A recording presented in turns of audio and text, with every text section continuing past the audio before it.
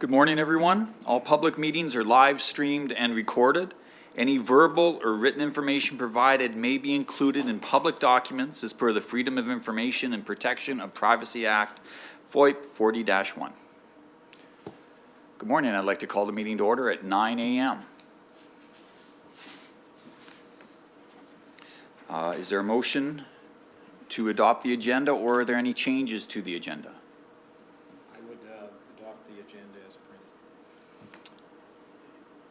All in favor? Motion carries. Adoption of the minutes. Any changes required to the minutes? Seeing none, can I have someone please move we accept those? Councillor Duncan?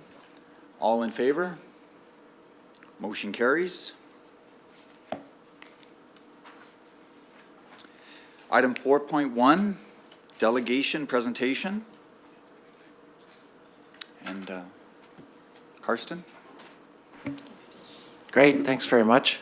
We'll introduce ourselves for you before we begin. Okay, great. Good morning, Jim Duncan, Division 1, that's Southwest Walking Office. Great. Good morning. Good morning, Cammie Laird, Councillor for Division 2, and that's the Swaziland straddling Highway 598 east of town. Good morning, Daryl Lougheed, Councillor Division 3, and that's East Central straddling Highway 11. Tim Hoven-Reeve, Councillor for Division 6, which is the southeast corner of the county and then south of 54 all the way out to the mountain parks. Good morning, Michelle Swanson, Division 7, everything north of Highway 12. Good morning, John Vandermeer, Division 4, north and west of Caroline. Good morning, Teresa Lang, Division 5. I basically surround Rocky Mountain House and go through to the West Country.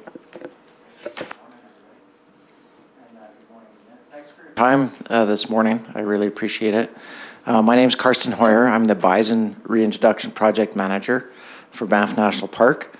And we're at the halfway point of a 5-year pilot to reintroduce bison to Banff. And most of that's occurring on the northeast edge of the park, which is closest to the county of Clearwater. So I thought it'd be a good time to, at the 2.5-year mark, to come up and just sort of describe the progress so far. So you might be asking yourself, why would we even undertake to reintroduce bison, the North America's largest mammal, to Canada's first national park? Well, there's a lot of archaeological evidence that they existed in the park for hundreds and even thousands of years before. And in Parks Canada, our primary mandate is to maintain what we call the ecological integrity of the park, which really just translates to the health of the ecosystem. And as you guys know, to have a healthy ecosystem, you need to have all the component parts. And so bison themselves represent a pretty significant missing part. And so our objective here is to not just return bison, but to actually restore and then ultimately maintain what would be the natural ecosystem for this part of the world. Another objective of ours is to reconnect North Americans to this large mammal that once existed in the millions here. And that's certainly been successful so far with Indigenous partners, but I would argue that Canadians as a whole have been super excited about this effort to try to bring bison back to this corner of the world. So I'll just go over a little bit of an overview of our pilot project. And we did a lot of outreach and consultation in the years leading up to this. And I can actually trace the seeds of this project to over 30 years ago. And in the last 10 years especially, there's been a lot of talking with different partners. And what we heard loud and clear is, hey, it's been a long time since we've had bison in this neck of the woods. It's probably smart, like not in anybody's lifetime. So let's start small and let's go slow and just see how it goes as we move along. And that really was the impetus to phase this as what we call a pilot initiative for the first 5 years. So, and we also committed to that being reversible. So if it doesn't go well, that we would actually remove the animals and the associated infrastructure. And then, as you know, Banff National Park parts of it can be a very busy place with over 4.5 million visitors a year. So we decided we weren't going to try and start this in the Bow Valley. We were going to start in a pretty remote part of the park that literally sees fewer than 100 visitors per year. So that part of the park on this slide here is the dark green area, and it represents about 1/5 the size of the entire area of Banff National Park. And we're sitting outside of the frame today in just at the top here in Rocky Mountain House. So Cochrane is here, and then Sundre is here. And what you're seeing on this map is a few things. There's this swath of the West Country here, the sort of Bighorn wildland public land use zone. That's doesn't have a lot of industrial players on the landscape, so that's a bit of a buffer. And then this dark brown area is where the forestry management areas begin, still on public land, but also the forestry grazing allotments where ranchers are grazing their cattle for the summer season. And then these dots are different types of ranches, and that's where the private land begins. So we have a buffer of about 20 kilometers to seasonally used grazing allotments, and then a buffer of about 50 kilometers until we get to private land. So, I think all of us have probably traveled to Banff, and a lot of people, when I explain what we're trying to do, they're going, what the heck? Like, bison existed amongst all those cliffs and glaciers? What you have to realize is this part of the park is actually quite different. It's a different biogeoclimatic zone. The Chinook winds touch down, and it's a lot drier. The fire history is a lot more frequent, which we've tried to mimic through our prescribed fire program. And it's actually quite grassy and rolling, so a lot more like the Yaha-Tinda Ranch area, if you're familiar with that country, than around the Banff town site. So it also registered as some of the best available habitat for us to start as well. So we took the 5-year pilot project and broke it down to 3 phases, and I'll just briefly talk about each one of these. So back in February 2017, so a little over 3 years ago now, was the translocation phase. So that's where we went and procured 16 animals from Elk Island National Park just east of Edmonton, which has the greatest reservoir of genetically pure plains bison left in Canada. And they're also disease-free. They're tested by the Canadian Food Inspection Agency every couple of years. And so no diseases of concern. And we made darn sure through multiple testing that we were starting with clean animals. And then we started with young animals, so 10 cows, all of whom were pregnant, and those were sired by bulls that were left behind, and then we took 6 young bulls as well. So quite a bit of genetic diversity beyond the initial 16 animals. And then the project to actually bring them into the park was all driven logistically by this last component of it, which was an airlift for the last 25 kilometers into the backcountry from the end of the Yaha-Tinda gravel road. West of Sundre. And we had to do this airlift because the reintroduction zone is quite remote and it's not accessible by vehicle. The nearest vehicle access to the center of that zone and to this backcountry paddock that we built to hold them for the first 1.5 years, the nearest place you can drive a car in any direction is 40 kilometers. So we had to work backwards and figure out, okay, how many animals can we get into one of these modified shipping containers, which the answer equals 4, and then work backwards on how we were going to load them in Elk Islands and transport them to be able to do this final lift. Miraculously, once they arrived and we opened the containers, they all came off in really good shape. The most significant injury were minor abrasions, which healed in the matter of weeks. So pretty robust, tough animals. So that launched the beginning of what we call the soft release phase of the project. So you could do a reintroduction where you just bring in the crates or the cages and you open the gates and you kind of cross your fingers and hope for the best. That would be called a hard release. But here we thought, this is a significant investment of time and effort and money. We're going to try and maximize the chances of success, knowing full well that one of the biggest challenges would be to anchor these animals that have never been here before to this new landscape so they would adopt it as their new home. So that's what motivated us to build a pasture about 45 acres large in the backcountry. And this was informed by bison ranchers, good partners at the beginning of the project and during this phase, who basically said, you know, they worry about their fences until, with new animals that they bring into their ranches, until those animals calve. And once they calve, they're a lot more anchored to the places and they kind of can stop stressing about their fences. So we thought, well, okay, well, why don't we hold them for 1.5 years and we actually have them calve twice before we actually release them. So that's what we did. And each year we had 100% calving success. So by the time we released them, 1.5 years later, 20 calves have been born. And while we were doing that, in the soft release pasture, we were also enhancing the habitat around that area, doing meadow burns, because it's been shown elsewhere that bison really hone in on these areas that have been recently burned because of the flush of nutrients that comes in the wake of those burns and the regrowth.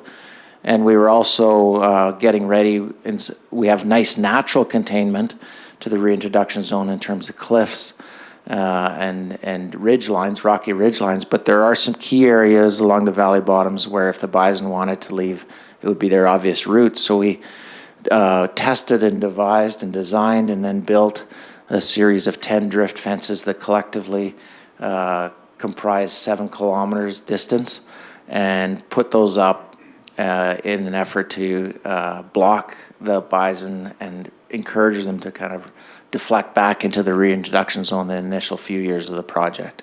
So we got that already as well, and our big riddle to solve there was to create a fence that would deflect bison but allow most of the other large mammal species to go through. And miraculously, that was a riddle that I'm pretty satisfied that we were able to solve. I think largely because these bison come from Elk Island, and they, so far, knock wood, they have an inherent respect for fences because they've grown up with a perimeter fence in Elk Island. So we also got ready. We committed to a very high level of monitoring once we released them. So we radio collared just about all the adult individuals before releasing them from the soft release pasture here. And then finally, end of July 2018, so a little over 1.5 years ago, it was the happy day where we got to take some clippers, wire clippers to the fence and pull back the page wire and give these guys their freedom for returning for the first time to this landscape in over 140 years. So now I'll talk a little bit about what we've learned over the last 1.5 years, because that's been a big impetus for phasing this project as a pilot, is for us to learn in these initial years of free roaming of what they're going to do and how they're going to use the landscape and how they're going to interact with other components of the ecosystem, so that we can inform whether longer term bison restoration in this area is feasible or not. So this is that dark green area kind of broken down. This is how I view this dark green blob. This is the reintroduction zone, and we kind of have a target core, which is in green there, where we would like the animals to be, and then surrounded by a donut of the yellow shade there, which is our hazing zone. So anytime bison step out of that green area, we actually go in and we actively try to herd them back in. The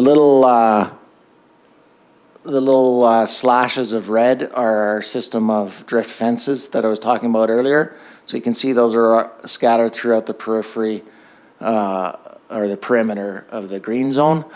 And then we also have this zone here, which is actually outside of the park. And that's an area that the province designated as a special bison management area, the upper Red Deer. And that's to buy us more time to get the animals back into the park if they come out. Because currently bison are not recognized as wildlife outside of the park. So in the province of Alberta, they have actually no status. So technically speaking, anybody could shoot a bison that stepped outside of the park with no permit, other than all they would have to do is conform to the firearm regulations. So the next slide I'm going to show you now is where the bison, these red dots I'm going to bring up here, are where the bison have been so far. So these are basically all their radio collar locations so far. So a couple trends you can see on here. The soft release pasture is this yellow star. All their movements have pretty much, and explorations have been in a north and easterly direction. And if I zoomed out of this slide right now, you'd realize that that northeast direction is also the direction that Elk Island lies in, which is kind of the first natural conclusion is that they're still kind of got a homing direction, but actually they used bison from Elk Island to start the bison reintroduction in Grasslands National Park in southern Saskatchewan. And they did exactly the same thing in the same direction there. And to this day, the northeast sector of that park continues to be their favorite area. And Elk Island is not in a northeasterly direction from Grasslands, it's northwest. So we're not sure exactly what's going on here. I mean, there is good habitat in those directions, but it's a little bit surprising to me that they haven't gone south and have hardly gone west so far. But this is early days. This is only 1.5 years so far. A couple other things to point out is our drift fences in the red deer and along the panther have seen some action, have seen some activity, and they've worked quite well. Depending on the individual bison, the one who's visited these fences the most is a young female, and number 6 we call her, and she's visited 11 times. And then there's one of the bulls who's only visited once in 1.5 years. So it's quite a range of how much they are interacting with these fences or not. And there's been a few instances, which I'm going to get to in a minute here, where the fences haven't worked as well. And just the other thing to note is they've kind of leaked out into the yellow area in a few places where we don't have fences. It's just impossible to put these drift fences in all possible exit routes. We've actually gone out and physically herded them through a combination of pressure exerted by either helicopter, foot, mostly foot, or horseback. And I think there's been 19 events where we've done that now, and it's really worked well with the main herd, the females and the young. That buys us weeks, if not months. And these are all tools we're using to try and encourage them to tie into this target reintroduction zone. There's the one graph I'm going to show you. Really what I want you to focus on is the green line, which is the main herd, the 30 plus animals now of the females and young. And on the y-axis is the distance from the soft release pasture. And then this is just the time since release. And what you can see is they kind of initially explored out from the soft release pasture, stayed pretty close, came right back a few times in the initial months, and then they explored into another valley in the red deer basically for the next 6 months. And then just in the last 6 months, they've actually come back into the main valley where they were released from and actually returned several times to the soft release pasture. So this is a really encouraging trend for us to see, with our major goal having been to tie them to this area. Oh yeah, and you're also seeing on that slide a few anomalies in the beginning, especially. These lines that kind of spike up and end are a few bulls that we lost right at the beginning. They obviously didn't want to be with the main herd anymore, and they exited the reintroduction zone and the park. And actually, this maps those.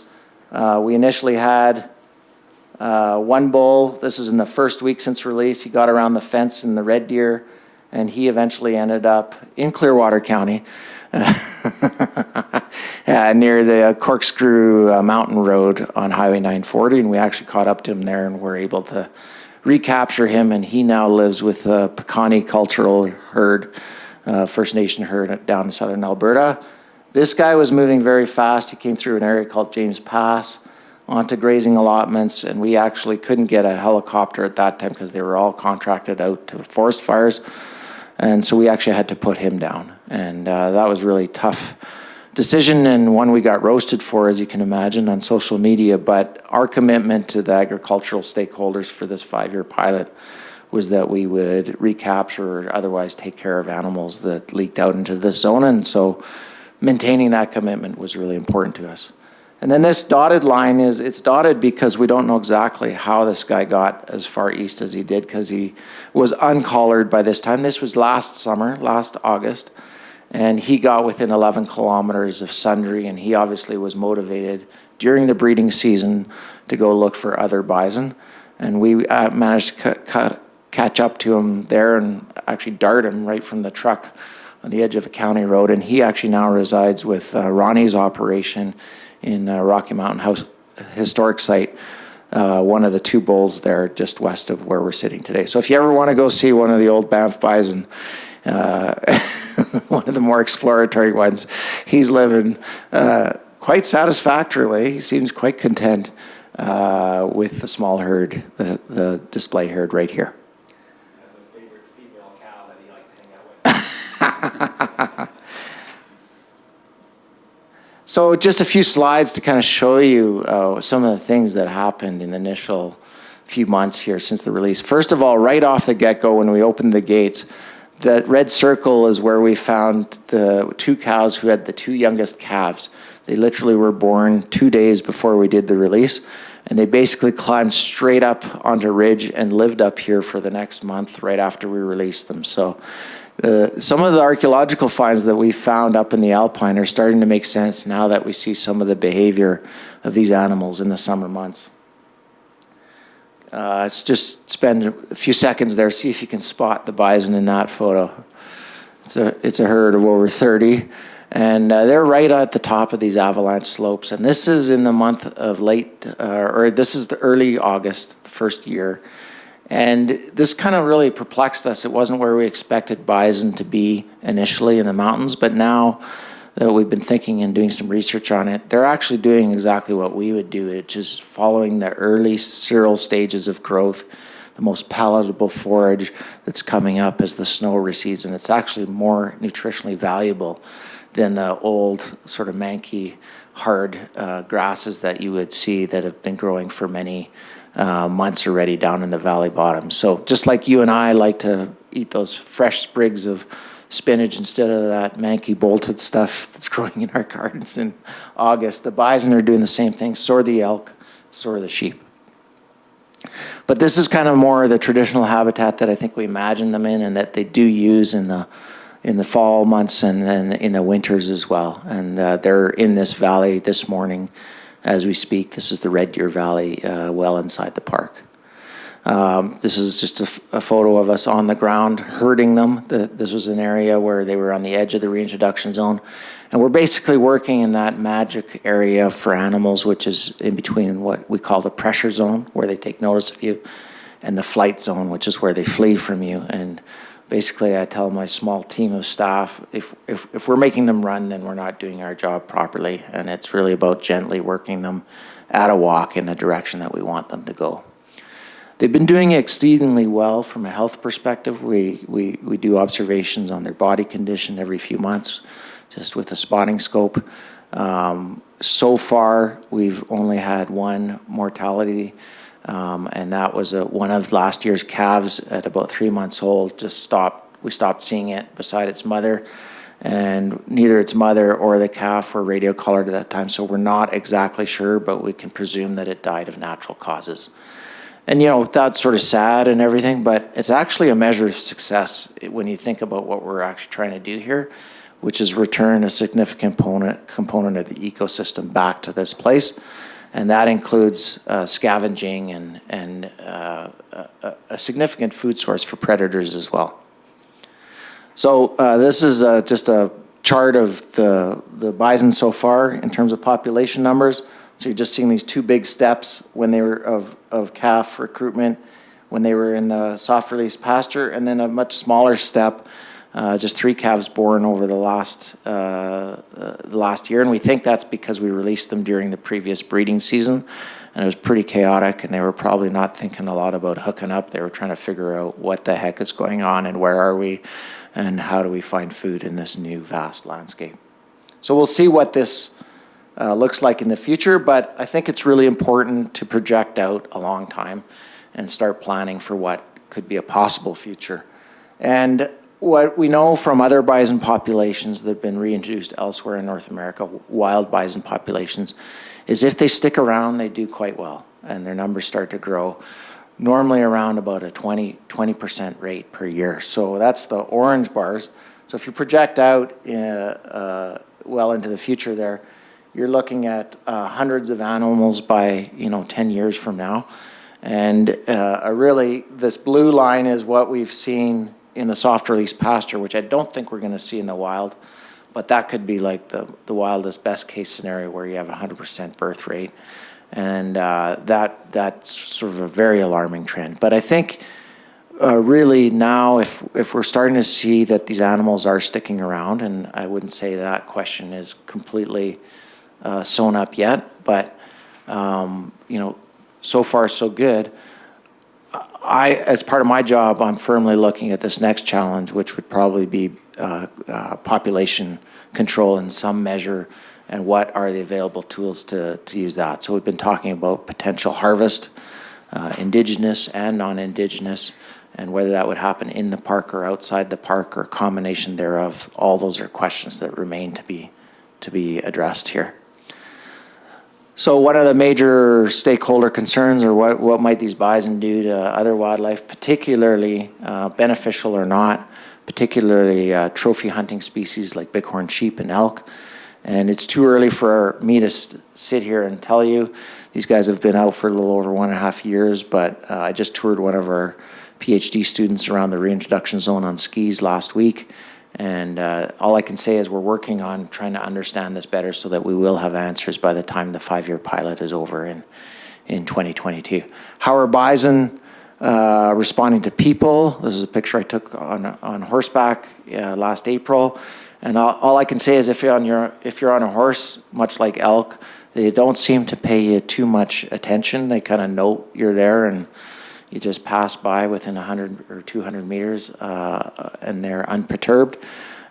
With people on foot, they seem a little bit more cagey and sensitive. We've had not too many, but a few instances where a group of hikers caused the animals to flee several kilometers before they kind of quiet down. So I'm hopeful that over time they'll just get a little bit more used to people again. But it's amazing to me how fast they've become wild, because we were feeding them for that first 1.5 years in the soft release pasture. We haven't fed them anything since, and they've gone wild pretty fast.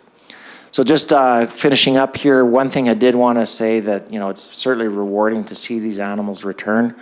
But I think personally one of the neatest things is as they're like grazing down some of these grasses and punching in old trails that have grown over and sort of reinvigorating that landscape, they're actually unearthing evidence of their ancestors. And so in the foreground here, they've grazed down this meadow where the grasses were much taller before they came back, and they're actually revealing these old bison wallows that their ancestors would have made, these depressions in the grass from rolling and musting in the dirt. And actually, in many cases, invigorating and reigniting and reusing those exact same places. And they've actually unearthed like the bones on some of the trails that they've dug up with their hooves, and some of these wallows that they've horned in and started to roll in again. They've actually unearthed bones and fragments of skulls from their ancestors that we've subsequently been sending in for radiocarbon dating and isotope analysis. So it's this really neat circle and it makes sense. I mean, where David Thompson camped when he came down the North Saskatchewan is probably similar places to where you and I would camp if we were taking our kids down the North Saskatchewan today. And I think the same thing is going on with these bison as well. So just quick in summary, we're halfway along on this reversible 5-year pilot project. I would say so far it's going pretty well. In 2022, we're going to hit the big pause button, gather up all the information that we have and have learned from these animals being out on the landscape, and ask ourselves the question, is longer term restoration of bison in this landscape feasible? If the answer is yes, then we'll develop a bison management plan complete with population targets. If the answer is no, we've committed to removing the animals and the fences as well. So just going out here, this is one of our remote cameras back there, and nobody's within 40 kilometers of these guys, and this is what they're doing on a daily basis. They're just being bison back in the place that they were excluded from, and we're trying to reverse a historic wrong here by bringing them back, and most importantly, by bringing back the ecological processes that they enable. Thanks very much. Thank you. Any questions? Deputy Reeve Swanson. How many radio collared are still left on the original 10 or 16? Yeah, no, we were able to collar 14 of the 16 adults just before we released them. And all those collars, so that was about 2 years ago now, And all those collars except 3 have come off. And partly it's been a learning process. We put these cotton spacers in any radio collar we put on an animal to rot off after many years in case we don't get back to it, so that the animal doesn't have to live its whole life with a collar on. And we decided to go with a few extra layers than what we use on grizzly bears and wolves and elk, but it wasn't enough. Bison are pretty hard on hardware. They rub against trees a lot. They wrestle a lot with each other. And so now the collars we are putting on, we're hard bolting, and that's pretty similar practice in other populations. So 3 of the original 14 remaining, and we've refitted 3 more now, and we're kind of renewing so we have 6 out of 35 animals right now radio collared. So we're kind of shooting for a longer term monitoring percentage of about 10%, so we're still above that. Councillor Lang? So I have 3 questions. Do you want all 3 of them or one at a time? Maybe one at a time. Okay. So the first one is predators. I'm specifically thinking of wolves. Yeah. Yeah, so in Yellowstone, where they reintroduced wolves and bison already existed, it took those wolves that came not far from here, from Hinton, it took them 2 years to kind of figure out how to take down bison. But to this day, the proportion of their diet that they get of bison through directly killing them versus just scavenging on animals that fall through the ice and die of old age and sickness is pretty minimal. So, and then up in the Yukon where they reintroduced bison, where wolves already existed, it took 20 years for those wolves to figure out how to pull down bison. I was actually just going through the ski trip that I did last week with a PhD student. I was going through some of the remote camera imagery, some of which you saw older stuff there in that last video just yesterday, and there are pictures of bison and wolves. The wolves are obviously curious. They're coming around sniffing, but yesterday was the first time that I actually found pictures where there are wolves and bison in the same frame.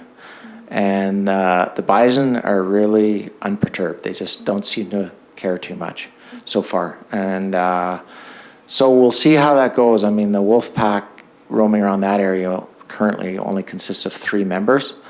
And the ones in Yellowstone that successfully pull down bison are larger. But that's one of the things we're keeping an eye on. Does wolf behavior, movements, and ultimately pack sizes and their diet, is that going to shift over time with the return of bison to the landscape? If it does, I think it'll be like young animals, sick animals, and elderly animals. Thank you.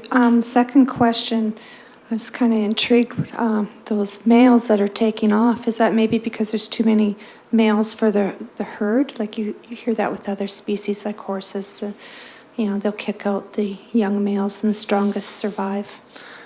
Yeah, no, I think that's probably true of domestically held animals, but in other wild bison populations, a 50% male-female ratio is the norm.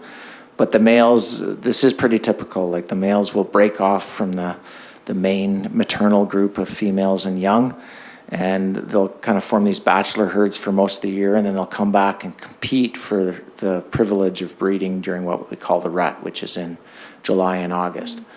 There's always outcasts, and there's always the sort of young teenagers that want to look further afield for other opportunities, and that pertains to the human race as well. So I expect that we're going to see males, at least at a bare minimum. We'll see this trend, sort of this dribs and drabs of a male here and there every once in a while leaving. I think that's a trend we're going to see for the lifetime of having bison on the landscape. Last question.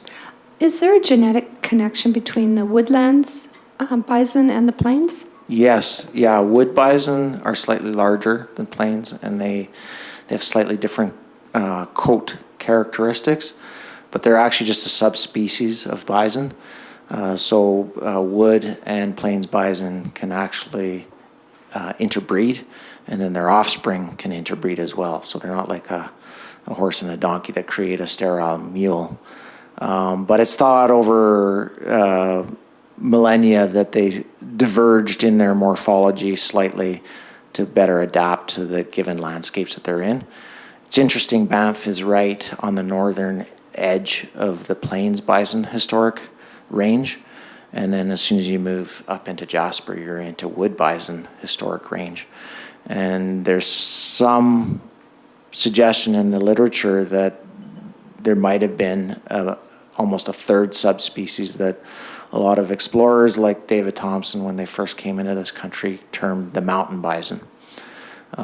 We were all joking when we saw where they were going in the initial days there after we released them that we had the mountain bison back in Banff National Park. Councillor Vandermeer, your light was on, it's off now. Did you have a question? Councillor Laird? Thank you. That was very informative. Just kind of off of Councillor Lang's questioning, what size of the herd would create a potential split in the herd, and then would that give the males an opportunity to potentially change herds? Yeah, no, great question, and we're kind of waiting to see that. We expect that the main herd, which currently exists of 30 plus animals right now, and there's a few males kind of coming and going, we expect that, and it's largely driven elsewhere by the available habitat, like the sizes of their favored meadow habitat. And sort of other experts that I've talked to believe that, you know, somewhere between 30 and 40 animals is probably when we'll start to see a bit of a fracture, and it's not a permanent fracture, like it's kind of like a maternal related group will split off for a while, then they'll come together and split off. But that normally, he figures in this kind of a landscape, that would probably happen around 40 animals. So I expect we'll see that fairly soon, and you're right, that might afford a few more males other opportunities. And we certainly want to see that. We don't want to see one male in particular breeding all the animals, just from a genetic diversity perspective. Thank you. Councillor Duncan?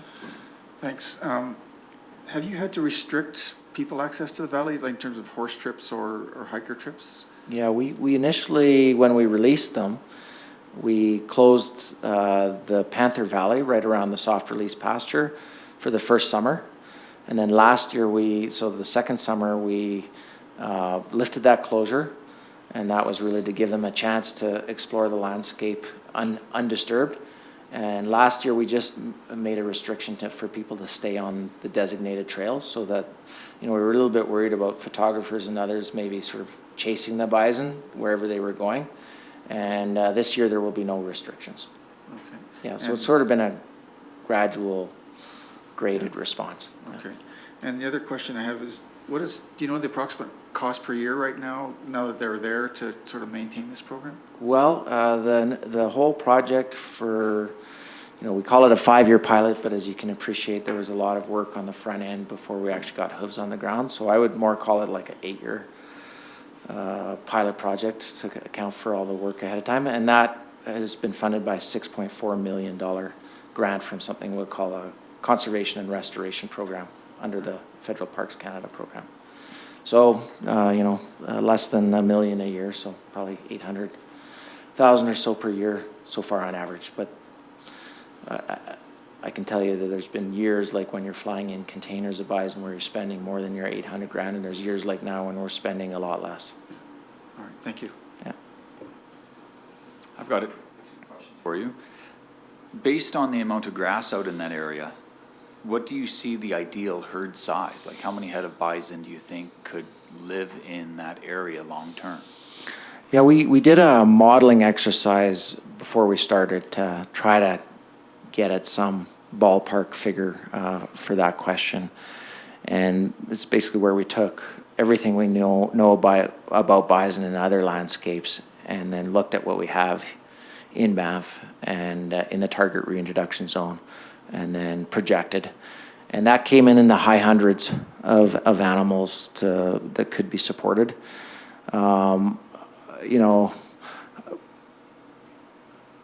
there were all sorts of assumptions in that modeling exercise, as you can appreciate. I'm sure you do financial forecasting that you're constantly adjusting. So we're in the process of actually adjusting that initial model based on what we've learned from these guys now moving around that landscape for the last 1.5 years. So it'll be a bit of a moving learning process, but yeah, initially it was in the high hundreds. Yeah. And with the calving season, have they learned to only calve in the spring, or are they calving year-round?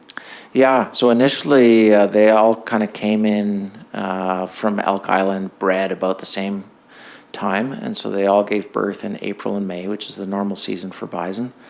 And then the second year they got a little bit out of sync, I think, sort of combination of young animals in a new landscape, and we saw animals being born from May till September.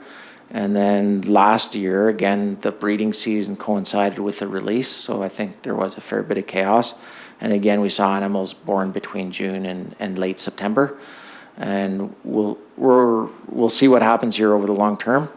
I expect that they'll kind of get a little bit more in sync again. I mean, they do that to kind of swamp and overwhelm predators, so that the chance of individual calf survival is higher when there's a pulse all at the same time. But in Yellowstone, which is they have over 5,000 wild bison there, they do see a small proportion of the animals calving throughout the winter as well. Any other questions? Okay. Thank you very much for the presentation. It was good information. And Great. Best of luck in the future with the bison. Thanks very much, and yeah, don't hesitate to get a hold of us if you have further questions here in the months and years ahead. Thanks a lot. Thank you.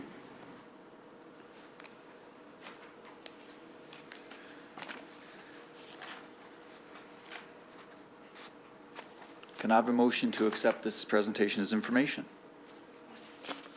Councillor Lang? All in favor? Motion carries.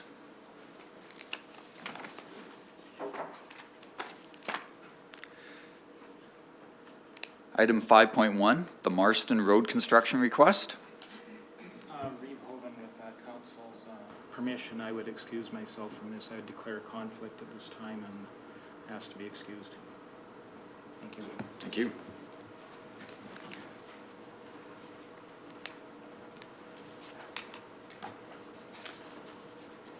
Mr. Hanson. Good morning, Council. As part of the referral program, or referral process, excuse me, Public Works Infrastructure provided comments on the Marston application, and Monica is going to present the agenda item for us today. Good morning. So I'd like to go over the background for this agenda item. So on January 31st, both Mike and Amanda Marston made an application to operate a farm subsidy business. So as shown in the map that was attached to this agenda item, the business will be located Northwest 073904 West 5. On February 13, staff informed the Marstons that under Section 9.2.10 of the MDP, under subdivision and development requirements, Clearwater County may require the upgrading of county roads that provide access to the site being subdivided or developed. So as of right now, the current road used to access the proposed development is an industrial standard road. In order for the Marstons to be able to operate their business, they will need to upgrade the road to municipal standard road. So once again, looking at the map that was attached to the documents, these upgrades would require 820 meters of Range Road 5, located north of Township 39.1 to the south boundary of Northwest 073904 West 5. On February 18th, the Marston sent staff an application letter requesting the permission to upgrade Range Road 5 to the county standards. They have agreed to upgrade the road entirely at their expense and request that Clearwater County assumes maintenance of the upgraded road. So the staff recommendation is that the council approves the request of the Marstons to upgrade 820 meters of Range Road 5 to the municipal standards at their sole expense, with the county to assume maintenance of the described road upon completion and acceptance. Questions from council? Councillor Lang? Eric, can you remind me of the policy? Isn't there a 25%, 75% policy for upgrading roads, a private road that an individual wants? And does that fit here? The policy you're referring to is the access roads policy, and that applies to parcels that do not have currently municipal access at any other point. This parcel has municipal access via 39-2, which is also known as the Donkey Farm Road. Unfortunately, where this developer decided to put his development was off an undeveloped portion of road, which is not accessible by that access. So the county's met its obligation with providing access to the quarter. It's his choice to develop on the south side of that portion, so therefore the cost to upgrade those roads would be at his cost.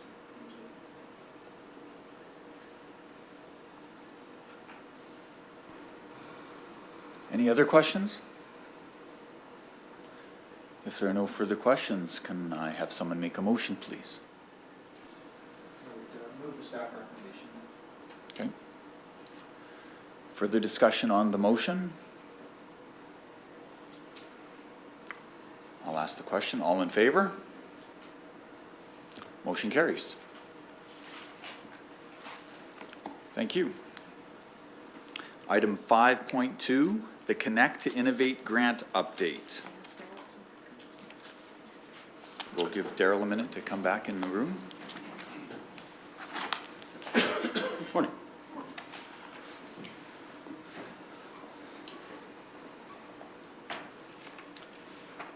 Good morning again, Council.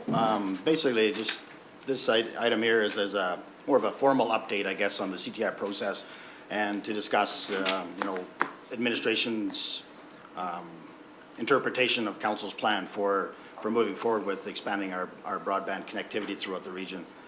So there's a brief background that's presented in the agenda item. Basically, it says during the September 24th council meeting, that's when council made the motion to for the county to pursue the CTI grant, which is a federal grant there that provides that was applied for by a local ISP to provide a fiber backbone from Rocky Mountain House South to the Ferrier Acres area.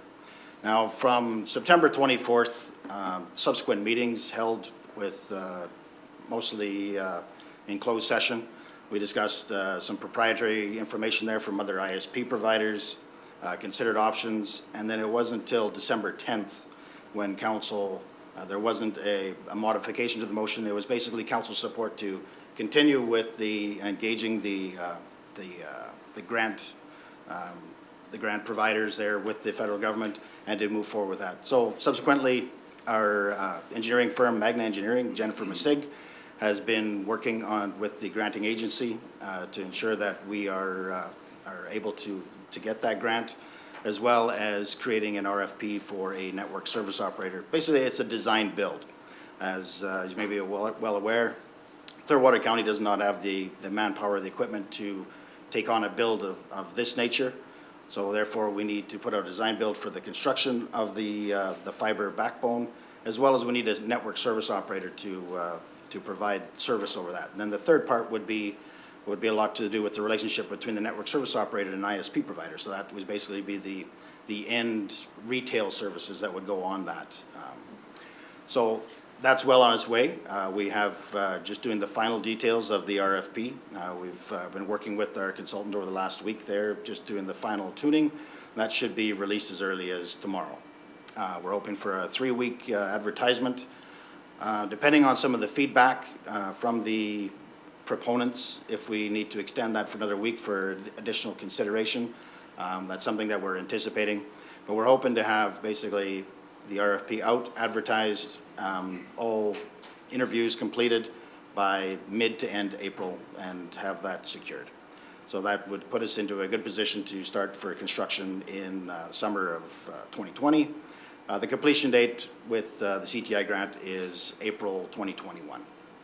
And the granting agency has been exceptionally flexible with some of their timelines, knowing that it was previously another ISP provider that applied for the grant. They've been exceptional to work with, and if a extension would be required, it would be likely that that would be granted.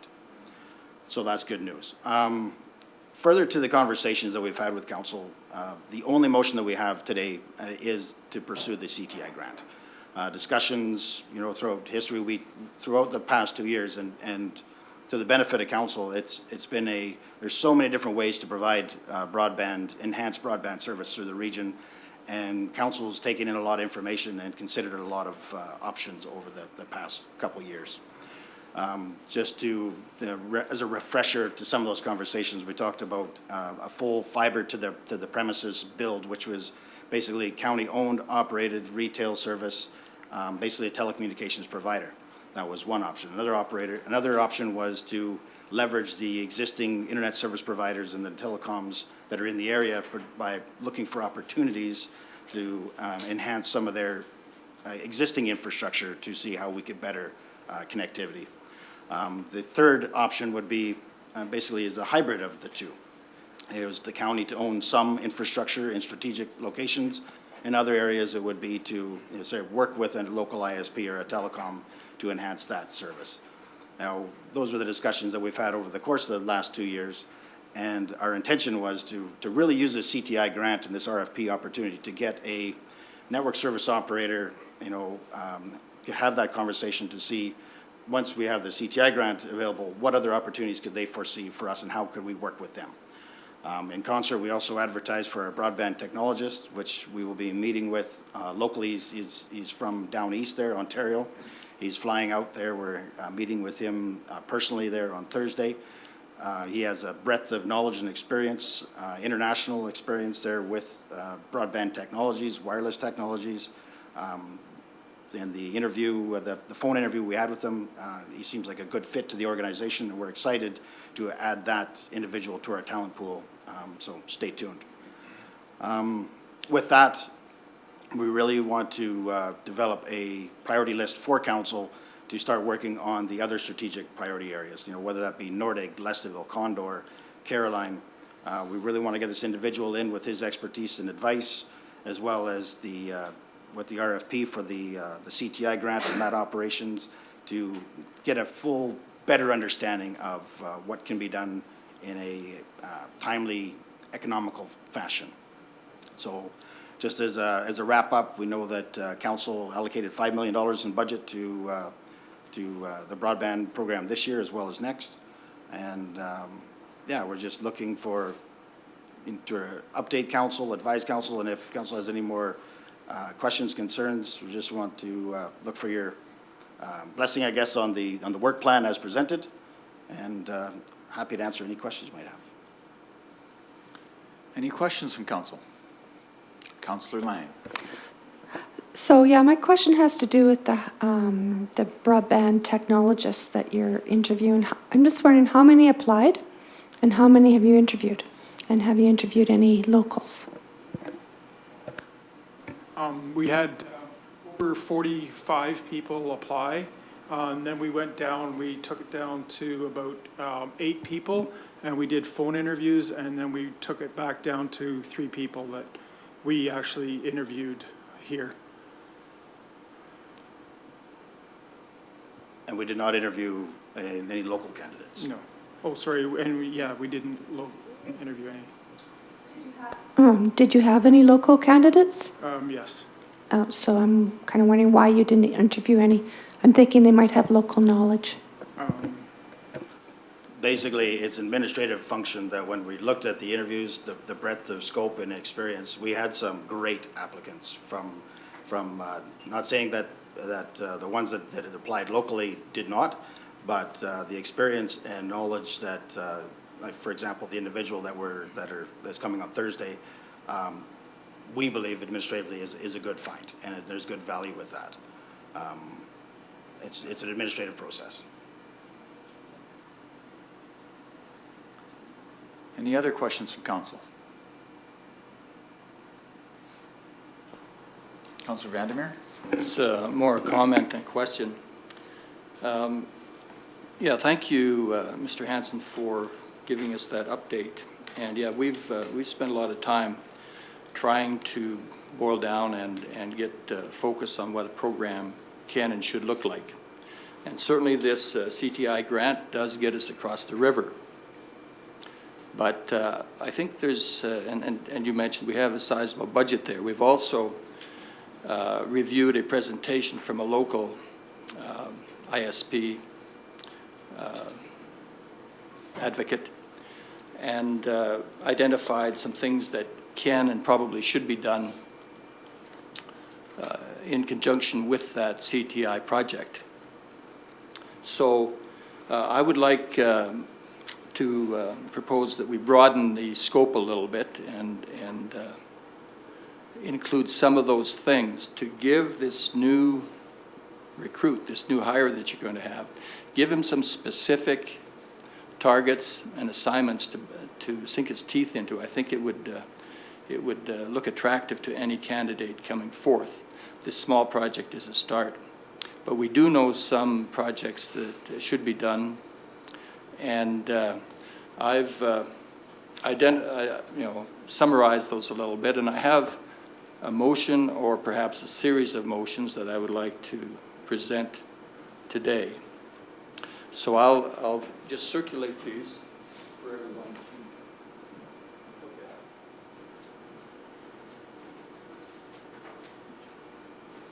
Yeah, please.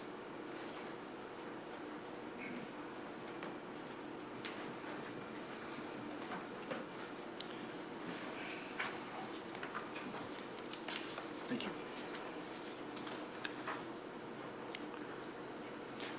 So there are a total of 5 that we've spent a fair amount of time discussing or have been discussed.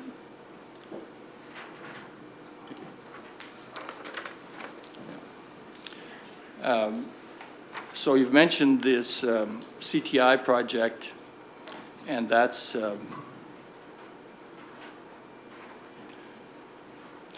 number 4 on my list. It's to complete the grant project across the North Saskatchewan River to Ferrier and establish a temporary knock to get the thing started. That is the physical project.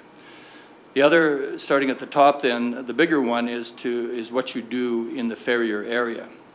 And we know that that is a prime example of an area that does need fiber and fiber to the premise. It has a lot of trees, and it would be an ideal test location for such a project. So I've identified that as, put the fiber through Ferrier, run it out as far as the 10-mile road, and extend also to connect Wilderness Village, so that we do connect that very large summer traffic area. Secondly, to provide a wireless link to Nordegg and connect a number of sites within that hamlet. That is a long known and expected project that needs to be done in that area to get us started providing services in Nordegg. And then to use the recently established connection to the Public Services Building in Condor, where we have an expensive connection right now to the SuperNet, which is terrific, but could we not enhance the service by broadcasting from that location, enhance the services to the residents within Condor? And then lastly, you've also mentioned the hiring of an operator for this, for any deployment that we do in 2020.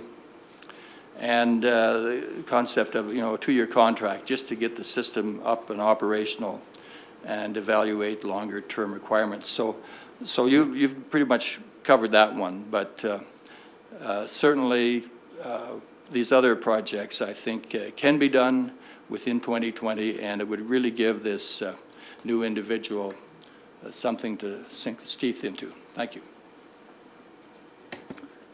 Councillor Laird? Well, first of all, thank you to staff. It sounds like that you're working towards getting the technologist, and that's really good news.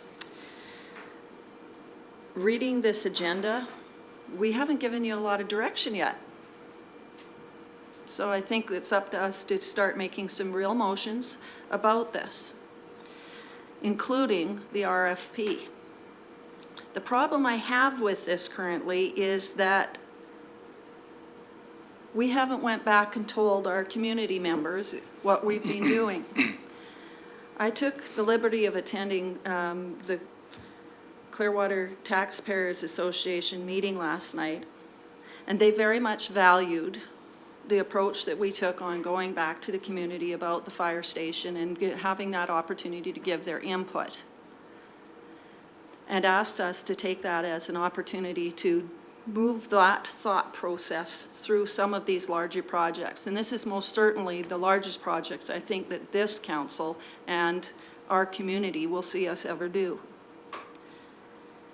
So before we put out RFPs, before we move on with all of these, and I think they're admirable options as we move forward, we better go back out to the community and have some community public engagement. Because they made it very clear last night that they want to be involved. And after 2.5 years of the work that we've done, they absolutely deserve to know what we've been doing and what we've learned, so that they can better understand the direction that we're taking. So I'm asking that we actually, and I'm prepared to make a motion that says we go back to do public engagement before we move forward. And I've taken that as a learning opportunity from this experience with the Leslieville fire station build, prior to even putting the RFP out. So that's one of my comments.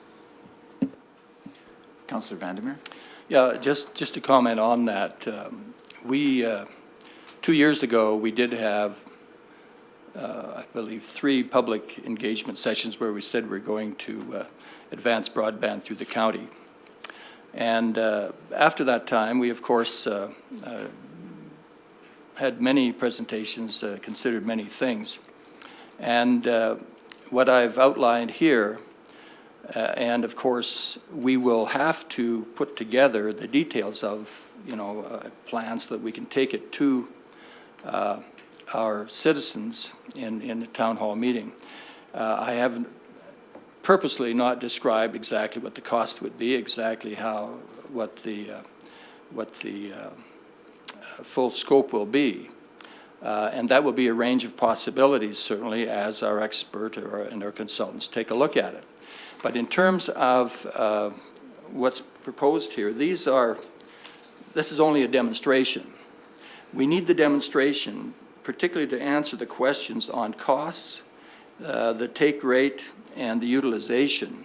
So this is kind of preparatory to I guess, a long-term plan for our county. This does not cover a long-term plan for the county. It covers a plan for a small area, evaluating, and that too I think we should take to our citizens when we have it defined as to what it looks like and have an idea of what the costs might be. Right now, from the information we've been presented, there's quite a range of possible costs in doing what's been described here. So I think certainly that we can move ahead with motion to do these things, and at the same time do the motion to engage the public as we get this sketched out in more detail in the next few months here, because we don't have the details that we would need at the moment to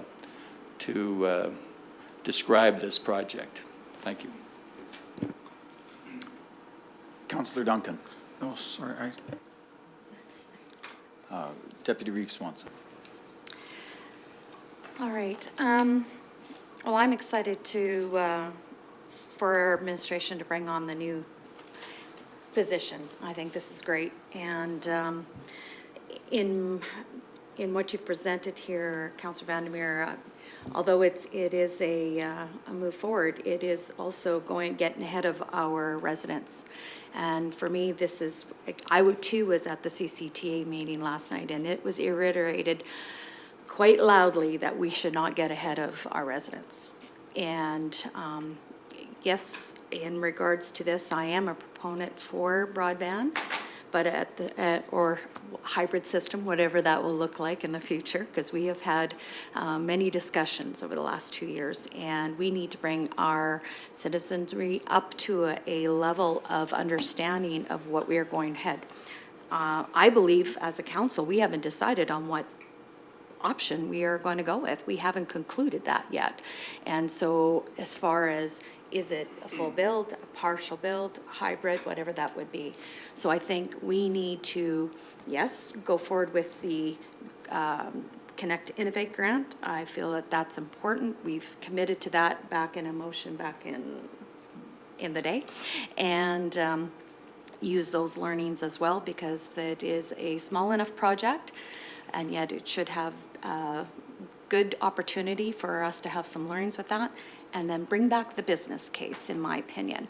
We need the business case then to say what's happening, the learnings with that, and the business case for going out to all these others. And the new technologist, broadband technologies, can assist with that, and we will have better findings, I believe, going forward. We do have our May next week. We have some other questions to ask directly to ministers, and with multiple projects in our, because we are facing multiple projects this year in the next coming years, and I want things to go as smoothly as possible with whatever we take on as far as broadband as well.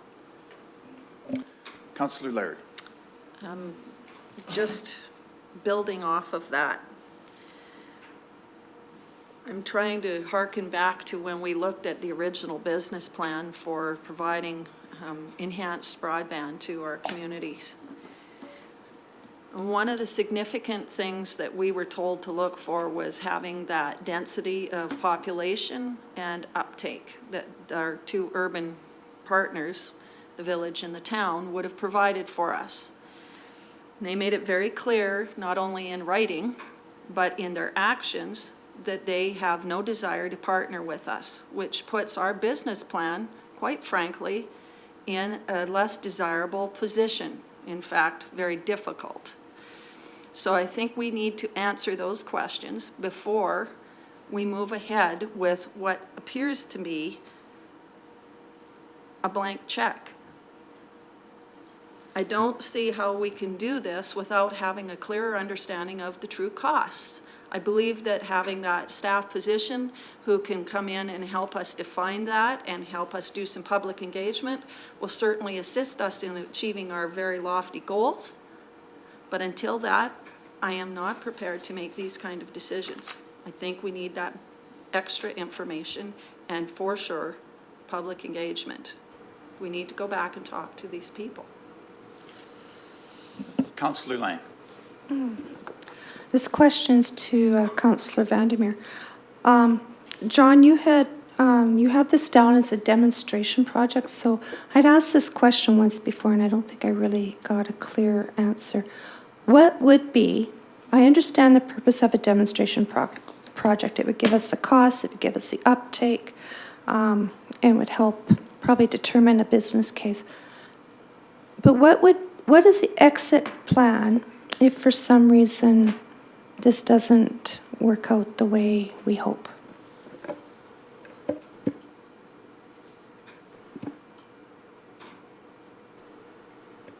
Councillor Vandermeer. Yes, I'm aware of at least 2 ISPs that would take this over. After all, this is infrastructure that would be used by residents in the area. Any resident getting this kind of a service, most of them are quite willing to pay for it, and there'd be cash flow immediately to someone taking it over. So I have no concern whatsoever about an exit strategy for these assets. And to your other point about developing the costs. The only way you get the true costs is by doing. You have estimates. Until you issue a contract and have some bids going on, you really don't know the true costs. So what I've proposed here will give us the true costs, and it gives us that other very key component to a business case study, which is the take rate and the actual utilization. So those are things we need, and this program will give us that information, and throughout the process, we can do the dialogue with our community and go from there. Councillor Duncan. I largely agree with John on this point. I don't think there is, well, the Connect to Innovate grant, in my opinion, doesn't give us a true picture of what's going to happen. That grant is only going to get us out to Ferrier with a backbone. That does not connect a bunch of people up. That's something, if we're going to do that, we either have to engage an ISP, existing or not, who's done some work or not, or do it ourselves in order to get people signed up and have a true test of this. So just completing that does not really give us a true picture of what's there. We have done some public consultation to date, but I think people are largely wanting to know what the actual costs are. I don't think we can truly give them what those costs are unless we do some out there. We're getting some information from a local ISP who's done some work out in Ferrier. It may not be to the standard that we want, so there's some lessons to be learned there, or we may approach it somewhat differently than he does to get something up and running out there. But we need to do some more work before we can, I think, do much more in the way. We can do some informing. I'm certainly willing to go to that point, but I don't think we have enough information to ask for feedback from residents at this point. We have to get some project done. Definitely getting out to Ferrier would be a good choice. And I think it wouldn't be hard to look into the Nordegg link. That is not, that's a different type of a program, and it's not, it's not a program where there's fiber to the premise or anything like that, right? It's a different style that we're going to probably have to use in other parts of the county as well in the future. Councillor Laird. Building off of Councillor Lang's comment on the exit plan, and thank you, Councillor Vandermeer, for consideration that there are two other ISPs potentially that would take this potentially off our hands. And that's again, I've said potentially a couple times, so I'm a little nervous. Are we not then, if that's the case, just subsidizing a potential ISP or internet provider if we go ahead and build this and then have to offload it? And are we not already finding that in the Ferrier area we have more than one internet provider, one of which is TELUS? My concern still remains, are we planning on competing with TELUS? And once we get out there with this backbone, what is the plan? What do we do with it? Are we planning on TELUS taking it up or another ISP? How does that work from there? There's some unanswered questions I have, and I'm hopeful that others can provide some of those. I've given you a few questions. Councillor Vandermeer.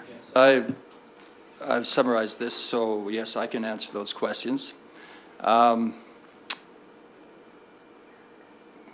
We are going to provide a service there. The comment in here on the first item, fiber throughout Ferrier, that's fiber to the premise. That is fiber owned by the county. We will hire a system operator to manage that. And in terms of the income from that, there will be income. The charges would be in line with other service providers in the area, one of which has provided some fiber for a very limited portion of the Ferrier area. There are other wireless systems, but the reason we're looking at this area and have looked at it now for a number of years is that this is a rather well-treed area, and the wireless systems do not work well. So are we competing with TELUS? No, we would be providing a service far better than TELUS provides. It would be a fiber system TELUS is only providing a wireless system. Mr. Hansen? Just a couple points there. I wanted to, Councillor Lang's comment about the exit strategy. So one thing that's a condition of the grant is that we own the system for 5 years. So we couldn't sell that to another proponent for 5 years from the time that we take it, time we construct it. And to build on Councillor Vandermeer's point is very much so accurate with, you know, we don't know the cost until we tender out. There's a lot of interest in ISP providers, constructors that are wanting to come in, and it's going to be a full gambit of solutions that are offered. To be clear, the fiber backbone, similar to the Red Deer County model, it's basically just the pipeline coming from Rocky Mountain House to a SuperNet POP out there. We really look at the network service operator. That was the commitment with the motion, I guess, and that's the commitment of the grant, is that it's a fiber backbone. It's not a fiber to the premises. You know, if council decides that that's the nature of what we want to pursue, you know, there would be some other infrastructure costs associated with that, and we'd be happy to get that again. So we've revisited this conversation a few times over historically. But the approval was for the fiber backbone, and that's, you know, as per the grant, just to be entirely clear. Councillor Lang? So I just want to make a comment about the public engagement. I agree 100% that we will need to engage the public as we move forward. I think there have been lessons learned over the Leslieville Fire Hall. With this build, I just want to remind council, we have engaged the public, I think at least 3 times, plus we had a survey. Now, the survey came back as a yellow light. It didn't. I remember them using this as a yellow light. It was not a green light to proceed fast forward, and it was not a red stop. It was yellow to proceed forward cautiously. Now, I do think putting on a demonstration project is a cautious way to proceed forward, because it will give us the costs, it will give us the uptake, and we will have a lot more data and be able to give the public the information that they're looking for, and we'll be able to make much wiser decisions. So that does not mean to stop engaging with the public, absolutely not. We do need to continue engaging with the public, but we have 3 times. That's all I want to say. Deputy Reeve Swanson? Yes, Councillor Lang, I agree with you. We did go out 3 times, and it was 2 years ago, and we did also tell the public that we would engage our other levels of government, of provincial and federal, on a third. And we did give some high-level numbers at the time, and that was around $30 to $40 million. That would be our cost. So if I remember right, at the public engagement, if we times that by 3, we're looking at a $90 to $100 million build at the time. Now, looking at the environment that's now in our province as of the last month, and where we're going, we're introducing our service, a new service to our constituents, because they've always gone to a private carrier, ISP. It's never been municipally owned. Yes, going through what we are going, I have to agree with Councillor Liard. I mean, they need to rethink this. Are they willing to do this? We've got kickback in regards to a fire hall. This is much bigger than a fire hall, and a fire hall was an existing service. Our fire service was a regional service before, and this is going to be a regional service. I do want to see us looking at the fact of possible connectivity, if we do go that route, with our neighboring municipalities to strengthen the service that we're looking at providing. I know the residents in my division, the east side, do not want more internet. They're happy. They want a road. So, and yet the people on the west side of my division, or I'll say the north side of my division, are, yes, they're looking at this service as an enhancement. So I have conflicting views right even in my own division, but at the end of the day, we have to do our due diligence, and I believe we need to go out with a reminder of what we've learned and just show the people that what we can do is, or what we have done, and then again, reiterating what we learned last night at the CCTA, is do not get ahead of the public, and that is to make sure that they understand where we are now, and it's okay to do a review at this point, and I think we can do that in going forward. Councillor Lougheed. Yes, I agree with Deputy Reeve Swanson. With any of these complex projects, as we move forward, especially over a number of years, the parameters around those projects change, the direction changes, the scope of the project changes. So I think it's very useful to do this demonstration project at some level, gather information so we can go back to the public with an analyst then on staff, somebody that's technologically savvy with this, and interpret that data that we collect through some small demonstration projects, get the proper data in place so we can answer the questions that the public will be asking about cost, how it's going to affect them in the coming years, and how that builds community and their role in that. So I think small steps forward, as Councillor Lang said, yellow light, let's get some data behind so we can give accurate representations to our public as to what this will cost them, and still see if they are supportive of that direction moving forward. So, Mr. Hansen, do you have an approximate timeline for when this broadband position will be filled? Are we looking at end of May or earlier? I know you never know till it's done, but what's the approximate? We're hoping, we're hoping this, after the, basically, he's going to be coming locally and talk with us, and we're hoping that, you know, we'll be talking formally with him at that point. And as for coming on, we're hoping the next few weeks, if everything goes, you know, perfect. Yes. So. And in light of the diversity of opinion on council, I think we need to have a workshop on this, perhaps after this person is hired, to go through this information. John's given some proposals. We want to talk about moving forward with our public. We need to give administration time to gather their details so we can make an informed decision. So I think a workshop in the future would be a step in the right direction. I guess one other thing I'd like to add, the opportunity that putting out the RFP would provide was non-committal. It's a request for proposal. It's not a contract A and a contract B. It's a proposal for a projected build. You know, bringing that proposal back to council with a work plan, a provider, a network service operator, to be able to review the entire proposal in it, and I think that would really benefit in that workshop to help define what a plan could look like forward. By that time, we're open to have this individual on staff to actually help us review the RFPs and give him an opportunity to start settling in and be able to find out, you know, and get a good idea of what council's vision is for connectivity. It works great for our timeline. So the RFP currently being reviewed for the CTI grant, will that be proceeding before or after we hire this person?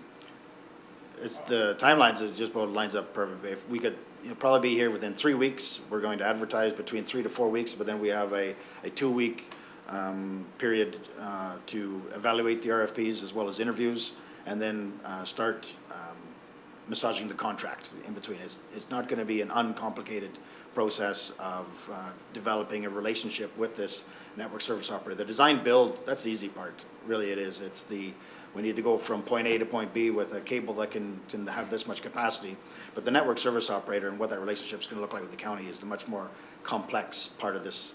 And so we anticipate that the individual will be on staff, be able to help us through this process, and once we have that, we'll be coming back to council before any RFPs are finalized for review and consideration, and council can decide whether to move forward in that direction or not. Okay. Councillor Vandermeer?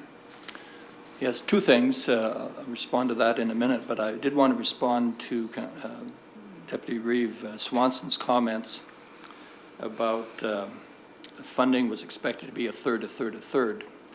That's not really what was discussed over time. It was that the county could expect to spend in the order of $30 million to achieve this, and that anything beyond that level and some portion of that level, clearly, if we started getting support from the provincial and federal governments anywhere along the early phases, then we could build out beyond the $30–40 million price range, perhaps to a more robust system. But that type of a system would be possible on its own. And clearly, if grants were in place, the economics would turn from it being a very modest return to being a terrific return. So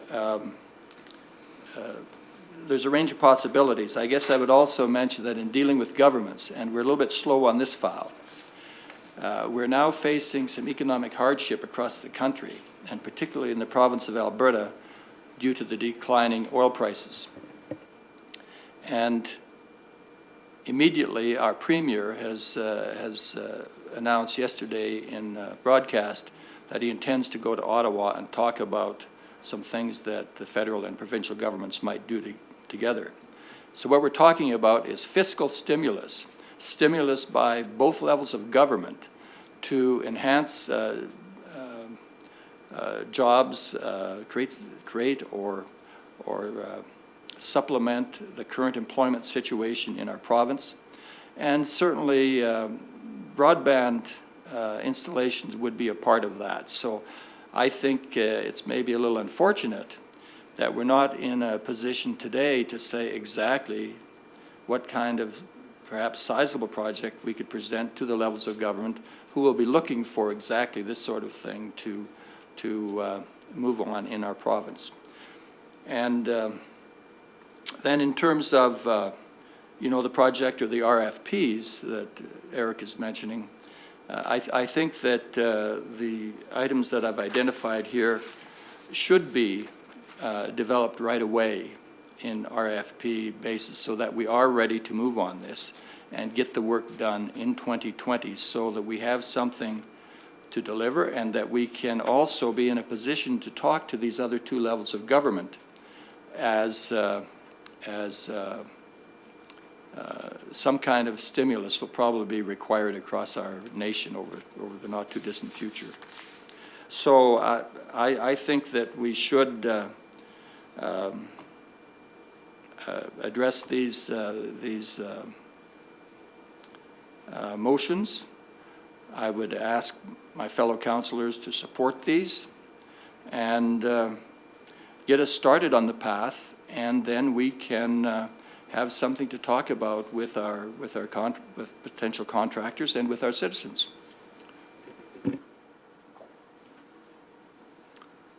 Any comments? Councillor Vandermeer's comments.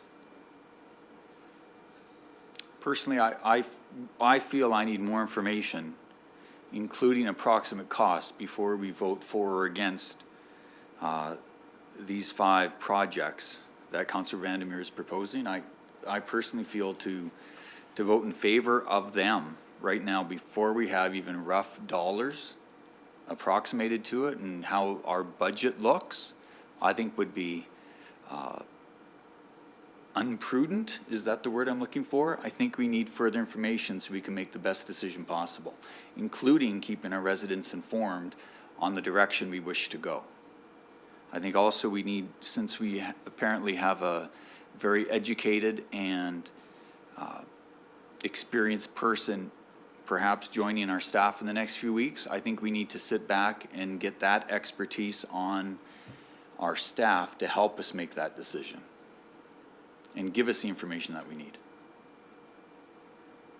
So how does everyone feel we should progress on this? I think we have the workshop and we move forward after we get the information. I know Councillor Vandermeer sounded to me like you wanted to put these 5 motions and have them voted on today.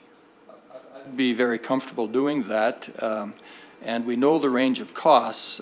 We had a cost that was presented by a local, and we have a budget and we have a significantly lower cost. And the ultimate cost will no doubt fall somewhere between those two. I'm certainly not proposing going outside the budget that we have, and I would hope that it would be somewhat less. But yes, we don't know exactly what the cost will be. We will know it when we finally give the go-ahead. But So I'm simply saying here, we can go ahead with the RFP. Which RFP? The CTI RFP, Both- or is there another all RFP? All of them. We can go ahead with the RFPs for installing fiber in this item number 1. Maybe we can change the wording a little bit if you would like. Also, the link with Nordegg and these are two very small items. The item at Condor and the item at Nordegg are very small. The other one, we have a cost estimate from a local installer as to what that might look like, but you know, we've heard comments, Councillor Duncan mentioned, and I agree, it's going to be higher than that, and it's, we're not going to spend up to the full amount of our budget. So I think we should move ahead with the RFP on these things and let our recruit know that he has a meaningful project to work on, and he could assist our current staff in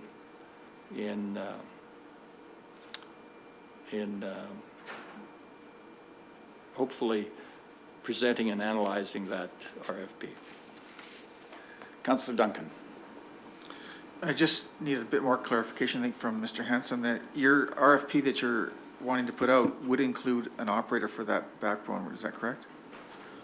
That is, but it's not a FTT build. It's No, it's a it's just- fiber backbone. just a backbone It out has there. It has to be, the requirement is it's a lit network, so we do need a network operator there. The relationship to actually to get to the home would have to be from a different source. Right. So I certainly agree that I think that's a valid RFP to put out at this time. And I think as John has pointed out, items 2 through 5 here sorry, let's look at 4 and 5 are basically the RFP Eric is looking at. And 2 and 3 are relatively simple projects to enhance that I think we could start on those as well. I think council probably would be a bit uncomfortable with doing number 1 at this time until they get a bit more idea of costs. Some of those costs will be a little bit apparent to us if you build out to Ferrier with the backbone at least, but we won't have, the full range of costs there other than, like I said, I mentioned before, what little work has been done in Ferrier, which is probably not to the same standard that we would do it, or want to do it to have a 50 to 100-year system in place out there. So I think we need to move ahead with it. With at least the RFP that staff is requesting at this time. Councillor Lahi. Yes, I'd agree with Councillor Duncan that's a good first step. Move forward with the RFP that staff is requesting at this time. I think each of these projects has merit. Definitely, there has to be quite a bit of data collected even just to move forward with an RFP. And I think picking 1 or 2 of these projects may be within our scope of being able to deal with the staff we have available at this moment. But I couldn't agree to move forward with all of them at this time. I just don't think there's enough data there to get a cornerstone of how we move forward and costing based with these projects. I think the data collected by these projects would give us that at some point in time. I just don't think we can move forward with an RFP for this extensive of a program this year. Councillor Lang. Councillor Vandermeer, can you remind me of some of the costs? I know the wireless link to Nordegg was a matter of a few thousand. The Condor Public Service Building, I think, isn't the connection to the SuperNet costing us about $3,000 a month, and only a handful of people have access to that? Maybe Eric can. I can offer on the SuperNet that costs us as a municipality just to do this building. You would probably go into negotiations with SuperNet and talk about the interconnect is what it is called on the fees on that, and that's an unknown really with them because Bell did take over them. So right now currently we do 200 by 200 megabytes, and we're around $3,000 for here. Sorry about that. What was the other question? To provide a wireless link to Nordegg.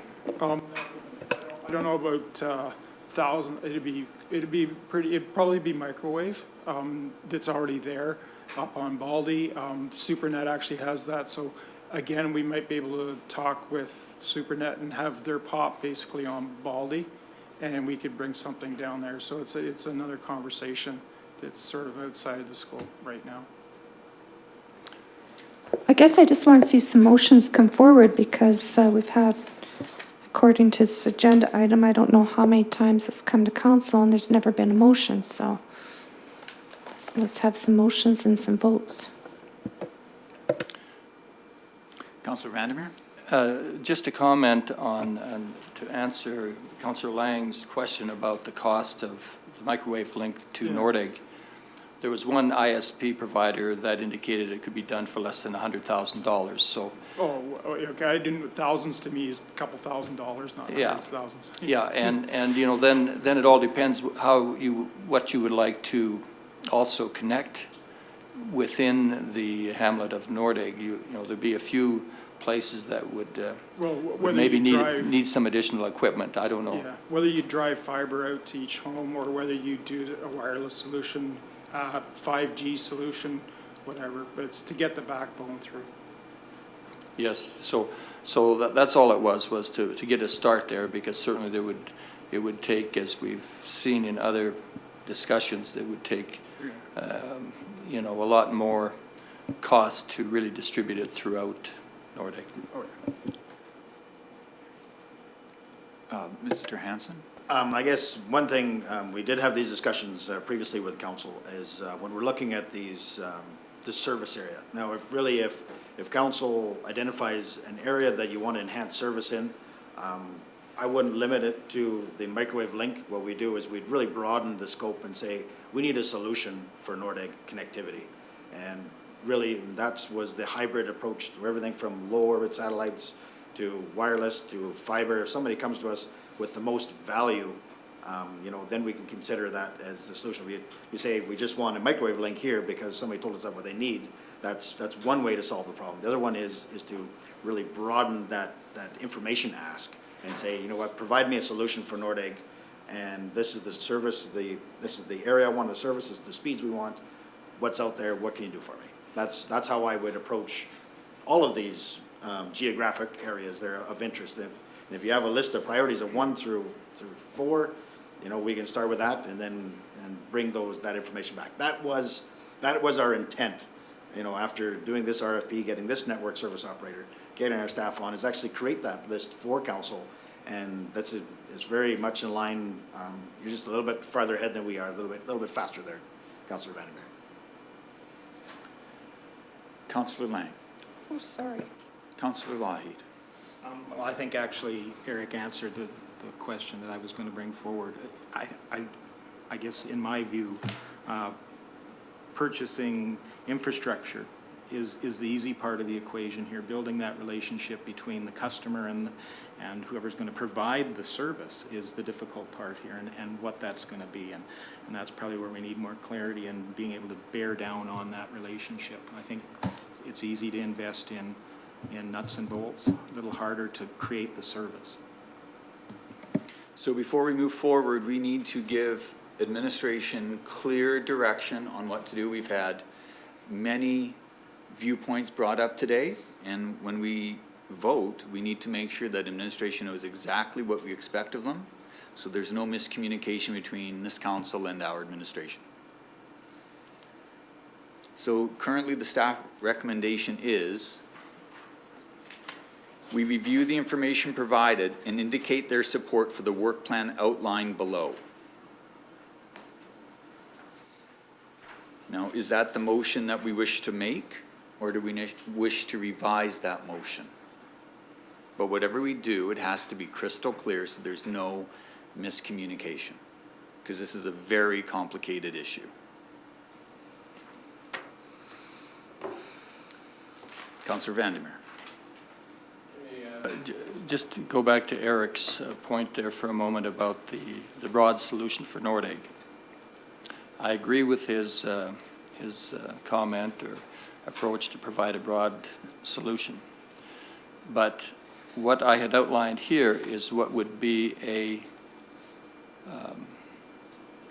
interim solution, something that is not overly costly, but significantly enhances the service.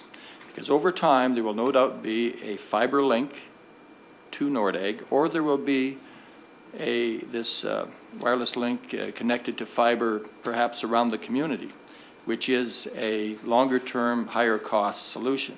But certainly to get some quality service there, some more quality service quickly for the benefit of that community would be a good thing. So I think this is kind of a no-brainer, you might say, to start with this. In the same way that we have this connection at Condor, which is seeing very little use, why would we not? And I've heard the comment made by some of my fellow councillors and by staff suggesting that we could certainly broadcast from our public services building there. So these are the easy, quick hit things. You don't need and you shouldn't need a lot of reflection to go ahead with things like that. When you start spending the big bucks, you need more information, and that's why I've also proposed the rollout through Farrier, which is a small step on a much larger program that would give us the data on costs and on take rates that would allow us to properly build a business model as to how this would work. And we've also discussed many times that it's not going to be the same solution for every part of the county. So there will be hybrids worked out. But this, what I've outlined here, these are pretty straightforward and quite easy to comprehend relative to all of the data we've collected so far. Councillor Laird. Thank you, Councillor Vandermeer. My concern is when we talk about putting in interim solutions, they often become permanent. And if they don't become permanent, even worse yet, they become redundant and they're costly. I think if we just slow the ship down a hair or two, a few degrees, we potentially have the option of having more staff with much more knowledge than I have to help provide that additional information so that we can make the right decision for these communities. I agree, it's important to get internet out to our community. I want to do it right. And I want to do it in the most cost-effective, fiscally responsible way that's viable and sustainable. So having that extra time and not building something that could potentially just become the permanent or the redundant, I think would be irresponsible. Deputy Reeve Swanson. I guess when looking through your list here, Councillor Vandermeer, I mean, you did identify the grant project, which I agree with. I think we should pursue that in 4 and 5 with the network operator. But I guess for me, it's until this our new technician gets in, we're identifying projects that we're in the weeds. I would like an overall view. Maybe we are cherry picking is what we're doing. So in these projects, and I want to know maybe better about the value for our demonstration project, maybe something quick someplace else. My question would be is, okay, if we have a public services building in Condor, you know, it'd be a wireless, and this is a question for you, Cam, is, you know, to be on that, there would be a wireless link from whatever we are here in Rocky out to Condor, and the people would then have to subscribe in Condor to get onto our system, correct? There's multiple ways to attack it, really, quite frankly. You could do fiber to the home if you so choose from that POP. We would call Condor the POP and then independently run it until we actually got a line back to our centralization. You can actually put fiber in, and we can put converters in and run copper, and you could put in ADSL or DSL. We could also build a tower and put up many other technologies. So that's really where we need to pull back and take our time and do the total cost analysis and figure out what's the best for that area, what gets us our minimum standard that we've done, and go from there. Thank you. So so evaluating or that extra information for me is then we just need to proceed with the grant and then hire the temporary operator and have a workshop like Reefhofen has suggested with our new broadband technician to gain that information, and then quickly make that decision whether we want to go to these other 3 projects. So are you making a, I will make a motion. okay, before you make that Oh, motion, sorry. Councillor Vandermeer had his light on before he bring a motion to the floor. Oh, I did want to respond to Councillor Laird's comment that maybe we would be building something redundant if we did these things at Nordegg and Condor. These are broadcasting units if we were to broadcast in those local hamlets. I don't believe we're prepared at this point in time to build fiber in this next few months to either Condor or Nordegg. So what I'm talking about is using something that is low cost, that enhances the service significantly. And these are not items that would be thrown away. These would be towers or receiving, transmitting equipment that would be used on another project if we chose at some point, as an example, in the closest one in Condor, since we have the fiber connection at this time. If we wanted to run fiber throughout Condor, that would be a decision that we would make a little ways down the road. I'm concerned that we have a number of residential subdivisions.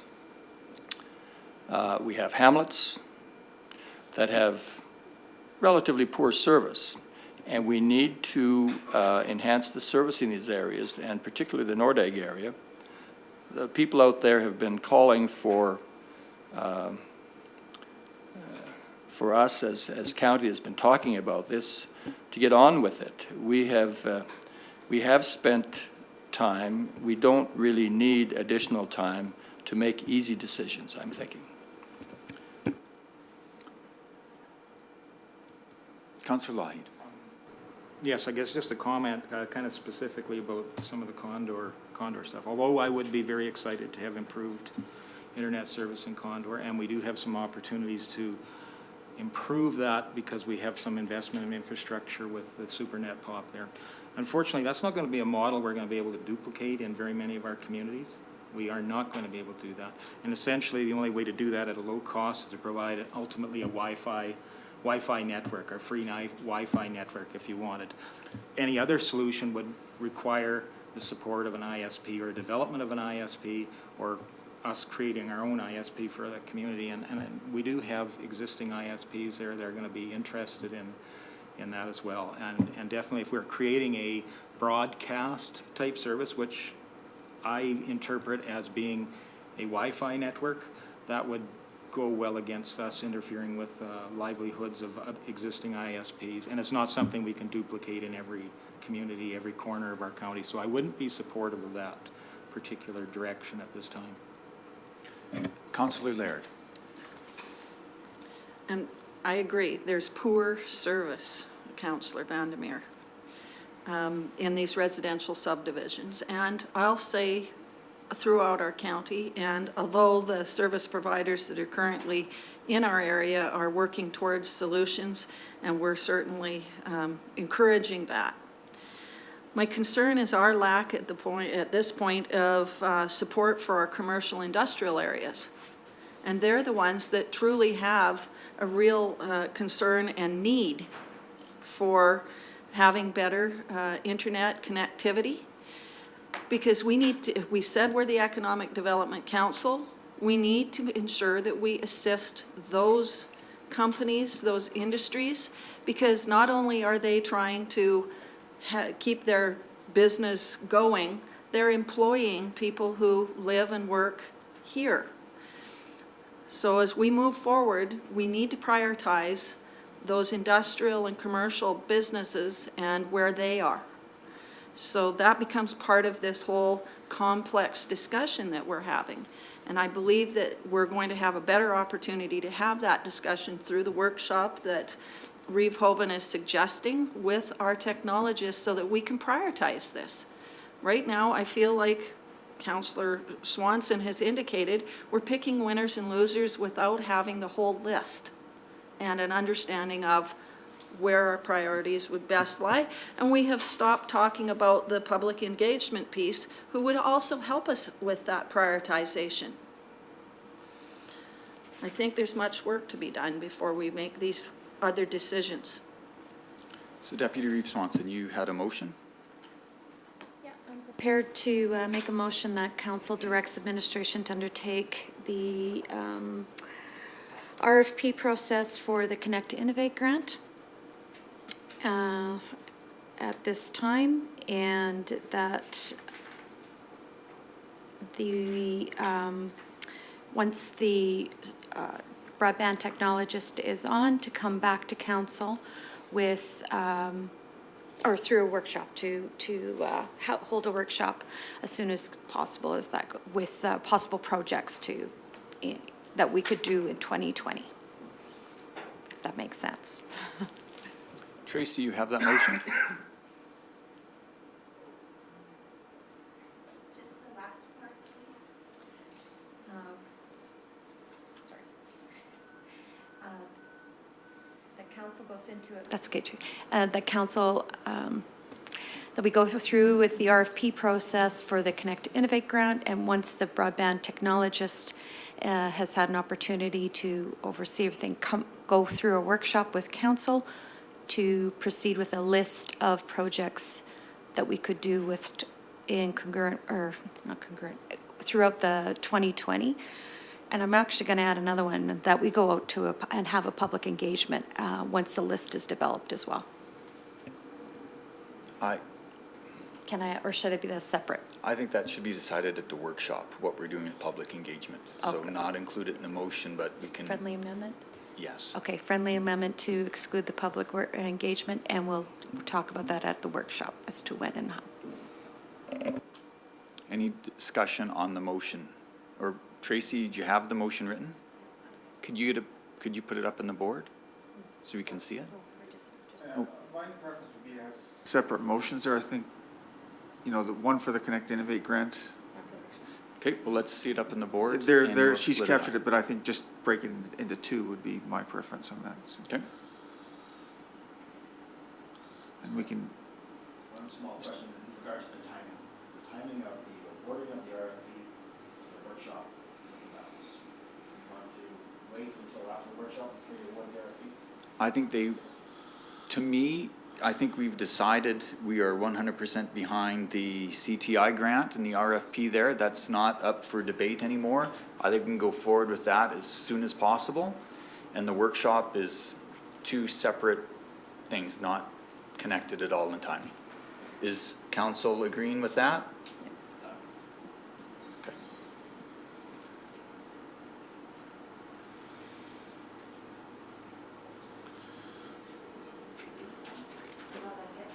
Yep.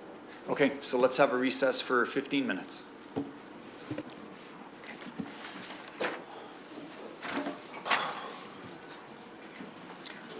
Rick, can I touch you?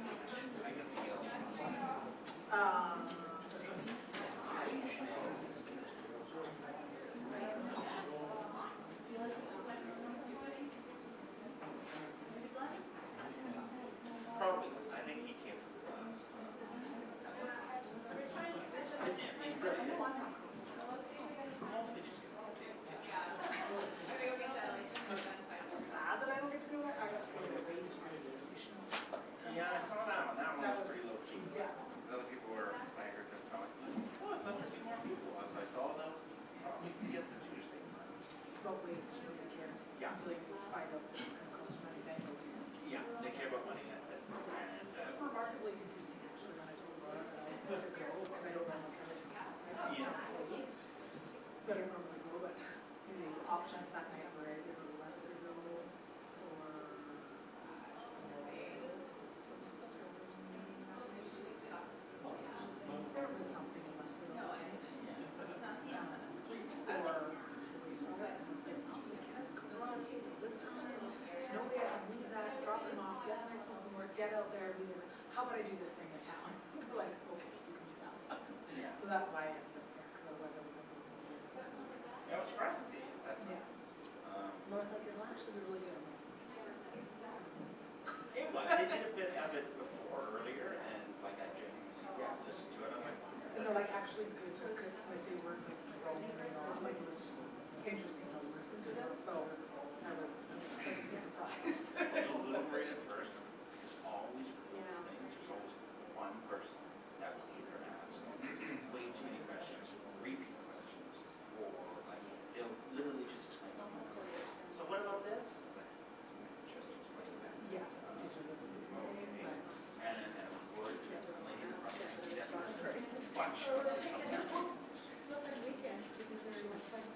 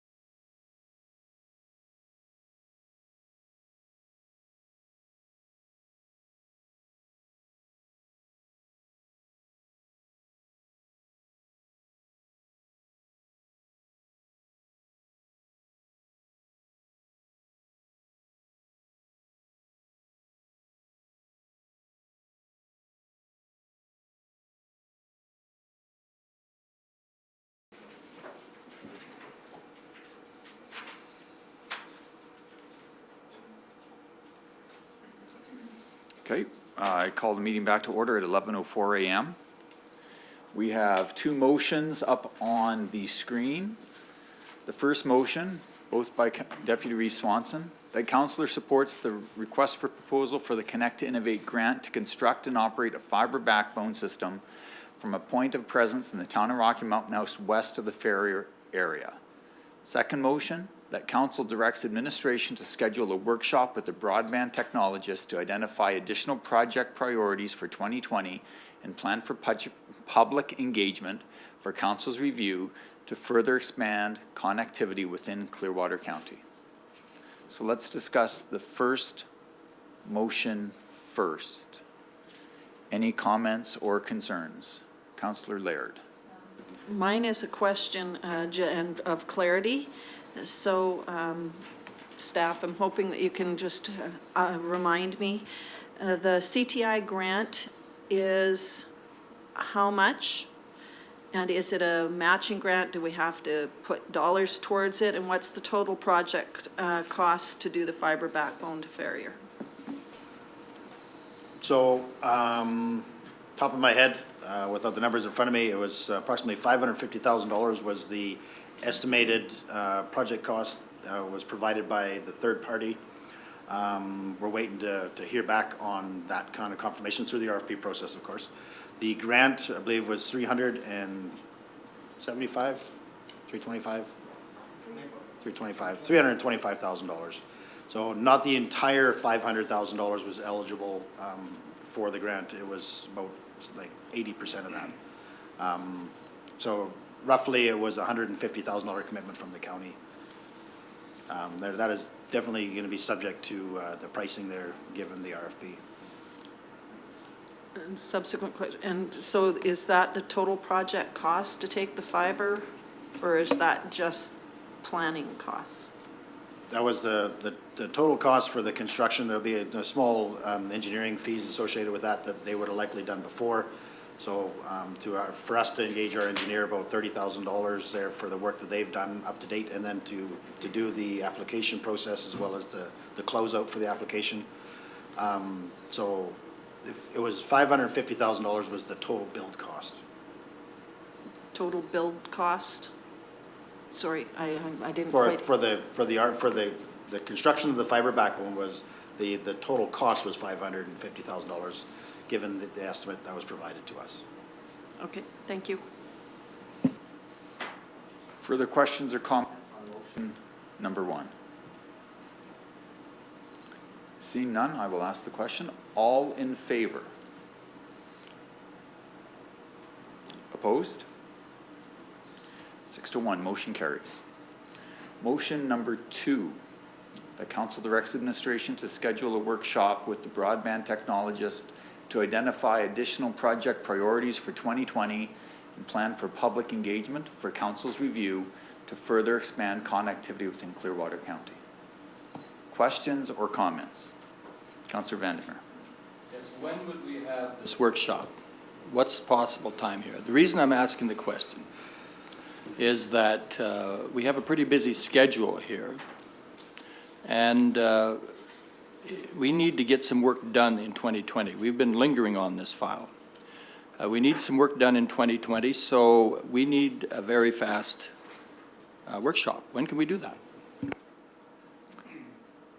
Does administration have an approximate timeline? We realize this is kind of new.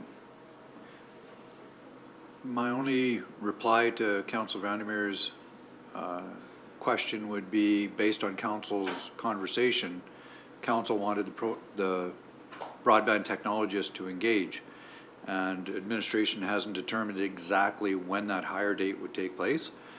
We are through process, but it does hinge on that individual's acceptance and their tentative start date. So without that detail, that's difficult to answer at this time. Councillor Lang. Yeah, I'm fairly content with the motion. The only thing I'm kind of thinking about, the public engagement, which is good. I'm okay with that. But it's going to, our county is huge. and every area is different. And as Deputy Reeve Swanson had mentioned, her area is kind of divided. Some are okay with what they have, others need more. So I think it's going to be really hard to have like one meeting and get all the feedback. And yet to have a bunch of meetings is going to be difficult as well. So it's just a thought. I'm just wondering if administration could reach out to find when the different hall boards in their area are having meetings, and then maybe we as council, or at least the councillor in that area and neighboring areas, can go and get the feedback, and we could just give a bit of presentation to the different communities that way, and then we kind of get a sense of the different areas. It might be a lot easier. We're going to be going into calving season and then haying season, and I just know I could get a lot of feedback from Nordegg and Ferrier and Buster Creek myself, and reach out to my neighborhoods, but I'm thinking maybe everybody else could do it that way as well. Just a thought. I think that's something that we very well could fine tune at that workshop, how we want to move forward with the public engagement. Further discussion on the motion?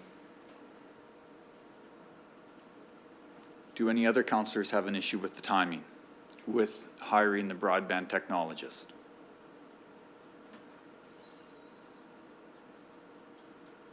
Councillor Vandermeer? You know, the hiring is whatever it is. It'll take you however long it takes to get this person on board.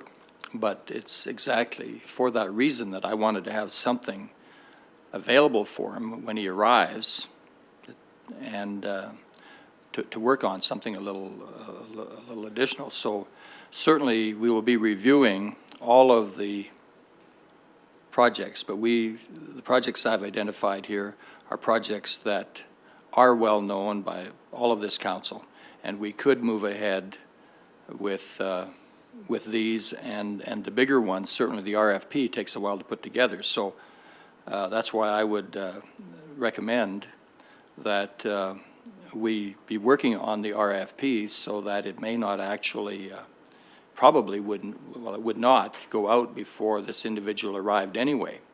But if we wait until a series of meetings to get this started, it's going to be a long ways down the road, and I don't think we're going to get the results in 2020 if that's the case. Should we move with the broadband technologist from the motion? And then, because if the person's going to be 3 months before they move to the area and before we can schedule the workshop, we're not bound to have them there, and we could have the workshop earlier. Is everyone in favor of that? Do we need someone? So the workshop. Yes. I'm going to blast that wide open here again. So the workshop, from what I gathered from just trying to piece this together, what we want to bring to council is a overall strategy, bringing the map back, service areas, and then let council go through that map and start developing priorities as in a larger scale, not an individual project. Now, I just want to get confirmation if I'm interpreting what the purpose of the workshop is, because where John's going with his comments about an RFP for a specific project is much different from a workshop perspective than what I envision of trying to gather more information for council to make a broader decision on strategic priority setting.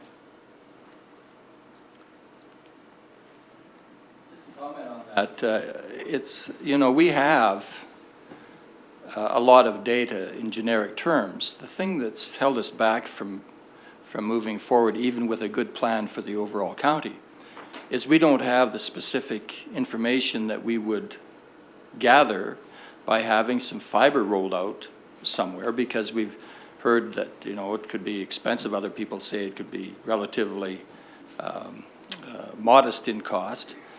And we need that information to even make a decent plan. And that's why I've submitted the idea of a demonstration/pilot project. We've been talking about this for quite some time. And to go back in and talk about the county with a broad brush, why would we do that even? I think we need to drill down on this and make some decisions. So Eric, your question again was? So, Sorry. I guess my question is, and maybe I've missed the boat here a little bit, but, you know, we've identified, there's a couple ideas on the list, you know, one being a fiber to the premises in Ferrier. The other one was the, a connectivity solution for Nordegg. Condor is outlined in there. So in the context of the workshop, you know, and I really wouldn't mind to get, you know, if there was some preparatory work, you know, and this is where I think maybe the point is about the, you know, the broadband technologist, he might be a ways away. If there's additional information that we need to bring to the workshop to help council make a decision, if there was 3 items that you could think of that, you know what, if I had, you know, take this time, compile this information and bring it back to help me make a decision, we could do that for you. Otherwise, at the workshop, we start, we say go broad scope, and this is our geographic area, these are our pockets of population, what the problem we're trying to solve with the workshop. All right, I guess I'm going to clarify what I have envisioned for our workshop, and that is once I'm not willing to take the friendly amendment about taking the broadband technologist. To me, that is key. That is a person that is going to be operating this on our behalf, because we're giving up policy and we're governing. We're not in the weeds on this and directing as far as anything else. We're leaving that up to our broadband technologists and our administration. So for me, the broadband technologist is key. I feel once that person is on board, the start date, people work remotely. They may not necessarily physically have to be there, but be here. But I mean, they will bring their expertise, cold set of eyes to what we've already done. And that's what I'm looking forward to what they see, because we are all biased in our opinion for our own divisions, whether that be Nordegg or Gimlet area or Caroline area, whatever. So I want to see a cold set of eyes to this plan. I want to see a few, you know, numbers and some of that stuff that, because we're working locally. We've talked to a lot of our local ISPs, but at the end of the day, council needs, over this last 2 years, we have need to reflect back on what was 2 years ago that really drove us to this decision, and we need to reaffirm why we are going ahead with this decision. And I believe we need to have our instrumental broadband technologist along with the backing of our administration to get this done. So that's what I see as far as a workshop, and then we can come out from that and make decisions with the specialist in that area. Councillor Laird. The CAO has Mr. Emmons? Thank you. For council's further conversation, I wouldn't mind bringing forward the word workshop and just point out the difference between a workshop and a strategic planning session. A workshop would be a closed meeting. If council was not foreseeing dialogue pertaining around proprietary information, it could be more transparent in a strategic planning session where the public could hear the conversation and truly the information shared, going back to recent lessons learned.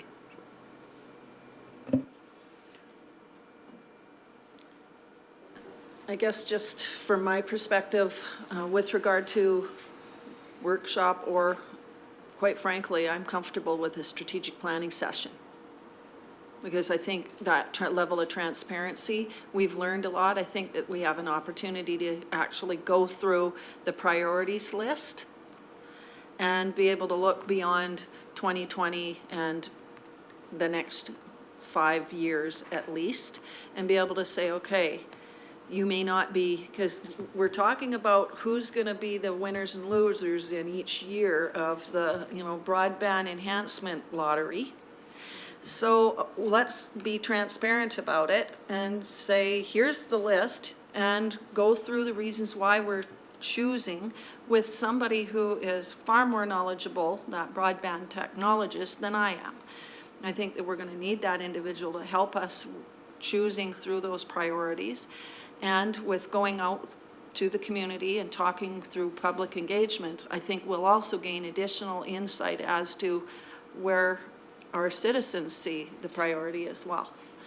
So for me, it's really about looking at that project priorities list and trying to flesh that out along with potential budgets so that we can make an informed decision.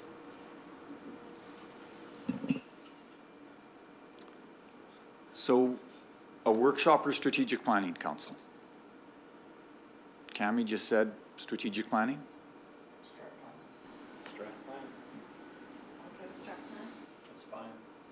Strat plan, so Okay. can we change the motion?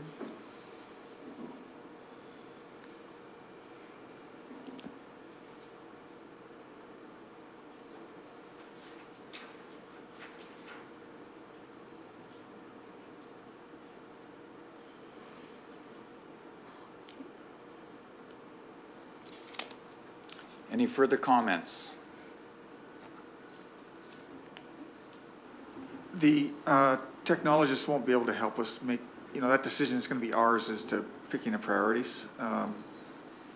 He doesn't have that knowledge of the area. I do agree that if we're talking to the communities, you may get some idea of a take rate, which maybe that's a way to, prioritize something or a certain area for development. But basically, these are council decisions. A technologist is going to help us understand the, picking the best technology and how we're going to proceed forward.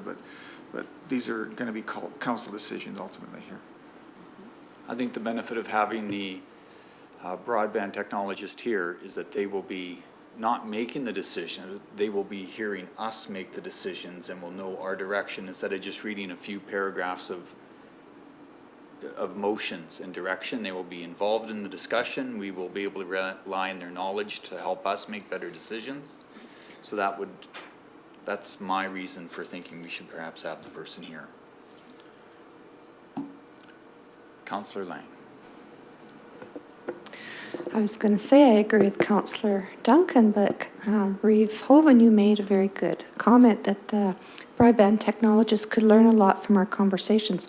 My concern was what Councillor Duncan had expressed. This broadband technologist does not know our area. He doesn't know the terrain, the population. He doesn't know the different needs throughout the community. He doesn't know where connectivity is good, poor, horrible.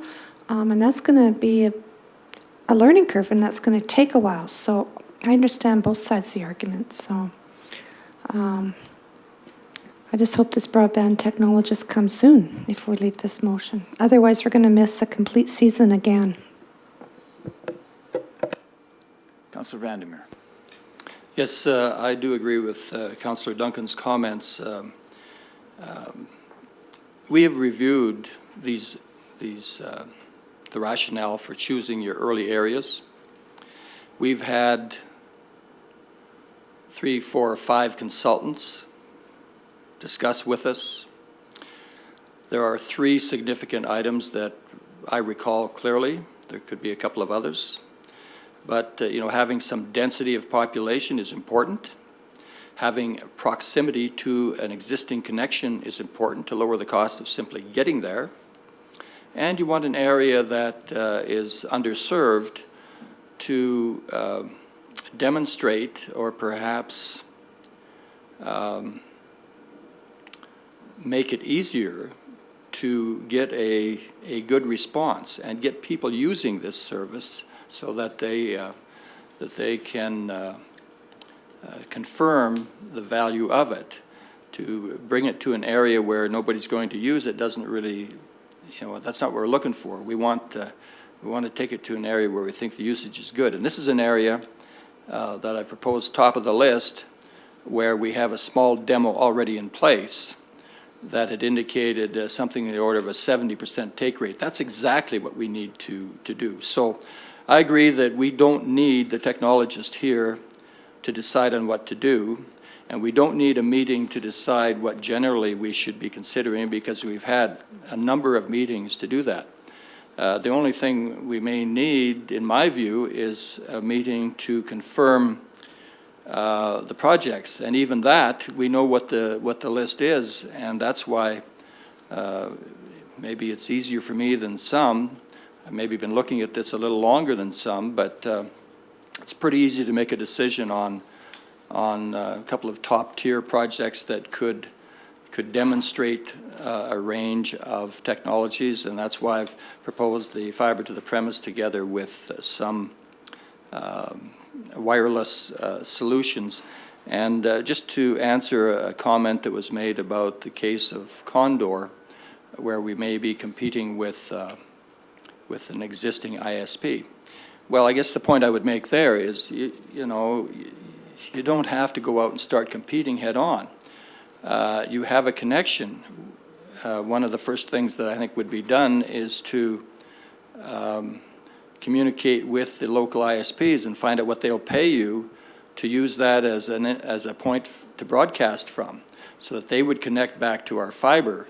What we want to do, where we're not running the fiber all the way, is to have a lease arrangement where an ISP is paying us and doing the last half a mile, 100 yards, whatever it is, service to the residents. So again, I don't see any reason to hold up on either a detailed meeting or on starting a couple of these RFPs. Mr. Hagan. Thank you, Revolvin. I just wanted to identify for council's benefit that we have a strategic planning committee meeting scheduled for April 20th. So that, unless we've already got that agenda set, I don't think so. So that might be a prime opportunity to plan to have this discussion. Councillor Vandermeer, your light is on. Yeah, it is on, and yeah, I think that's kind of late in the scheme of things. You know, recognizing that it might take until that time, or perhaps even longer, to have our technologist on board. The RFP, you know, we could proceed with RFPs on this, and the RFP process takes some time. In an ideal world, from my perspective, we would send out the RFP right away and be analyzing it on that April 20th meeting. Then we'd be ready to do something. Councillor Lang. Eric, I just want to clarify just on what Councillor Vandermeer said. If we send out an RFP, we are not necessarily committed, right? So we could have the results back and we could discuss it at the strat plan? The results of the RFP, would that be possible?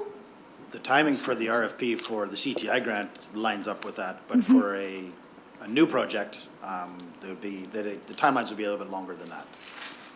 Okay. Because we'd have to decide on which project we wanted to do and develop our scope and then put that out for advertisement. So if there was an item on this list that council wanted to move forward with an RFP right now, then we would start that process. But we have to develop it. We have a template now for a backbone, but it really depends on how you want to deliver. What service are we trying to deliver? Are we just looking for a solution? Then, you know, that's really a broad stroke RFP. If it's a fiber to the premises type build, that's definitely a more robust RFP. So really would depend on which priority council chose. That would be the length of time for the development of the RFP. And then the advertisement, we need to at least advertise between 3 to 4 weeks, and then the evaluation period beyond that. Councillor Vandermeer. Yeah, just to ask further on that. So if we did choose the fiber to the premise and said we wanted to go ahead with an RFP, I mean, I understand that that is more specific, but it then also allows the respondents to be very specific in what they're not giving you a potpourri of options. They're responding to one thing, so it would enable them to be a little quicker too, although they'd have to dig deeper to analyze that. So again, I think that sending an RFP of that basis would be perfect, terrific, and enable us to, by chance, have them back and ready to analyze on the 20th. So my ultimate question is, if we said go ahead with an RFP for the FTTP in Ferrier, how long do you think it would take to put that together? There's a couple levels of complexity that I envision with that, because when we first set out, of course, there's a fiber backbone. Fiber backbone requires a minimum amount of equipment, drops, et cetera. You know, there'd be definitely some more involvement in the creation of the NOC. Like we're coming right back to the idea of if I'm understanding this correctly, a fiber to the premises type build would be a county-owned, operated system, right soup to the end type of expression. So we need the NOC located locally, have that equipment in place, compared to the backbone where we're just hooking into a SuperNet POP, providing a lit service out to there as backbone. So we would really, my recommendation would likely be that we revisit the backbone build, because we're actually overbuilding through a more robust system in order to get to achieve that goal. You'd have to let me come back with a recommendation for timing. At least would put us out another, I'm going to say 2 to 3 weeks, just for me to, you know, look at our current application to see how that would be, it would affect that. If there would be any granting agency issues that would come with it, hopefully not, and then to redefine what our goals are. We have to reinvent, I would think, this RFP. I'm glad that you gave us that response, because I think you should contemplate that this would expand out through Ferrier, because that has been, ever since we started talking about some kind of a demo, it's been the obvious one to do fiber to the premises on, because of the 3 particular items I mentioned there. So, yeah, I guess it comes back to, you know, clarity from council, because I would hate to see you go out and build the wrong thing or have to go back and modify it. I think we need to give you guidance that we want to go ahead with a fiber build out there, because it is the only real solution for that area anyway. So it's not that difficult to arrive at the conclusion. So just for a reminder to council, I think broad stroke, high level estimates where there's $500,000 for the backbone build, and it was 2 million to 2 to 3 million, I think it was, for the fiber to the premise. Those were our high level estimates that were provided back a while ago. So just to provide that context as well. Well, thank you. I appreciate that, because that is certainly well within scope of what I've heard and observed also. So, yeah, to know that it's in that up to $3 million range, I think that gives us the scope we need to get a proposal that pins it down a little tighter. Okay, so back to the motion. Any further comments on the motion before I ask the question? So, Yes, John. just to comment about including the technologist, that I thought the recommendation on part was to take the technologist out. Deputy Reeve Swanson said she would not accept that as a friendly Okay. amendment.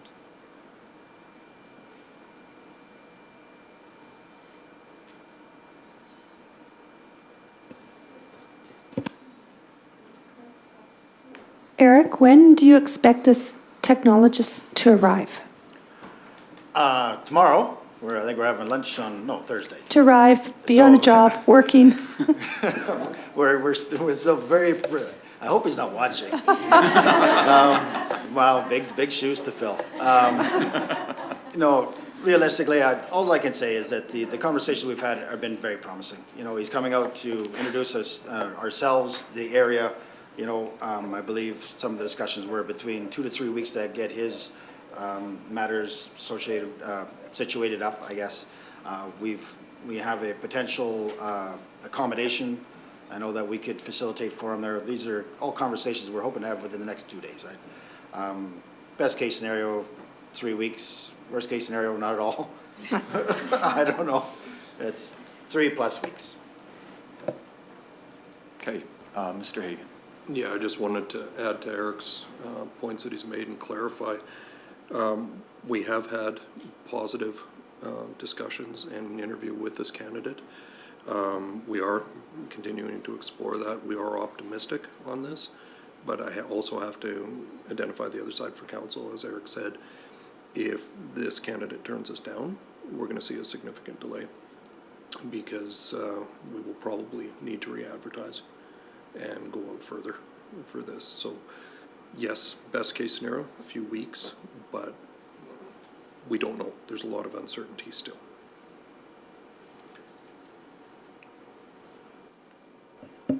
Any other comments from council?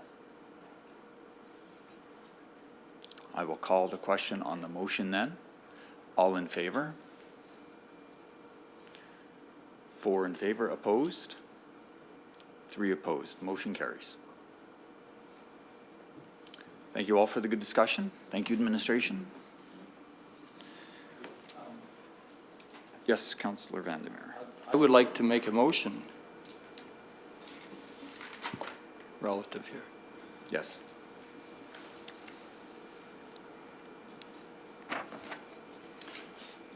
I would like to make a motion, number 2 on the list here, that we move ahead to provide a wireless link to Nordegg and connect a number of sites within the hamlet during the 2020 construction season.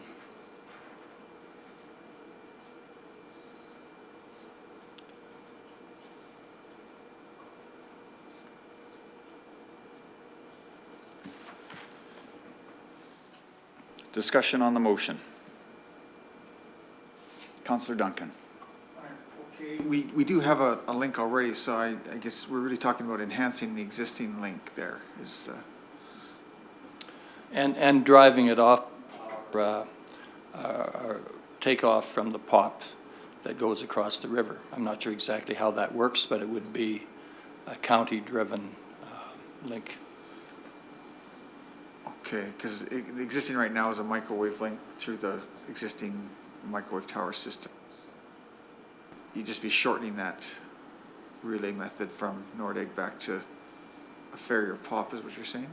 Yeah, well, my understanding of the technical inputs that have come to us is that we could enhance the level of service out there. It would be, handling more data, handling more capacity than the current system.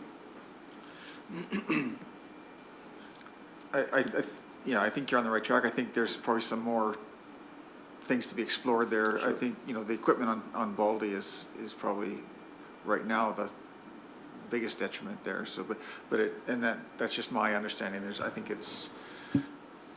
we would need options brought back, but I'm still in favor of enhancing that in 2020. It's just the way we've already compared a couple notes here, but it'll be up to administration or a new person on staff to come back with the solutions or solutions that would work there.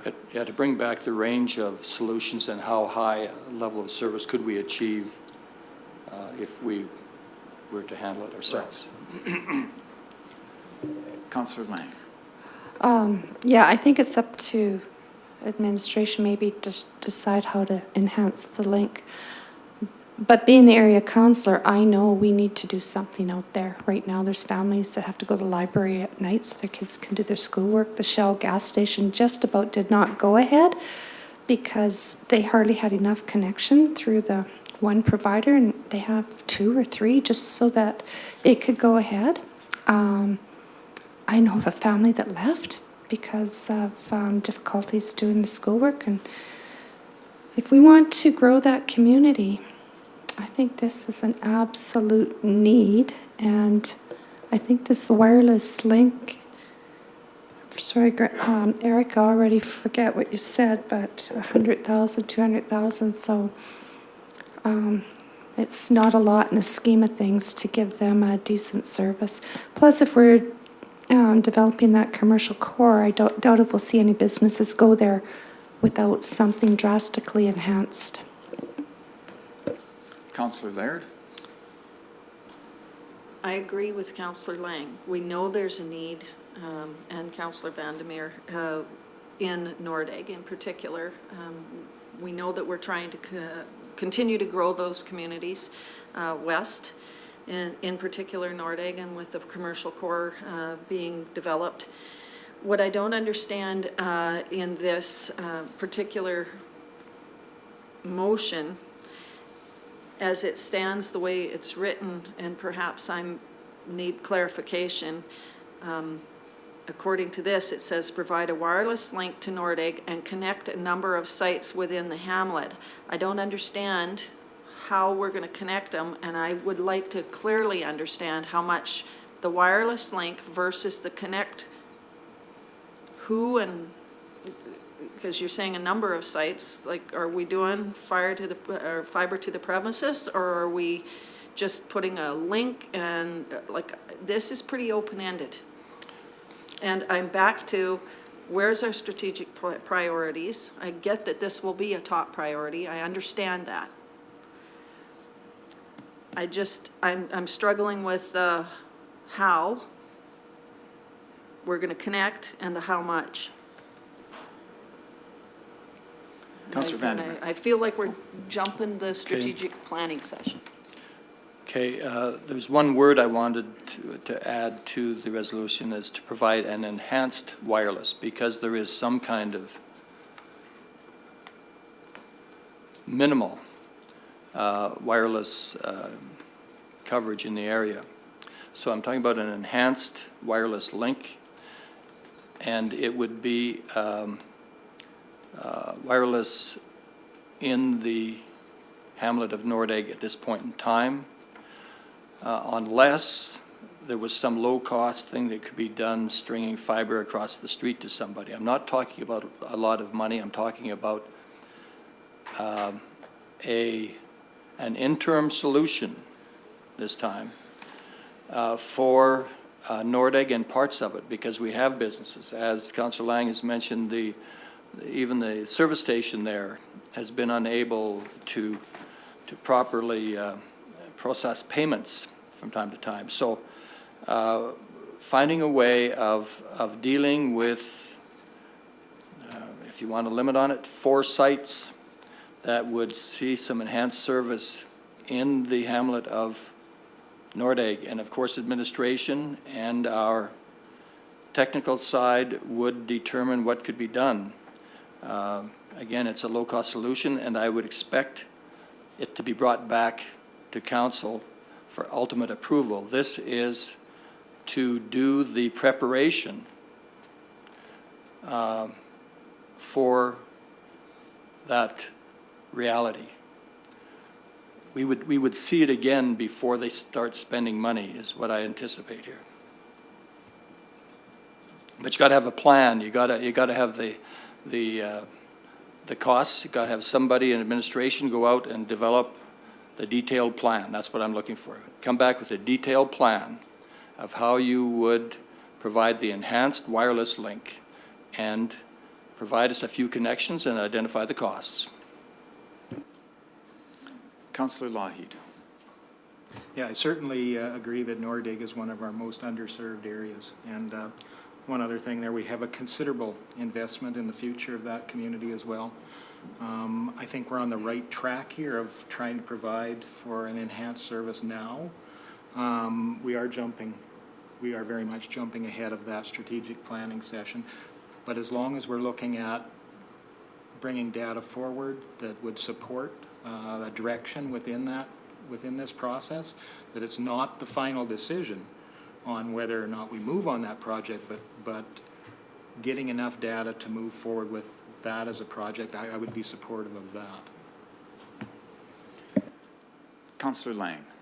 I just want to remind council, I believe we're having an upcoming tour or meeting with the public in Nordegg this spring or early summer.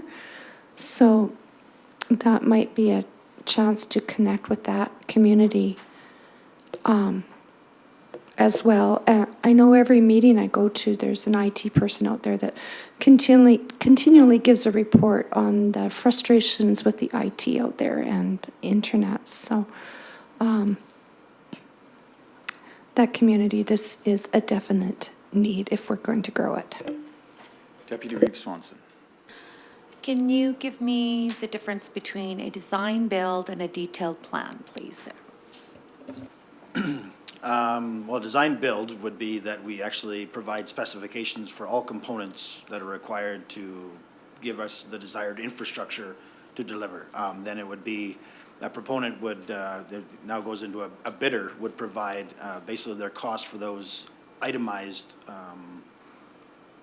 products. So lengths, widths, connectivity, the type of equipment, everything. So it would be very much a heavy invested front end on the design part, so that we would engage engineers to actually create the design, compared to a design build where we put it out to the industry saying, you know, this is our problem.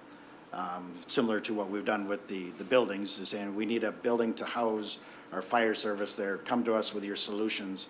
And they do the front end work of the architectural design work, and they, you know, we use terms like industry standard and that meets this level of requirement. And that's, when we're looking at something as diverse as connectivity and knowing, you know, that we've been exposed to so many different technologies and existing infrastructure in the area.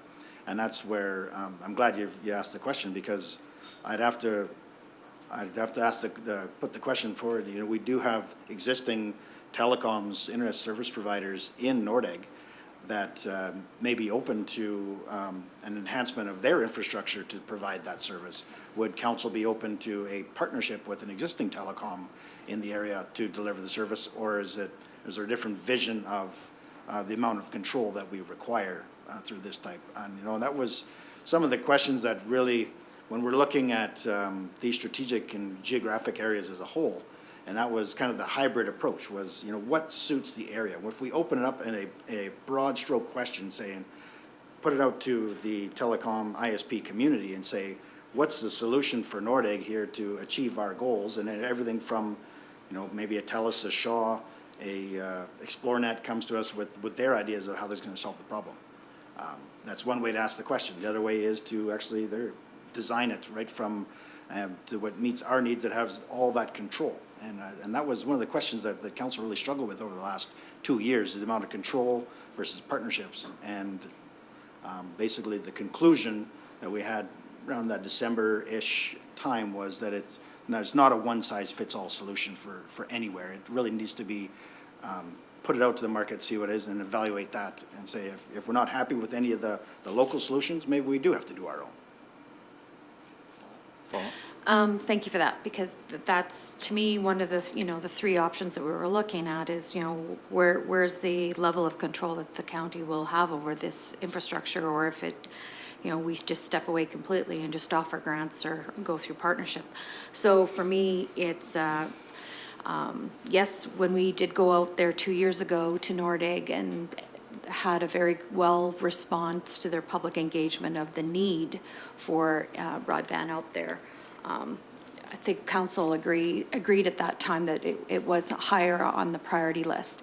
But looking ahead and what's happening, I would like to see us not so much front end a lot of this stuff. I like the fact of going to a design build and offering it out to the private first.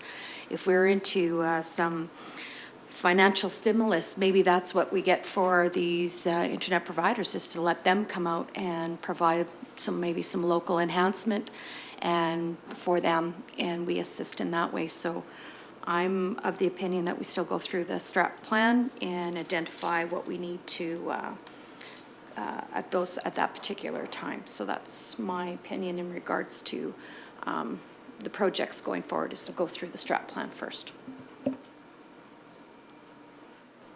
Additional comments?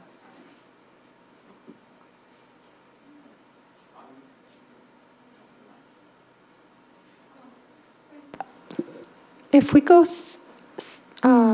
develop a detailed plan, that could come back to our strat plan process in April, and then we could talk it out more. So if we do have some sort of detailed plan, so I don't see the negative of this. Speak to the time. Deputy Reeve Swanson. I guess for me, Councillor Lang, is I'm not interested in spending $200,000 on a detailed plan when I want to go through a design build and let the ISP and network providers have a more vested interest in finding the solution out there and maybe possibly partner with them. I don't want to walk over another ISP that's working hard out there, and they are looking for that, maybe that discussion with council to have a partnership. And so, to me, the design build is maybe where we should be going looking forward. As council, we understand our high-level desires of having it enhanced, which I believe is our minimum of 50 down, 10 up. That can be part of the criteria, but I mean, as far as anything else, they can offer wireless solutions, they can offer fiber, they can offer microwave, they can offer whatever they need to do, and let them show us how they're going to help our residents. Sorry, I might have missed something. Would the detailed plan cost $200,000 for Nordegg? A detailed plan could cost, depends on how detailed we want and the distances and everything, and the experts we bring in for a contract. So could be 200,000, could be more, could be less. Also the timeline going through it to get it done before then, it might be to find the experts might be a difficult thing to get it done within 3 weeks. Right. Thank you. That 3 weeks, there's no way you're gonna have a detailed design on a solution in 3 weeks. Yeah. If it was just the, enhancing the radio link, possibly, but to anything beyond that, there's a significant time investment there. There'd be surveys they'd have to do, and there's a lot of money, time.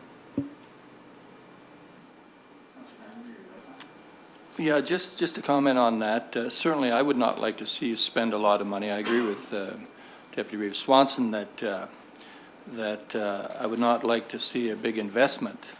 I would like to see something directionally towards the design build, but it could include a communication with 2 or 3 of the local ISPs / service providers to identify the equipment that would be required to make a significant difference to that to the current system. That's all I'm looking for is what it would take, and that could come for a very, very low cost, I would think, because one of the estimates, as you know, was well less than $100,000 to actually review, engineer, and install the equipment. So back to the motion.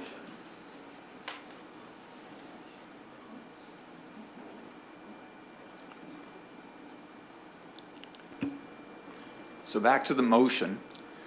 John, your original motion said to move ahead to provide a wireless distribution service. We need to clarify the motion before we call a vote on it, just Yes. to make sure we know what's Okay. in the wording. So could we get that? Let me alter the wording a little bit here for you. To develop an RFP to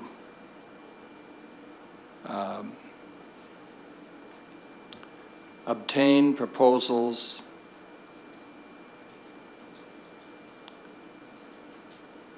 for the equipment required to enhance the wireless link to Nordegg. And I think that's good enough. I mean, maybe 2 or 3 levels of, you in administration can decide. We want the best wireless link we can get. What does it cost? And then maybe a second one that's less than that. But just get the proposals from the people in the business. Discussion on the motion.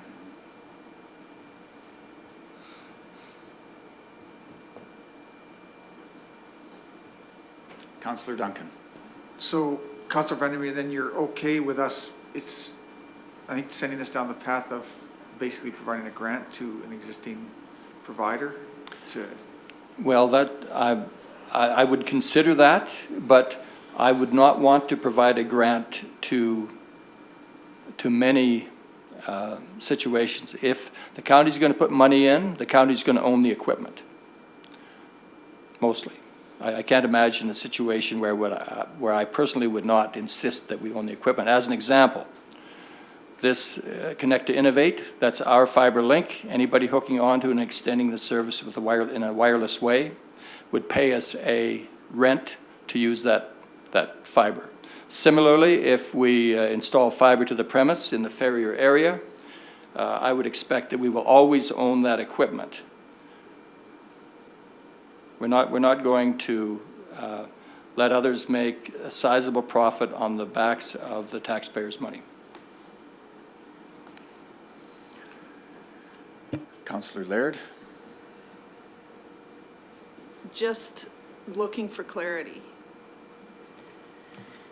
So we would own the equipment once we decide, I guess the proposal would come back to us anyway.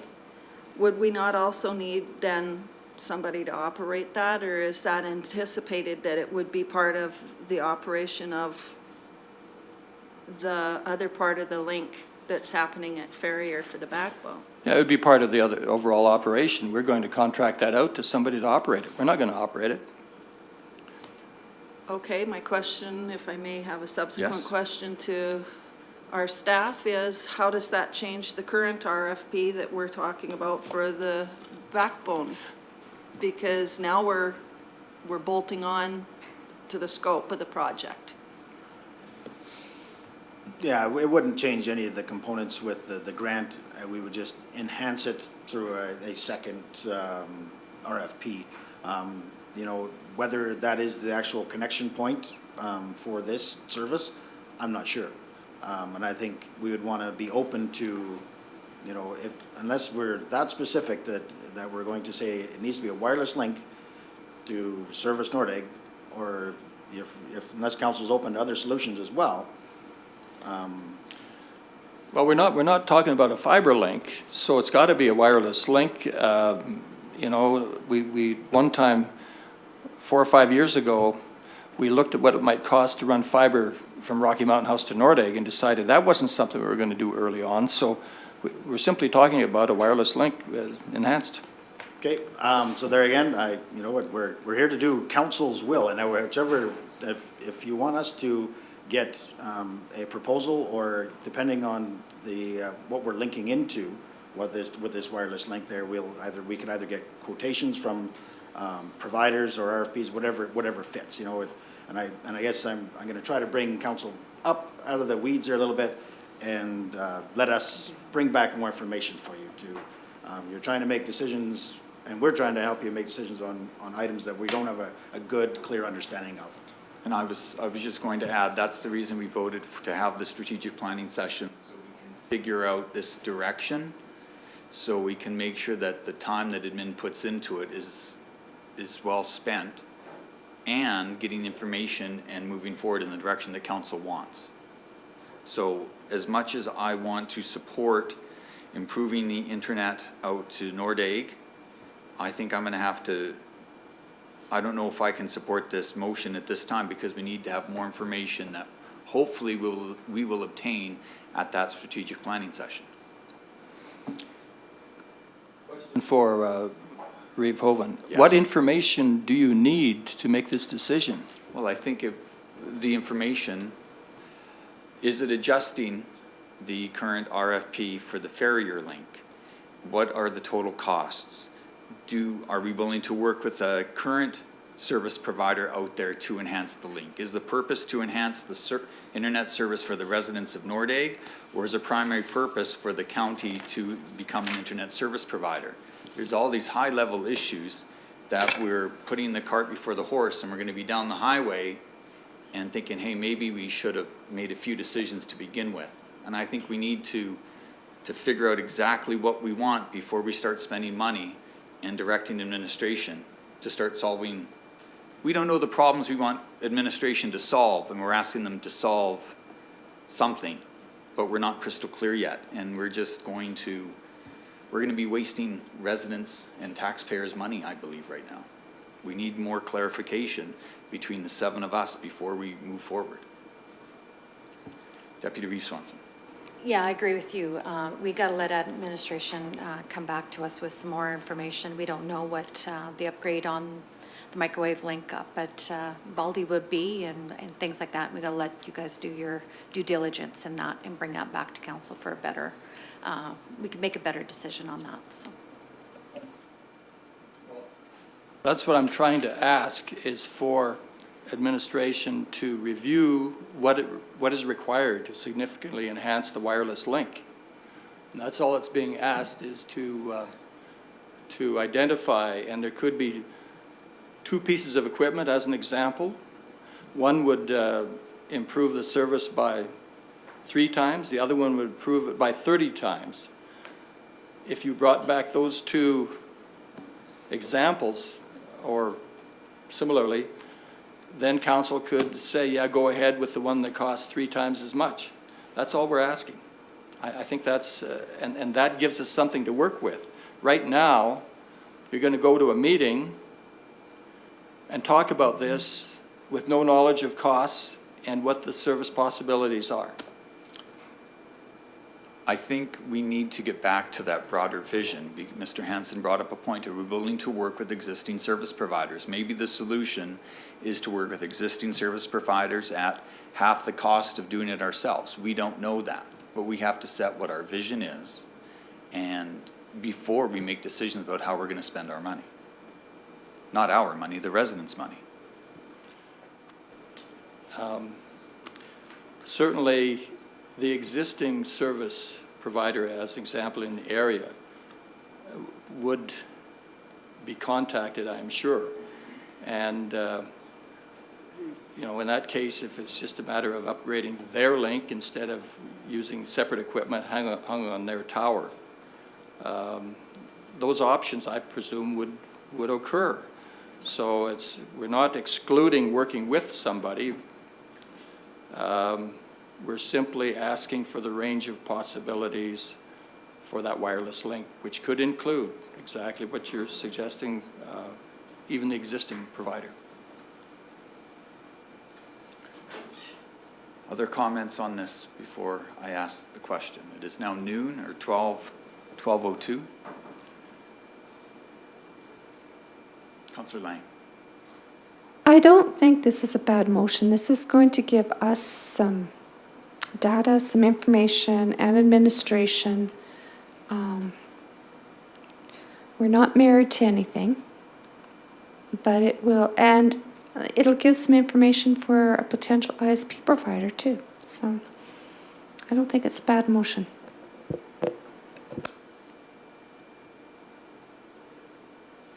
I will.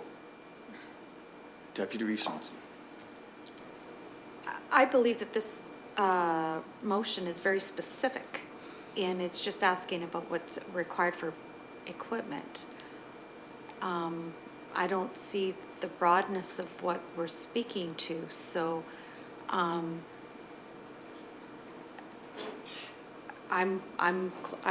guess now I'm more confused, because to me, we're asking about equipment. We're not necessarily asking for partnership or, you know, to look into the solution, possible wireless enhanced solutions to the wireless link. I don't want to have a specific, let's let administration do an RFP for the solutions for that, and through a whatever, design build, and I don't believe we need to be asking for specific equipment.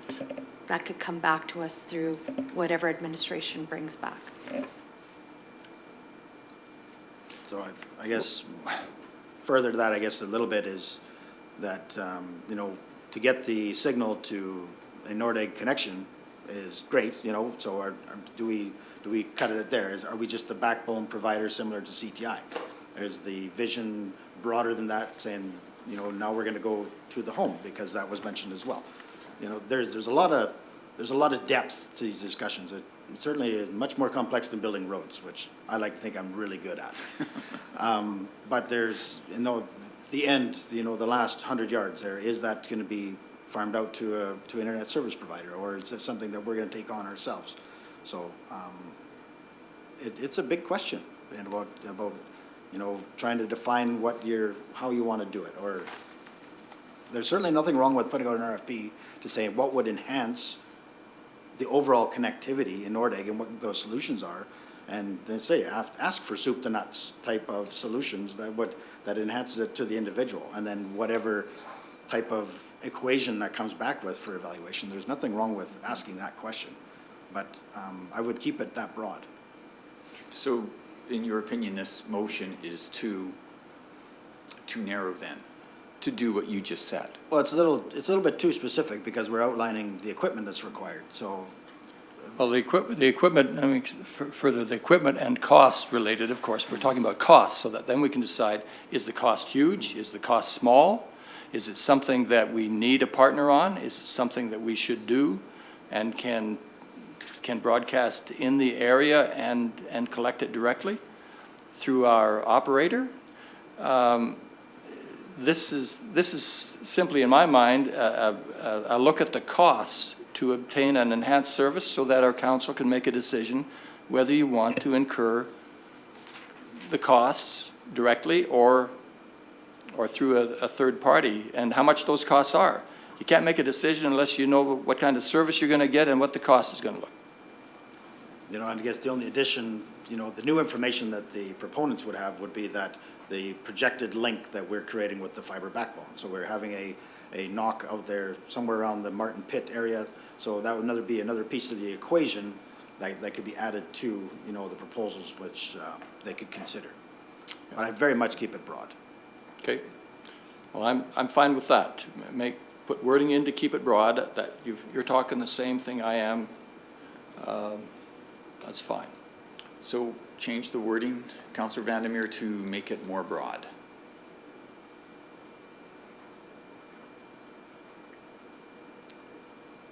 Just to enhance connectivity in Nordegg. Yeah, to enhance the enhanced connectivity in Nordegg it would be fine. That'd be simple and broad.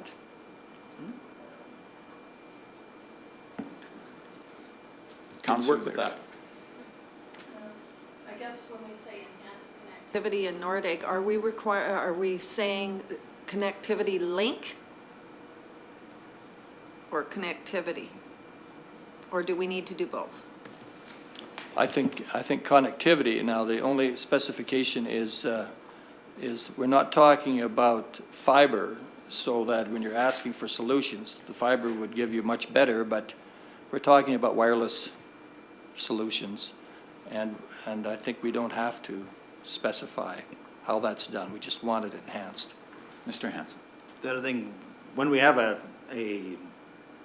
silly as it sounds, when we have a broad motion like this, now we refer back to our policy to make sure that we, council's done a great job creating a broadband policy that lays out the framework of what the expectation of a motion that would be, like the 50-10 speed open access network. If something that we're going to invest in, we want to make sure that our interest is looked after, and that's how through the evaluation period and as we're setting up the criteria of an RFP, that's what we include. And I would simply ask, as you contemplate this, that the 50-10 is a very minimal level at this point in time. So what we need is of course the opportunity to expand that easily, expandable type system, because what is barely able today, or what may even be good today, is not good for the long haul. So a question for administration then, seeing how the current broadband policy calls for a Clearwater County owned network, does that limit the scope of this motion? I believe we've looked at that extensively, and it did provide the opportunity for us to partner. That's why one of our discussions back earlier between September and December, we actually looked at exactly that, if there was enough opportunity with the policy that allowed for partnerships and enabling And the answer from council to us was yes, that it didn't require any, but if council wants to revisit the policy again, then we can bring that back. Well, not before lunch. Very good. So, Councillor Lang? Councillor Vandermeer brought up an important point. This 50-10, I guess I'm a little bit concerned with that. I'd like whatever we look at, something that could be built onto. You might want to check with the Shell gas station if 50-10 was enough for them to operate. Because if it's not, then we have to be looking at something that's expandable out there. Mr. Hagan? And to clarify, any RFP that administration would draft would specify the 50-10 as being the minimum. And clearly, proponents responding to that RFP would score higher, the better that they can provide. So our anticipation would be we would see much better than that, but we want to draw the minimum line, the bar that they need to cross at a minimum amount. Any last minute comments before I ask the question?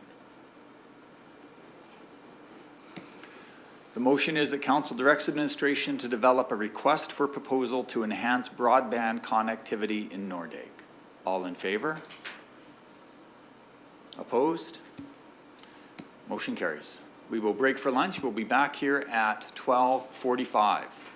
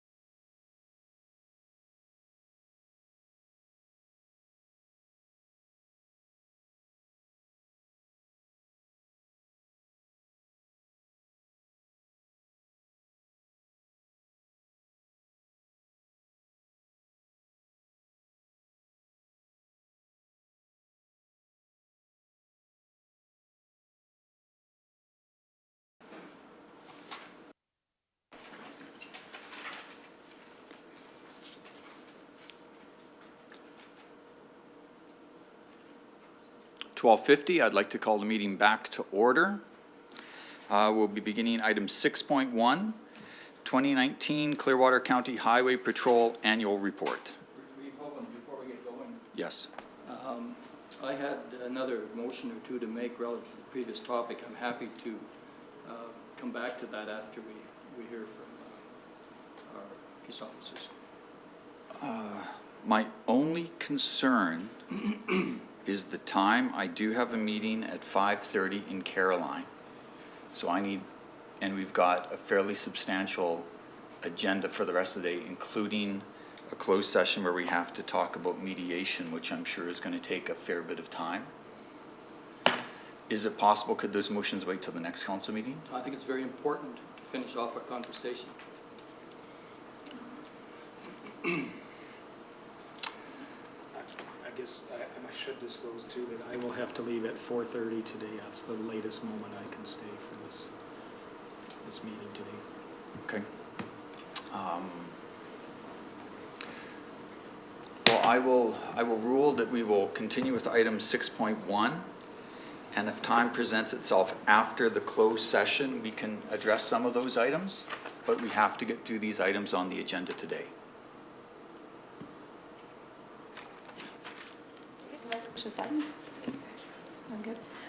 Good afternoon, Council. This is our annual report for 2019. You all had a copy of it, so I'll try and be as brief because I know time constraints are really tight.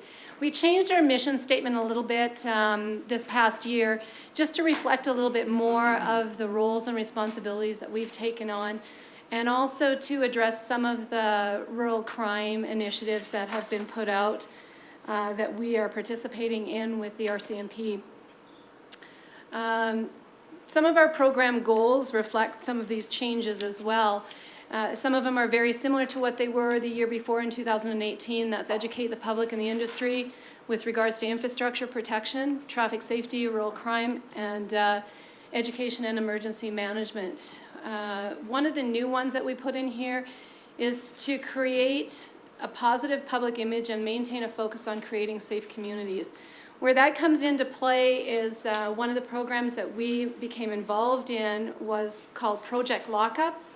It is a project that the RCMP, in conjunction with all enforcement entities, including the Peace Officer Program, took on last year just because of the concerns with regards to rural crime. And what we did was we met with the RCMP and figured out what kind of a role we could play as community peace officers, since our role was not criminal code initiated. Where that led us to was crime mapping, which everyone should be familiar with, I believe, here in Clearwater County with crime mapping. But what the RCMP did was they actually gave us crime maps that were a little bit more in depth than what the public got, that identified those areas of our community that were high risk for rural crime or had a lot of incidents of rural crime. And what they asked us all to do, and that's Fish and Wildlife Parks, all the enforcement entities in the province, was just take a look at those maps every once in a while and go through them and do extra patrols to those areas. And if we identified any problems that could be fixed or discussed with the homeowners, to take that on as sort of a role that we would be willing to do. If there were anything that was criminal, we would be identifying those to the RCMP. What they're looking for, we're looking for, is higher visibility of enforcement vehicles within the community. So that's one of the new areas that we moved forward with. Program management, nothing's really changed. We are still very involved with regards to ensuring that our officers are highly trained. We have had 3 of the officers, myself, Officer Lucas, and Officer McIver, recognized by the Emergency Services for a Medal of Recognition. Ron McIver, myself, 22 years, and Jason Lucas, 20 years. Blue Line Magazine, I had the pleasure of working with Blue Line Magazine. It is a national policing magazine that is distributed throughout Canada and the US, and they did an interview with me regarding Peace Officer Program in Alberta because it is very unique. There were some really interesting outcomes from that article. One of the comments that was asked, or one of the questions asked was, you know, our biggest challenge, and back when the article was written, our biggest challenge was communication with the RCMP, or direct communication, I guess it would be. This article was part of the process that assisted in the pilot project that is currently being undertaken by the RCMP out of Ottawa and K Division to actually work at getting us back our direct communication. So there's a 6-month pilot project being run in the province.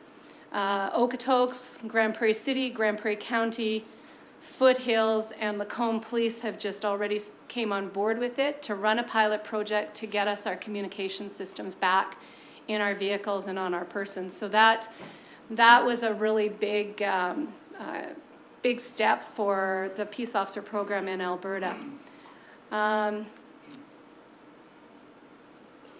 don't think I'll go through a lot of this. I think the majority of the people sitting in this room are very familiar with our roles and responsibilities and how we're regulated through the Solicitor General's Department and employed by the municipalities to enforce a number of provincial and municipal legislative bills.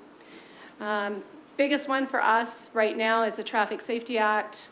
We do have public lands, dangerous goods, dangerous dogs, animal protection, so a number of them. Every single municipality in the province can regulate or can mandate their officers to do different legislation, with Traffic Safety Act being the number one one that the municipalities have on their appointments.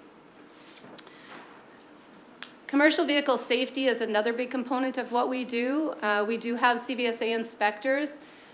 We also are dangerous goods on highway inspectors, so if there's a collision where there's dangerous goods involved, we'll assist and deal with some of those situations. We've been called to a number of large truck collisions throughout the county in the past year, which we've been asked to assist on or called out upon. Commercial vehicle overload. So infrastructure protection is our main mandate within the county as per the direction of the council. Commercial vehicle overloads still are a concern. We have had 96 overloads detected in the municipality over the last year. 37 tickets were issued. 8 of them were bridge overloads. So it's almost 50% of the infractions that are detected are ticketed. Now you're going to say, why were there 96 and only 37 tickets issued? Our job as peace officers within the community is to help to educate. Some of the vehicles have had 3 or 4 overloads that they could have been charged with.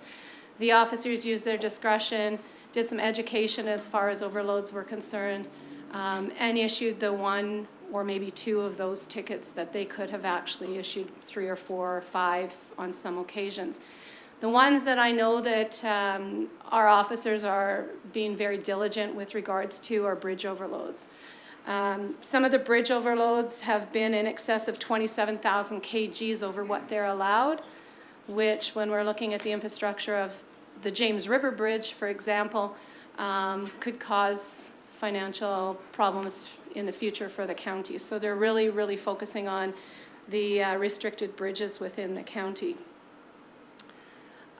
Just to really quickly, as you can see from the graphs here, our single trip permits have gone down with regards to number of loads that have been permitted within the county, and that is a reflection of the economy that we're currently in.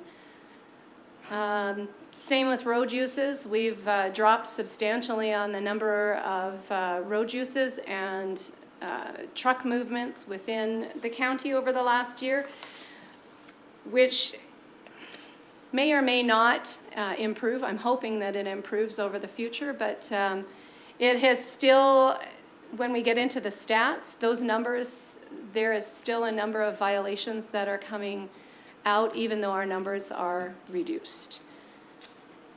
Public safety includes the traffic side of it. Every 3 years, we have to do a traffic safety plan and submit it to the Solicitor General so that they are aware of the different components of everyone's program within the province. And we just completed ours for 2020, and it was submitted earlier this year. We went through an audit with the Solicitor General's Department this year, and I'm really happy to say that we had no concerns come out of that audit at all, and that everything we are doing with regards to our program in Clearwater County is above or at the level that they are looking for. We monitor county infrastructure, as I said. We try to reduce fatalities and serious injuries on the roads through visibility, education, and tickets, unfortunately. We monitor the large commercial hauls that are permitted within the county. We monitor and ensure safety on our county roads, as well as 3-digit primary highways within our county. We also have had in the last few years a project called, how come I can't remember it now? Positive Ride. Positive Ride program, which is an off-highway vehicle program, a safety program, and it's an educational program. It is not an enforcement program. With all of the economic development that the municipality is putting forward, and the recreation, that increase in recreation that we're seeing in the West Country, that is one of the major programs that we want to continue working on improving. We currently work with 3 main detachments, Rocky, Sundre, and Rimbey, but we also work with Nordig, JFOs, and their Black Falls Integrated Traffic Unit, as well as a little bit out of Innisfail and Wetaskiwin, I think, is the other one that we look at. These are just a few statistics. Our numbers as far as files are they're still up there. So our complaints and stuff that are coming in are still right around what we typically had last year and the year before. The tickets are up slightly from last year. Again, traffic seems to be the biggest one. Traffic encompasses a large number of things. It can be traffic regarding commercial vehicles, passenger vehicles. It could be seat belts, different things like that. For the most part, speed seems to be the biggest problem that we have on our county roads. 50 kilometers and over, there were 32 that were noted and dealt with. 79 kilometers on a county road being the highest speed that the officers dealt with last year. Another thing that we should notice too is an increase in the number of bylaw and other legislation. A lot of that is coming with regards to some of the work that we've been doing with planning and development and assisting those departments that we really hadn't done a lot of in the past. 3-year trend between the files, so you can see a little bit of a downturn on the complaints. We were down an officer for about 3 months last year. Tickets up just a little tiny bit. Rural crime reduction, as I indicated at the beginning, rural crime reduction came into our radar, just trying to figure out different ways that we can help with the problem that we're having in the municipality with regards to rural crime. And as I indicated, Project Lockup was one of those projects that we decided to get on board with the RCMP and give them a hand just for the visibility side of it. It is really, really hard to know how effective those enhanced patrols are, because we don't know if we've prevented a crime or if we've chased somebody off to somewhere else, or, you know, it was just driving around. So it's really, really hard for us to measure the success of that, that patrol component of it. The officers did over 140,000 kilometers, almost 141,000 kilometers last year. So I would like to think that we are making a little bit of a difference with regards to it, but like I said, it's very hard to measure at this time. Off-highway vehicles. So the Positive Ride program is part of our education program, used to educate off-highway vehicle operators about the safety when they're operating in the West Country. Documents, helmets, which are mandatory, and we're still seeing people who think that they don't have to wear them. We know that this program has alleviated a little bit of the pressure off of our other emergency services within the county, just by the sheer presence of enforcement entities being at different kinds of events within the municipalities or just on random patrols. Last year, we didn't get as many patrols out as we would have liked to have had out, just due to time constraints and some manpower issues and vacations and stuff like that. But our goal this year is actually to increase that slightly, still working within our mandates. Mad Canada approached us, and I don't know if it came out of the May Long Weekend Task Force initiatives or where it came from, and gave us free signs. They're beautiful metal signs that are about report impaired boaters. And we were kind of figuring, how are we going to use these? How are we going to get this message out? So we decided to partner with land management out of the Alberta government. We ended up getting up one sign because we ended up getting the signs quite late in the season last year. And we put up the sign last fall at Crimson Lake, the boat launch, the secondary boat launch, not the main boat launch of Crimson Lake. Cow Lake, sorry, thank you, Cow Lake, out of Cow Lake. And we are trying to get parks on board so that we can try and put them into Crimson Lake, and that's where Crimson Lake came from. And some other lakes that actually are regulated by Alberta Parks. Where this is going to go, we're not sure, but we figured if the message is out there, maybe we'll keep a few more people within the municipality safe. Education sessions was a big component of what the officers were doing last year, and this is where they actually get calls from other businesses, industry, to come out and do training sessions with their staff. Clearwater County staff is all involved in it, so all of our gravel haul drivers have to go through a session with the officers, discussing things about load securement, trip inspections, distracted driving, just the general legislation surrounding big trucks and working within the county. Huge success. We did put out some farm safety brochures last year, and we're going to actually expand on that program this year and try to do some farm safety days, sessions with farmers. That's sort of still in the works, and we're just trying to figure out how we're going to get the message out to everybody and bring them into some of our safety sessions for the farming community. Community engagement has been a really big thing for us. Everybody always looks at the peace officers or enforcement people, in a negative way. We wanted to try and change that through some positive interaction in different programs. We attend the safety days, the mock collisions, charity check stops, peace officer memorial days, out at the ATV rallies within the community. And we're part of steering committees with regards to off-highway vehicles as well. Rural Crime Watch meetings have been another big avenue for us to participate in.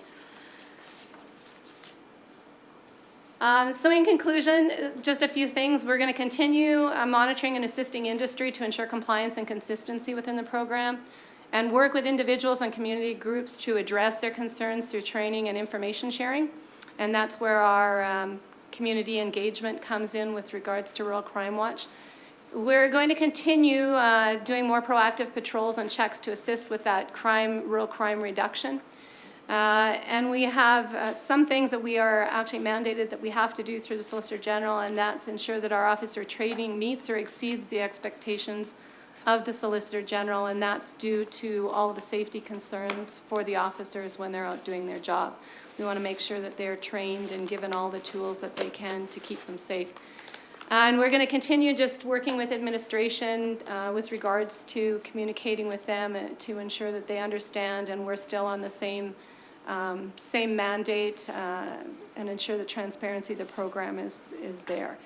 And we will continue working with enforcement agencies on joint ventures to facilitate our consistent enforcement program throughout the community.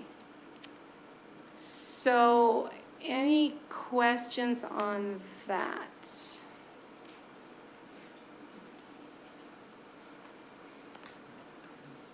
question? Okay. Yes. Vision O, what is that? Oh, so, and I actually wrote it down and I was going to mention. So Vision Zero is actually a provincial initiative.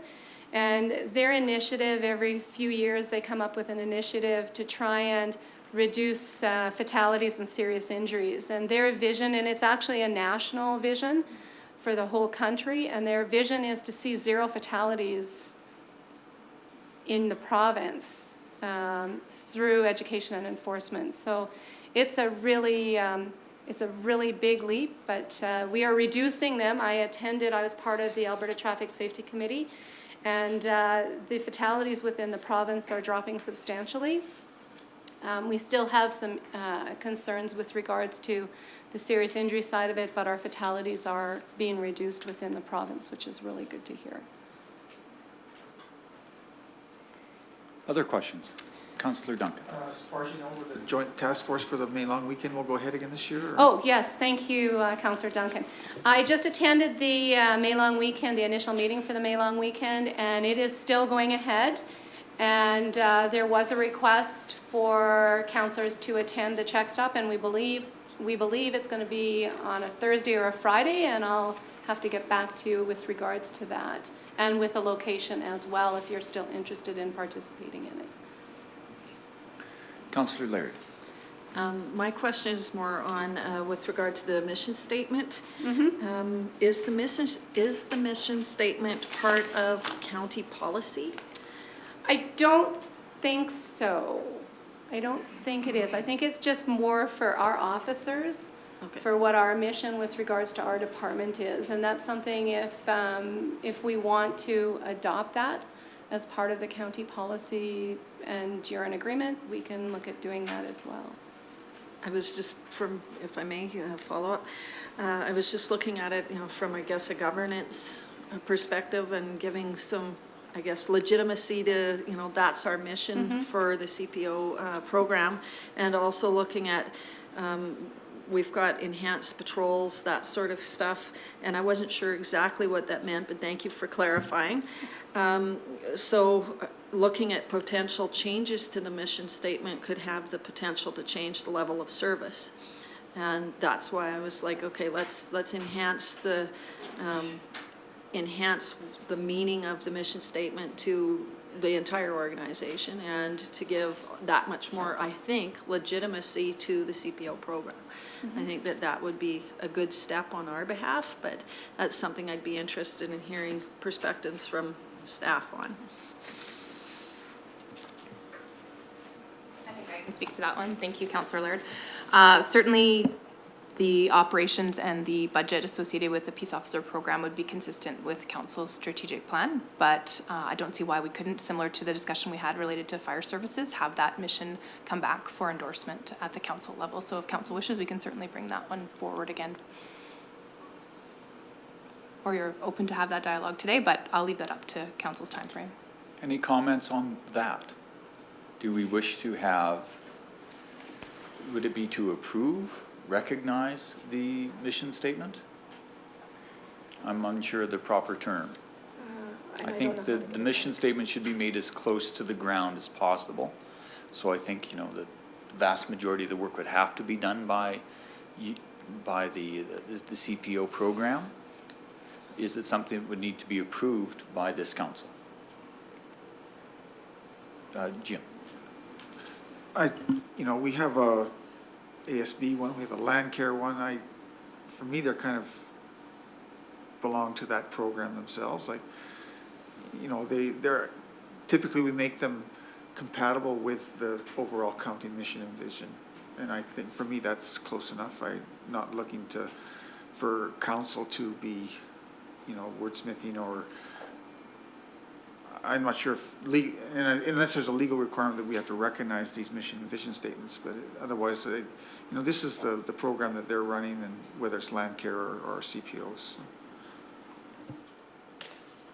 As I indicated, I was just looking at, okay, how do we give that additional legitimacy to a program that is, much appreciated in the community. So that's, I recognize we have all kinds of departments with all kinds of programs. I just wanted to make sure that it wasn't a miss on our part or something that we could do to help enhance that legitimacy as well.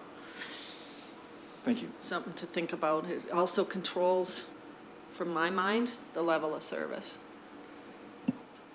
I think primarily that level of service is controlled through the budgeting process on our hand. So, additional questions?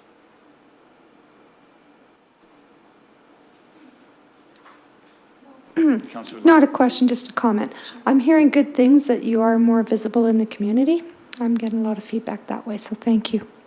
Good, glad to hear that. One really quick item too that was attached to the agenda package, and I don't know if I can get to it, was this past year I wanted to also do up a strategic plan for our department, and actually it's more of a performance plan than a strategic plan. And it identifies sort of what our department is going to strive to achieve next year as far as our enforcement model within the county. It does go, whoops, am I on here or no? Yeah. Oh, I see, okay, there we go. It does talk about all of the different things that we have just talked about with regards to our annual report to promote and enhance traffic safety, but it also has some key performance indicators in it so that we can actually see if we're achieving some of the things that we have put forward as goals for ourselves. There's goals and initiatives attached to each item. Infrastructure protection has goals and performance indicators. So, I mean, infrastructure protection is, you know, to conduct patrols on banned roads during the road ban season and weigh the vehicles, all vehicles traveling on road bans. Monitor banned bridges, conduct the CVSA inspections, weigh trucks to ensure compliance, and check and monitor the road use agreements, which is all stuff that we are currently doing. But we wanted to have some sort of measurement that at the end of the year we can say, you know, we achieved our goal of 32 inspections, or we achieved our goal of 6 JFOs, or combined traffic checks within the month that we've actually set. So this is just a little bit of information with regards to how we're going to sort of monitor our level of success, I guess, within our program. And hopefully, when we come back next year, we can bring this performance plan back and say we've achieved all of the things that we have set out within that plan. So that's just sort of a quick overview on that. I know there's a lot of reading there, so that's why it was attached to your package. If you have any questions with regards to it, I'd be more than happy to answer those questions when you maybe have a little bit more time, rather than going through page by page of this document. Are there any questions on the strategic plan? Yes. It's not on the strategic plan, Terry. I'm just wondering, about a year ago you said, I believe, that you get out to Nordegg about once a week on your patrols. I'm just wondering, is that the same now, or is it dropped off? So it's dropped off a little bit. There, again, it's in the winter time, it was one of those areas that was not really a high priority for us. With the rural crime side of it, I haven't been hearing a lot of stuff out in the Nordegg area, but then our communication with the RCMP maybe isn't focusing on that as much. One of the things that I would like to see, Councillor Lang, is maybe us getting out to a public meeting that's out there. We just need to be sort of let known when they are, and we'd love to come out and actually speak to it. Fourth Wednesday of every month. Of every month? Yeah, Okay. I'll confirm and get back to Okay, you. and then maybe we can set something up to try and come out and speak to any concerns that are out there, especially with the summer months coming up. I know summer is very busy out in that area, a lot more people. The JFOs that we were running with the Blackfalds Integrated Traffic Unit are going to continue this year.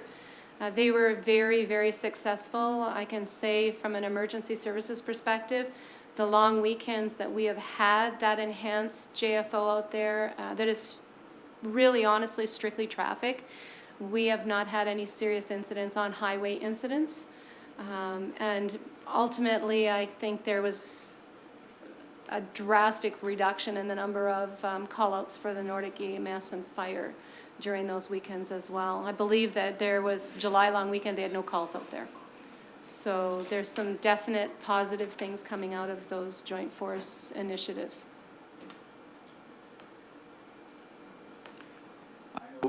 In the past, there was some concern about the RCMP changing to the AFRAX radio system. Yes. And you had brought up some concerns, and you had informed us that you were working on a plan with the RCMP to improve communication.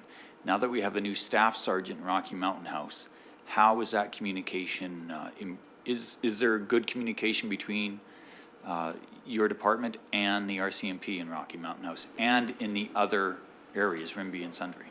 So the communication problems that we were struggling with was that direct radio communication with them, and that is that was a problem that was way higher than the detachment level or even K Division. The direction for the encrypted channels came from Ottawa.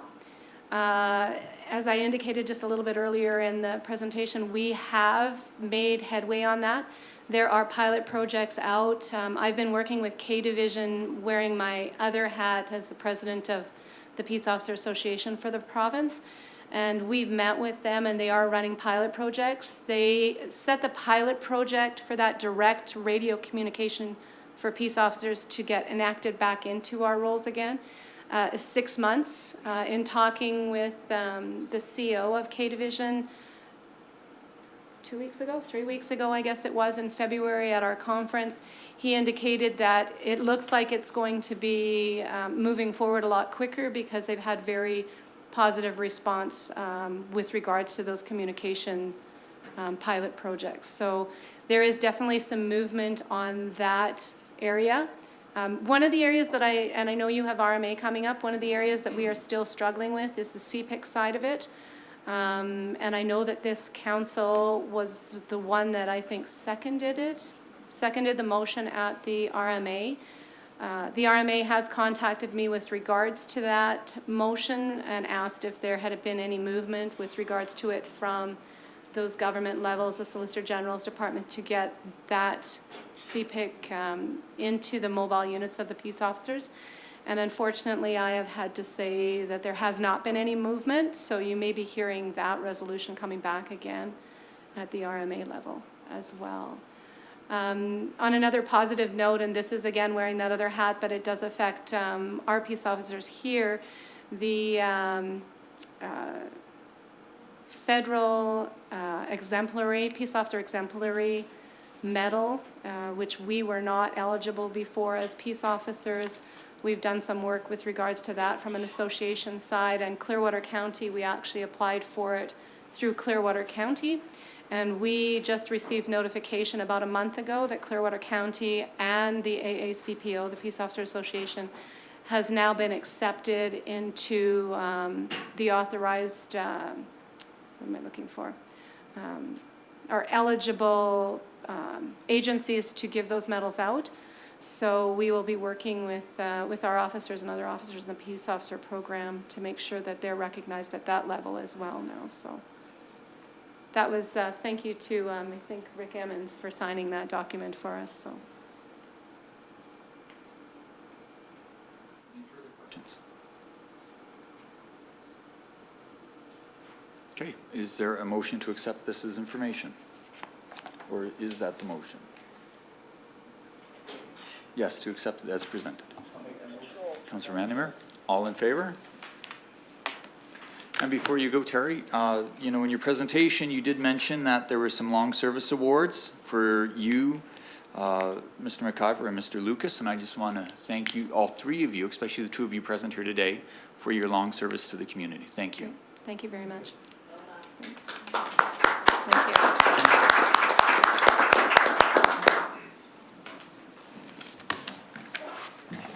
Thanks for your time. So, item 7.1, the 2019 assessment report.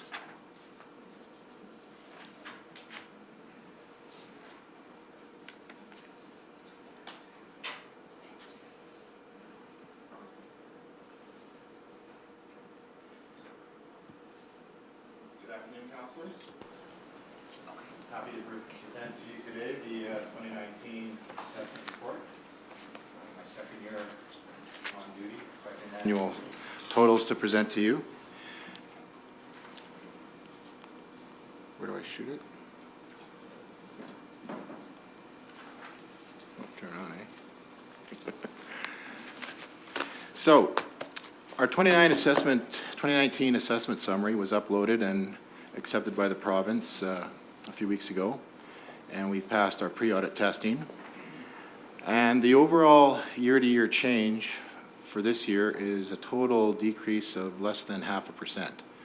So our total numbers have not changed a great deal.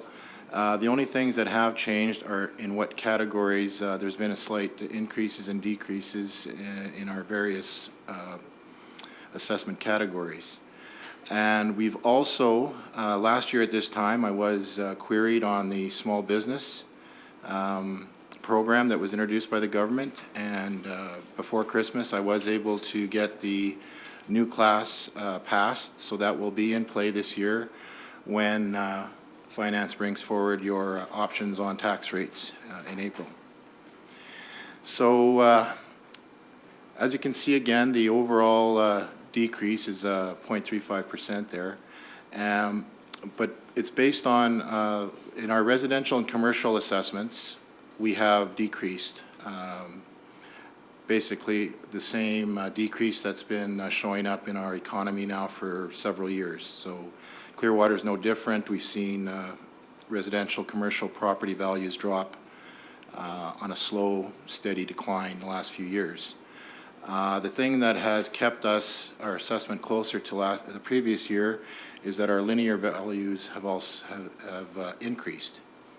So that means that basically the oil and gas industry is still doing work in Clearwater, still, and I believe we've had several oil and gas companies come to us in 2019 outlining their plans in the past year, and while they've been modest, they've still been moving forward slowly with projects in the last year. The small business class that I got passed here, and we wanted to get as many businesses signed up prior to me closing the roll. And as you can see, we've got about 7.3 million in assessed value that has been classified, and those businesses that were put into the system will receive that new small business tax rate, whatever it's going to be, on their initial mail out in May when we do our combined assessment and tax notices. That doesn't mean that anybody else cannot. We've even though we've closed the 2019 roll officially, we will continue to accept applications, and I will be able to apply retroactive adjustments throughout the year and going forward for any business that meets the requirement of being in compliance with the land use bylaw. In 2018 was our first year contracting with the Accurate Assessment Group. They are providing our valuation for all our DIP property, the designated industrial property. Now the province is in the midst of taking over this program. The goal is to ultimately combine the linear and DIP properties under the provincial regime. However, this is not going to be done anytime soon. Although the province has stated that they have taken over 60 to 70% of municipalities to this date, in actuality, they've only taken over about 20% of all the industrial property rolls when counted throughout the entire province. And the reason for this is they just don't have the experienced provincial employees yet. They haven't staffed up with enough to handle the entire province. And I was at a Canadian Property Tax Association meeting last week where the Assistant Deputy Minister spoke, and basically our contract with Accurate will probably continue on. We're going to be starting our third year with them this April, next month, and we expect them to continue to provide those services to our county at least for the next few years. So these are the specific numbers, as you can see. Farmland, again, regulated by the province, does not change too much from year to year. Our residential component dropping about 2%. This is the norm and I think matches the prior year drop from 2017 to 2018. We're on a slow, steady decline for residential property. You can see a sharper drop in our commercial industrial base of over 5%. I've been able to do, each year I'm trying to get out and do an average of 20% inspections for all these roles. So I was able to get out to a lot more commercial and industrial properties throughout the county this past year, get their assessments back to where closer to market value. A lot of these properties haven't been looked at in several years. Like the mandate is for our department to look at every role in the county at least once every 5 years. And looking at the prior records, we have not been meeting that just due to basically the geographics, the weather, and number of staff involved. I basically have myself and one other assessor to cover the county, and as you know, that's a lot of space, a lot of ground to cover each year. But we are doing our best, and we are slowly updating all properties as best we can. And then you see there the dip very close to the previous year, and there's slight bump up in the linear property, which is basically most of the oil and gas infrastructure, wells and pipelines is the main components of that category.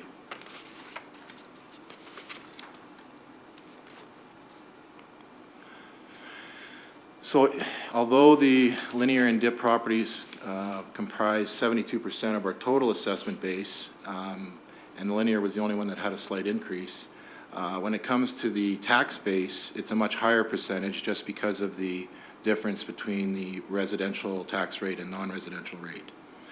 And you can see the provincial valuation rates that they've been using from year to year. So for these linear properties, you can see that all the rates went up except on wells. So that fueled some of the increase in our territory that was used to assess all these properties. As far as equalized go, the equalized assessment is used to determine our contribution for education, senior lodges, capital projects and grants. And the way that the province does this is to audit 2 years prior. So these equalized years are actually 2 years behind as far as the assessments go. So there is a slight drop, as you can see, from 2019 to 2020 for the equalized portion. But in actual tax dollars that we are committed to provide the province, there's actually a slight drop in our contribution that we are mandated to make to the province. These rates come, and Rhonda was helping me in just looking them up on our system. So basically for 2020, our commitment for education property is about 18.5 million, and in the prior year, I was mixed up. I think our contribution rate is declining. So last year we contributed 18.5 million. This year the province expects us to kick in 18.4 million, or just under 18.38 million. So a slight drop in our contribution to the province for our equalized. So in conclusion, as I've outlined, the residential and small business properties are continuing to show the decline in market value, and this change has not changed. And actually, due to the current events happening throughout the world, the coronavirus, I just was looking on the news yesterday and saw that CNRL, one of the biggest Alberta companies, lost 50% of their value in 1 day. So I don't, that slow decline may increase by the time I'm looking at 2020 assessments next year. So I guess that's caution out there for this year. Oil and gas, although things have been steady here, I don't know what this drop in oil prices. I've heard or seen the price dropped in the $30 range, and then I'm hearing speculation on $20 a barrel oil again, which could cause a huge problem here, especially in Alberta. So those situations we monitored. However, this year, we can see there's very little change, so those are the numbers for the assessment field, and I'd be happy to take any questions. Councillor Bannister. Yes, just a question or an observation about this small business class. You've got $7.3 million applied for at this point in time. It seems like a very small number. Now, do you think you're getting 10% of what's out there, or 50%, or and any sense of what that could be if everybody put in for it? I'm estimating that's less than 10% of what's out there. We didn't have a whole lot, but because of the short time frame involved, as far as I was working with our communications director to get advertising out there in the local papers. Word of mouth, I'm sure, will continue. We're seeing steady applications come in. I've probably received, double the amount of applicants since I had to close the roll, which was February 19th, so about 3 weeks ago. So I'm expecting to see continued applications flow in throughout the year. I think we'll get closer to what the actual value is when I'm here next year to present the 2020 assessment totals. So it's just a short time frame. We only had about less than 6 weeks, I believe, or 6 weeks at tops to advertise that. I imagine some small business operators could have been away on vacation, so I'm sure we've just scratched the surface. We just wanted to get as much value in the system as possible so that Rhonda would have actual numbers to work with when she presents your tax rate options in April.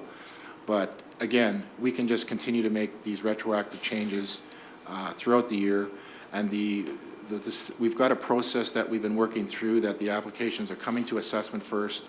We're sending them down to planning to review the compliance requirement for each applicant. And once planning has had their look at it and give us the okay to approve, or tell them, the business, okay, you still need to do this step before you're qualified. And then we're informing the business again of what our decision was. Yes, you're qualified. No, you're not. If you want to continue forward with this process, you must contact planning. So it's not an enforcement thing. It's not a requirement thing. It's totally optional to that business. So we either give them the thumbs up, yes, you're good. And then right now, the ones that are getting approved are getting a confirmation letter, which explains your first notice that you're going to receive in May will still have the old rate on, and then wait 4 to 6 weeks, and then you'll get your revised assessment and tax notice, which will have the small business tax rate, whatever that's going to be. Okay, well, thank you very much for that summary. I have one more quick one here. You mentioned the farmland. Of course, it doesn't change much, but do you hear any moves afoot by, say, other industries encouraging government to take a harder look at the tax rate on farmland and encouraging our government to increase that rate?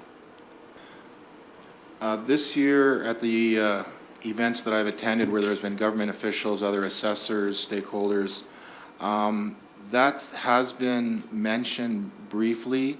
I don't think it has any traction right now. Last week when I was at the CPTA meeting, we did have Ethan Bain, who is the ADM for Municipal Affairs, and he kind of outlined provincial priorities right now.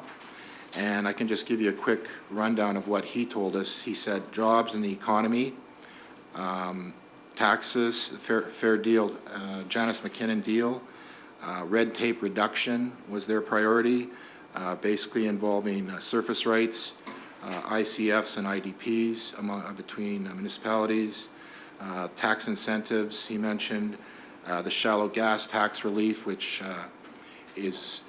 that's part of the drop in value, is that the province has implemented these new shallow gas valuations throughout the province, and there's going to be no compensation or no equalization offset that was given last year. So those are the ones that were given at that meeting, and based on what's going on in the world right now, I don't think they have any time to do much review of farmland values.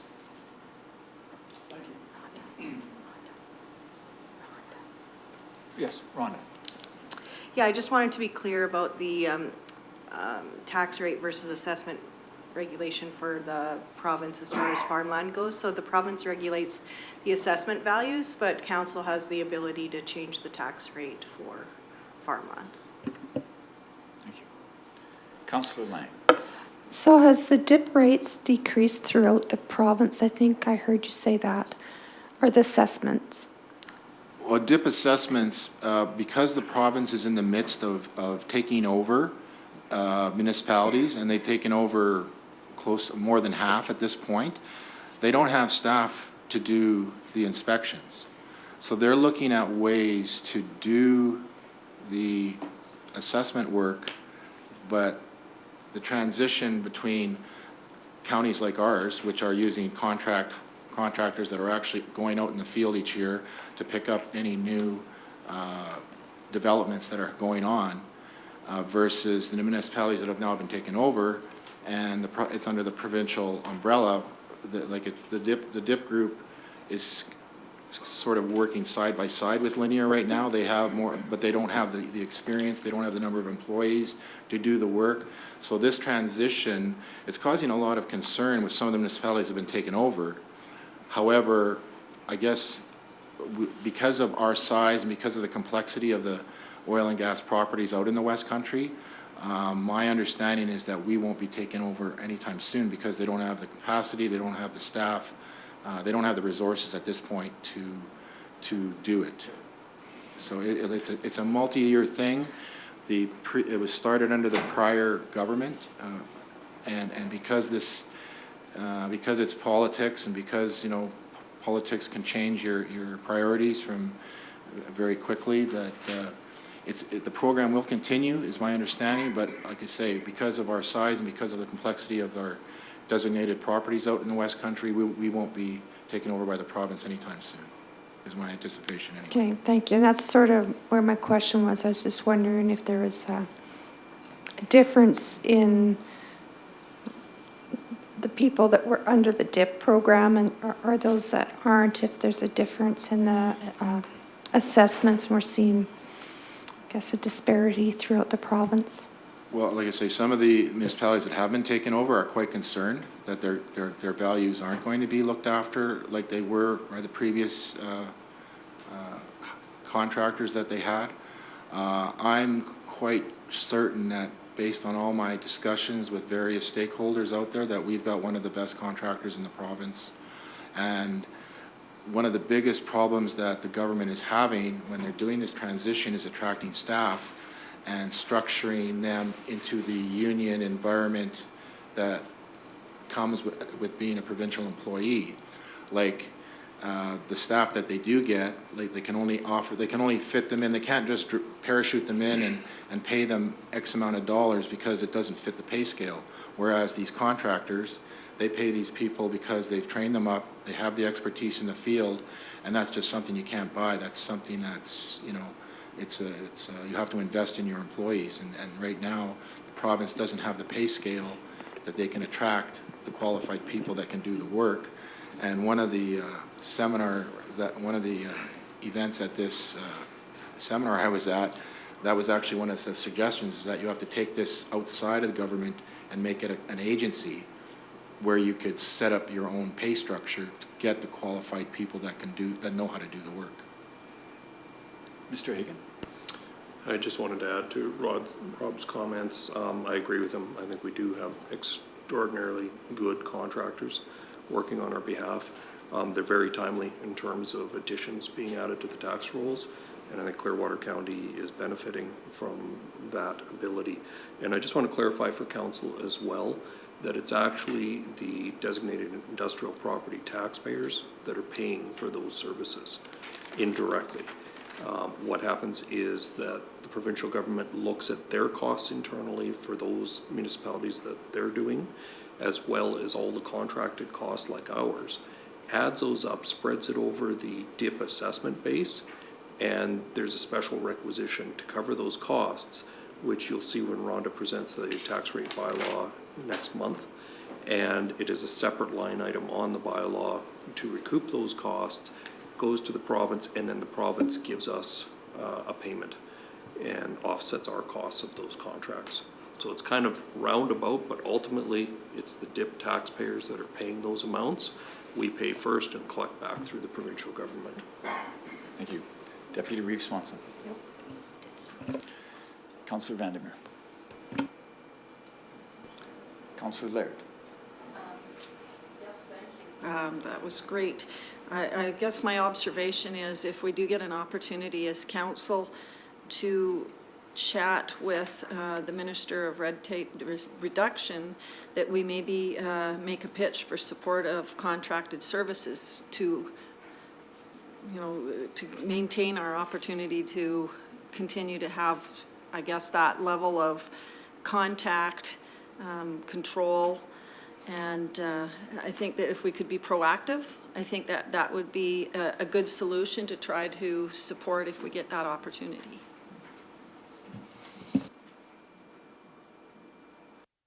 Questions? Seeing, oh, yes, Ron. Sorry, just because I'm the numbers girl, and I just wanted to give you a little comparison. So last year's total equalized assessment in the province as a whole was 949 billion, and this year increased to 953 billion. So the overall assessment is still increasing in the province. Generally, our piece of the pie has decreased this year. So even though they've increased the school rates, our portion of this education tax will be going down slightly. Do you happen to know where the increase, there's a $5 billion increase, is that primarily in that? It's Queen spread Elizabeth pretty II equally. corridor, or? Yeah, it's spread pretty equally among non-res and res, with the exception of farmland.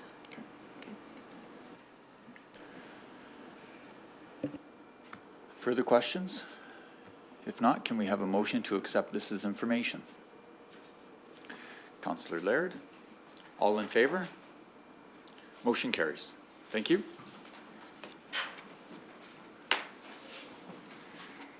Item 8.1, Sturgeon County requests resources for 2020 Federation of Canadian Municipalities Conference event.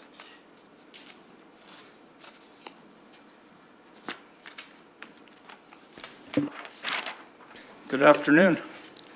This item is, as you've seen in your agenda item, it's a request from Sturgeon County.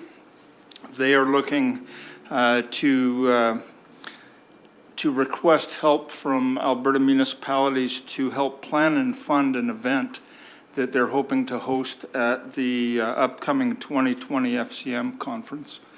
And this event would be an Alberta-focused reception at the upcoming conference. And they've indicated in their letter that it's really seen as an attempt to reframe the perspective others throughout Canada may have about Alberta. I'm sure you've had a chance to read the letter over, and I think I'm going to keep my presentation pretty brief. Basically, administration is looking for direction from council as to how to respond to Sturgeon County's request. Questions or comments? Councillor Laird. I did notice that they're looking for 1 or 2 minute video loops that they can put on and to showcase various communities. I assume that, you know, I've seen that we have a few. I'd like to see us submit 1 or 2 of those, perhaps from the David Thompson group from recreation side. I think that we probably have something on hand, so we're not creating something, but I think that there's opportunity to at least provide that and showcase Clearwater County. Any other questions? There was a really good one done, but it was back Canada 150 or something, and it had flyovers of the historic site and things. It was, I think the town actually did that one. Yeah, I can't remember. Jerry might remember that. We can check with him. But you're right. There are several out there that probably appropriate for Clearwater County to submit. I do notice that this must be a fairly expensive event if they've already, people are up to $10,000 on their contribution from a couple of municipalities there, Greenview and Wood Buffalo and Sturgeon. not sure how to approach this one. It's hard to know what level to fund at if we want to fund on this. I'm not sure. Did Sturgeon or give any indication to you if you've talked to them on a level of funding? We've not talked to them directly. All they're requesting, they're requesting funding or, help planning. And all they've indicated in regard to funds is that those 3 municipalities that you mentioned have given up to $10,000. That's all we know. The other thing we know is we don't have anything presently funded in our budget for something like this. So if council chooses to contribute to this, we would have to look at reallocation of funds. I guess the way I've read the letter, it's, they talk about educational presentations and entertainment. So I look at it as more of an informal event that's open for the evening and whether the delegates so choose to go. Being as how I will be attending, if it's an opportunity for us, and I would like you to ask, to bring even some of our David Thompson brochures or something like that if they need, versus the video, if that's something that I don't know the agenda or the stream that they're thinking of. Maybe they'll have more information for you when you make the contact. And if that is of there, I'm happy on behalf of our area to bring that forward. So we have 2 key questions. First one is, do we wish to support it, yes or no? And if yes, how much will our contribution be, or up to what number will our contribution be? So let's first decide, are we interested in supporting this? Jim, your light is on. I guess you can go first. I guess it's an opportunity for, there were complaints from the last FCM about the poor representation from Alberta, so I suppose this is a way to put our money where our mouth is in terms of getting the Alberta message out there in some respect. I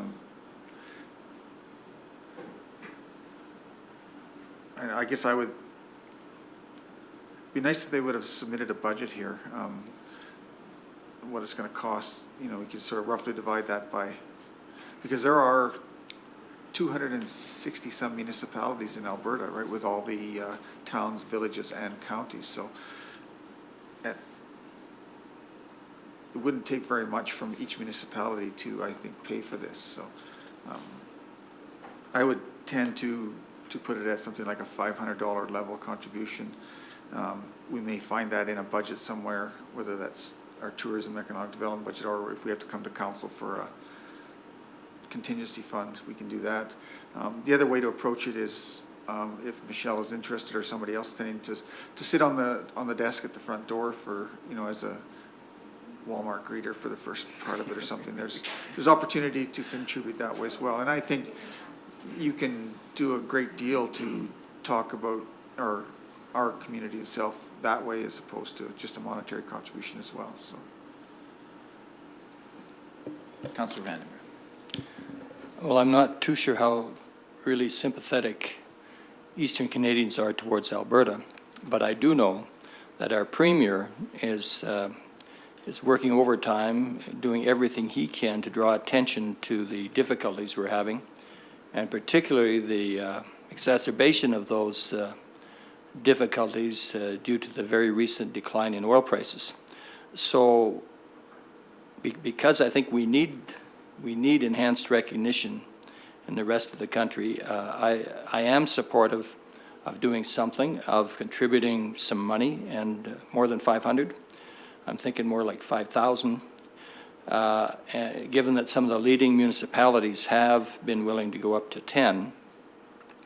And I agree with you that that'd be nice if everybody just kicked in a little bit, but I believe in this circumstance that we face as particularly the small urban municipalities, they will not be able to participate significantly in such a venture. So I think if we could provide a video or two together, and we do have representatives going there, I think that's great. And we could throw in sort of not the very leader of the pack, but a substantial contribution, I think that would be fine. Consensus is yes to move forward, Councillor, or Deputy Reeve Swanson? Yeah, I'm there. To contribute, my leaning is more to the gifting kind and the time that we'll be there. But I would really appreciate a more follow-up with a phone call or some more structured. And then just as far as the monetary, if you want to, I don't know if time will allow, and if they will allow for the next council meeting, is to bring back, if they do have a budget, bring it back to the next council meeting as far as monetary, if they have a budget of what they're planning, and an agenda for that evening as well. So it could be, on the initial part, I'm ready to say, yeah, let's do something, but follow up on the next council meeting with what they got planned so far, what the contributions have been, and go about it that way. Councillor Lougheed. I think it's a worthwhile sponsorship. I'm not sure we want to sponsor at the gold level. What I see here is 3 counties supporting, and if you read it one way, it's up to $10,000. Does that mean that each county is contributing 1/3 of that, or a portion of that, or is that each? I don't have a lot of clarity just with that one line, but definitely I think it's a worthwhile sponsorship. Just have to find an appropriate level.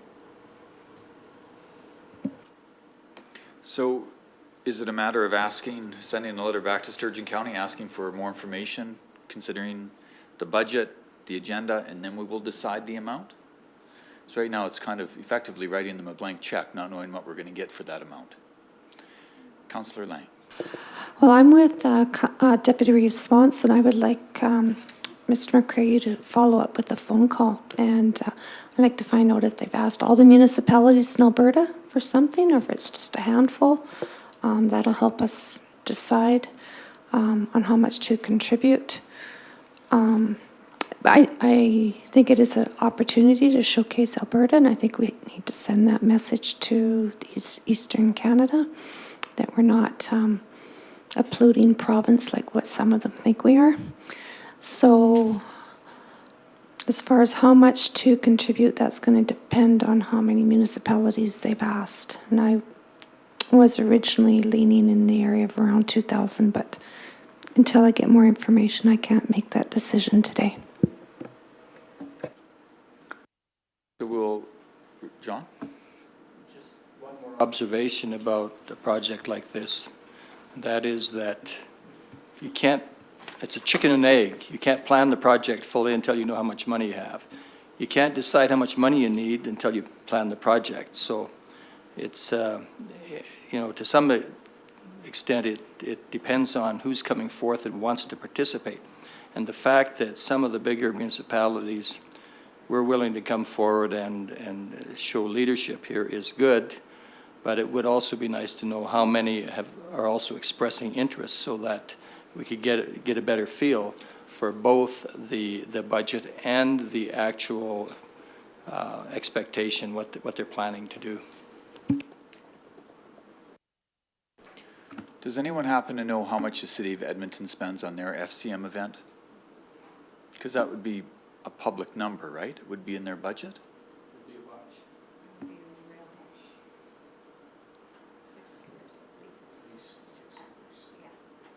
Okay. So we'll, Mr. McCrae, we'll get some more information and bring it back to the next council meeting? Sure, we can do that. You have any further questions for us as to? No, I don't think so. Okay. Do we need a motion for more information, to get more information from Keith? Okay. Can I have someone make that motion? Okay. All in favor? Motion carries.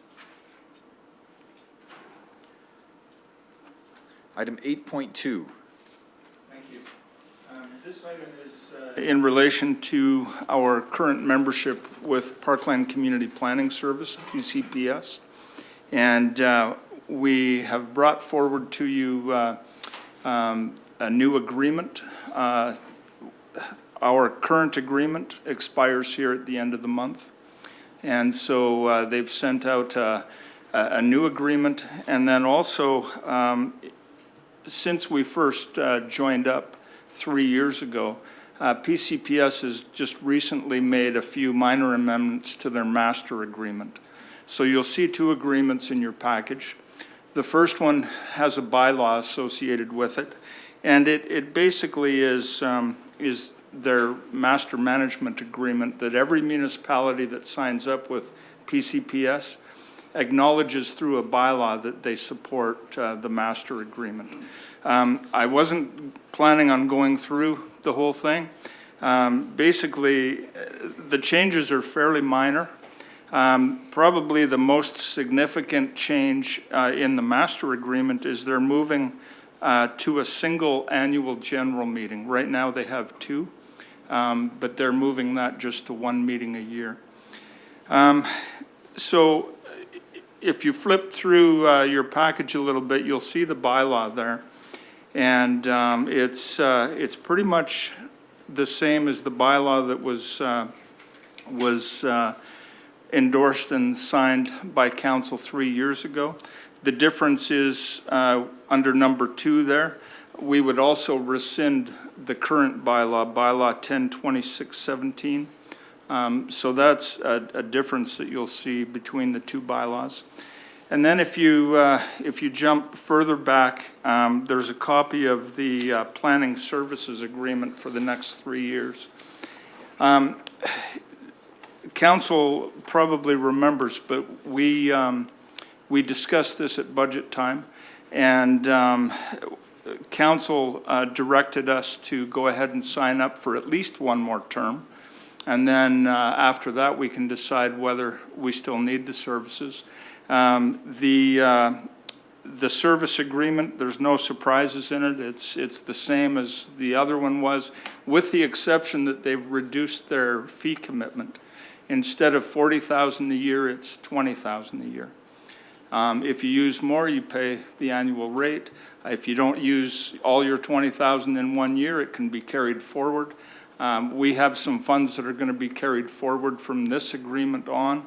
And as council's aware through our budget discussions, the way we use PCS, or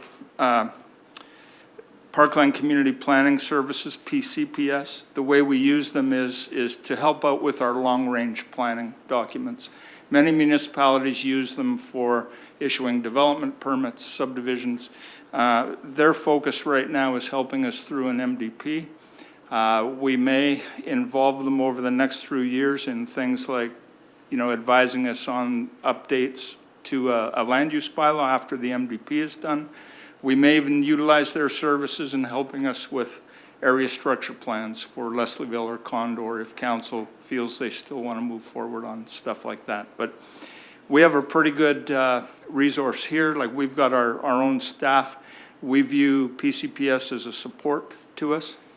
And I guess I'd leave that with you. The other thing I wanted to add, currently under our term right now, our agreement right now, we've not assigned a member of council or a member of staff to be a member of the board or of the PCPS. Craig Teal has asked that I run it by you again. Council can appoint somebody to sit as a member, or council can appoint a staff member, and that would be for the purpose of attending the annual meeting, and they would have a vote. But that's something I told him I'd run by you. I don't know how Rick feels, but I think the arrangement we've had over the last 3 years has worked fine for us. But that's all I had. If you have any other questions, I'd try to answer them for you. Are there other questions? I have a question. Deputy Reeve wants. So basically, the new service agreement that I'm reading says that we could do an extension of 1 year if we needed to. Yes. Is that the current one as well that we got that's coming due as well? Does it have an extension clause? No? I don't believe it does. Okay. No. Okay.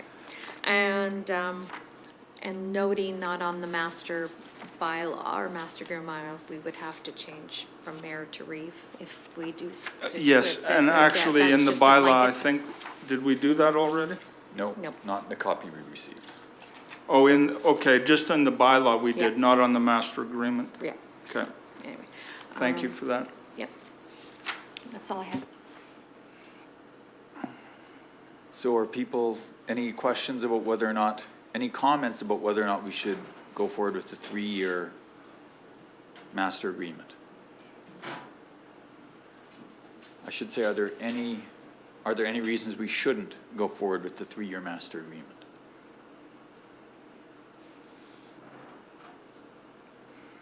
Councillor Duncan? I would say no, we're not, it's not costing us any money if we don't use the service, like we carry the funds forward, so. And I suspect by the time we get done, ICFs and everything. Yeah, and the MDP. MDP review, that we'll use up our We'll use up 20,000 our, this year. yeah, we'll use up our. You know, we may our not money. use up 40,000, but we'll use up our 20,000 for the next year or two, I think. Okay.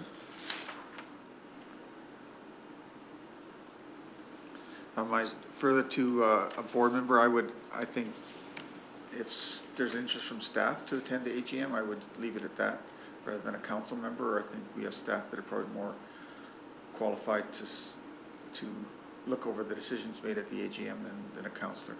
Okay. So the process, we will grant 3 readings to bylaw 108620, if everyone approves. And then we will have a motion to approve the accompanying planning services agreement.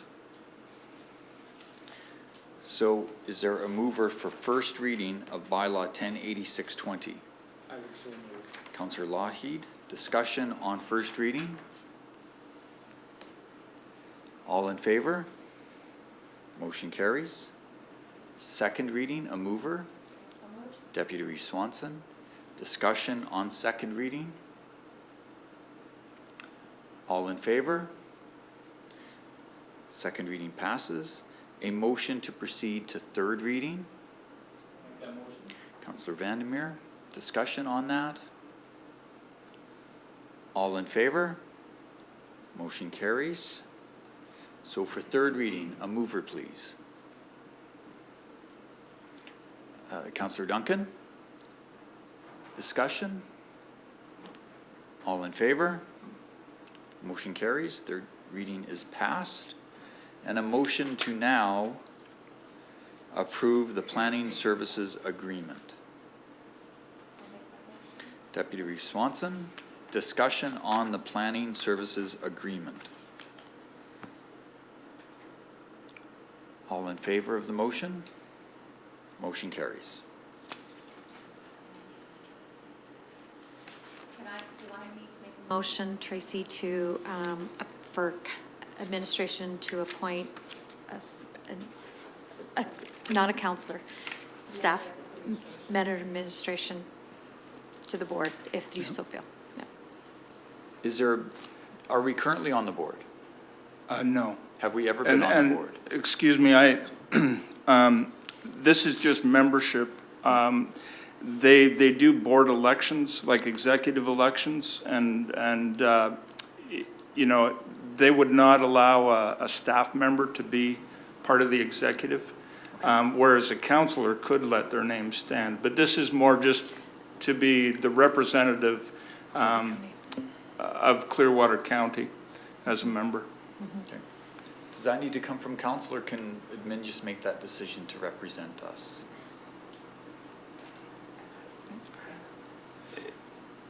Craig just wanted us to ask you. I guess, you know, it would be fine if it's a motion.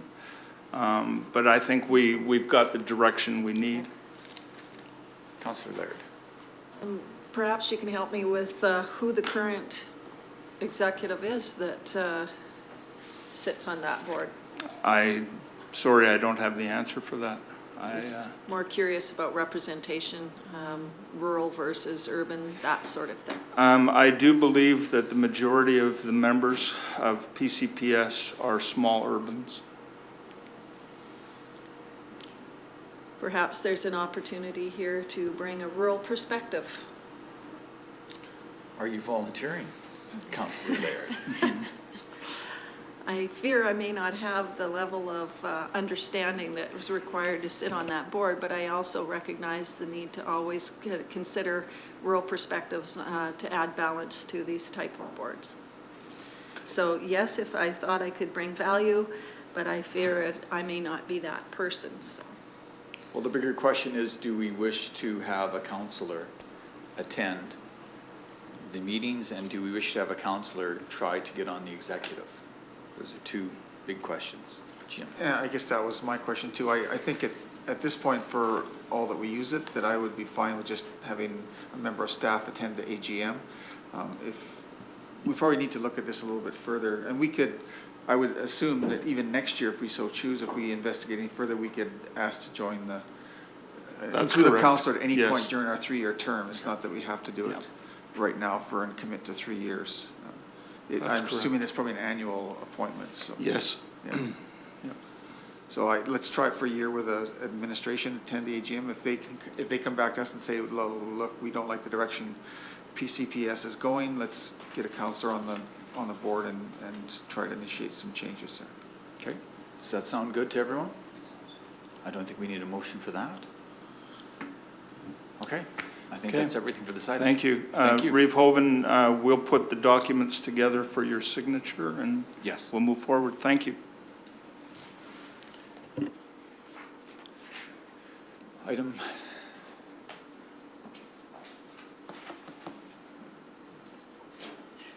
Let's have a quick 5-minute break to stretch our legs, and then we'll get back to item 9.1.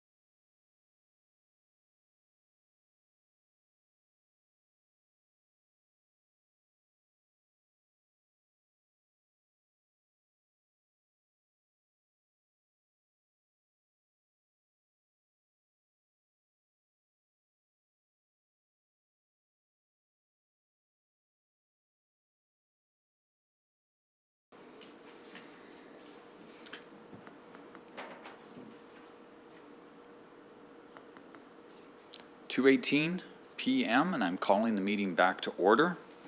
We are on item 9.1, applicant for alternate member-at-large Subdivision Development Appeal Board SDAB position. Good afternoon, Council. In the spirit of full transparency, I just want to let Council know that Lee Forrester is married to my second cousin. I think it's important Council knows. I am not in authority here, so I don't feel I'm in conflict, but I still wanted to let you guys know. So the staff recommendation that Council reviews and considers Lee Forrester's application for appointment as alternate citizen at large to the Subdivision Development Appeal Board, the SDAB, for a term effective March 10th to October 31st of this year. Following Council's organizational meeting on October 22nd of 2019, there was a vacant alternate citizen at large position for the SDAB. The position was advertised on the county's website, and to date, one application has been received for Clearwater County resident, and that's Lee Forrester. So his application is before Council for consideration.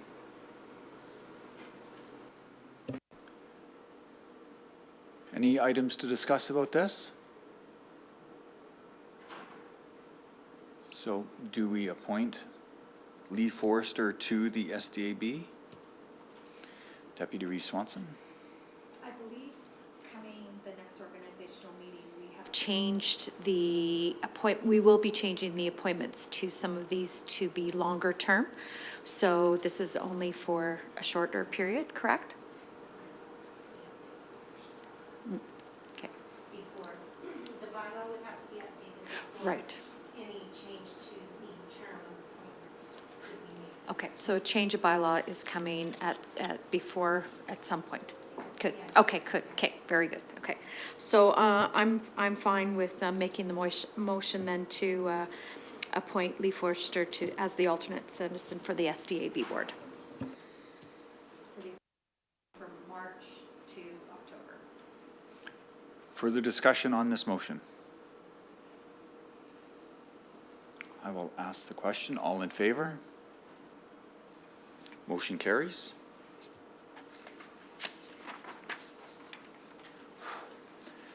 Item 9.2, correspondence from the town of Rocky Mountain House, suggestion for a single amalgamation study. Thank you, Reeve Hoven. So the staff recommendation on this agenda before Council today is that Council directs administration in a response to the town of Rocky Mountain House regarding the suggestion to conduct a single amalgamation study to explore two options. One as a single municipality and the other with the merger of Caroline and Clearwater County. So the background on this, on February 19th, Council received the attached correspondence from the town of Rocky Mountain House suggesting that a single amalgamation study be conducted exploring two options. One as a single municipality and the other with the merger of Caroline and Clearwater County. On February 3rd, Clearwater County submitted an application endorsed by the Village of Caroline and Clearwater County Councils for a Village of Caroline and Clearwater County Amalgamation Study and Action Plan under the ACP grant. The application is currently under review by Municipal Affairs for funding in the province's 2019 and 2020 fiscal year. In response to the town's letter, the Village of Caroline carried the following draft motion at their February 21st meeting. Motion 0900220, moved by Councillor Bugby, that the Village of Caroline does not agree with the town of Rocky Mountain House's proposal to apply for the full regional amalgamation study funding as outlined in their letter of February 18th, 2020. And at this time, the village wishes only to proceed with a study for the county and village amalgamation. Mayor Rimmer to provide a letter with further details to the regional partners of this decision, and attached is that letter for council's information as well. If council had any questions, I'd be glad to entertain them. When will we be hearing back from Municipal Affairs about the grant application? Do you know what the timeline is? I don't. It is under review right now. I have been in correspondence with Municipal Affairs. around this topic and, of course, the funding that goes with it.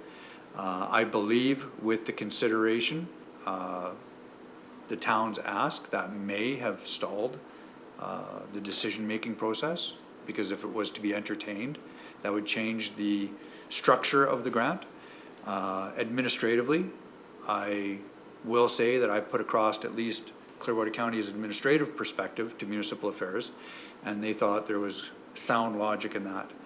And simply put, that is that for Clearwater County to entertain amalgamating with one municipality is a task.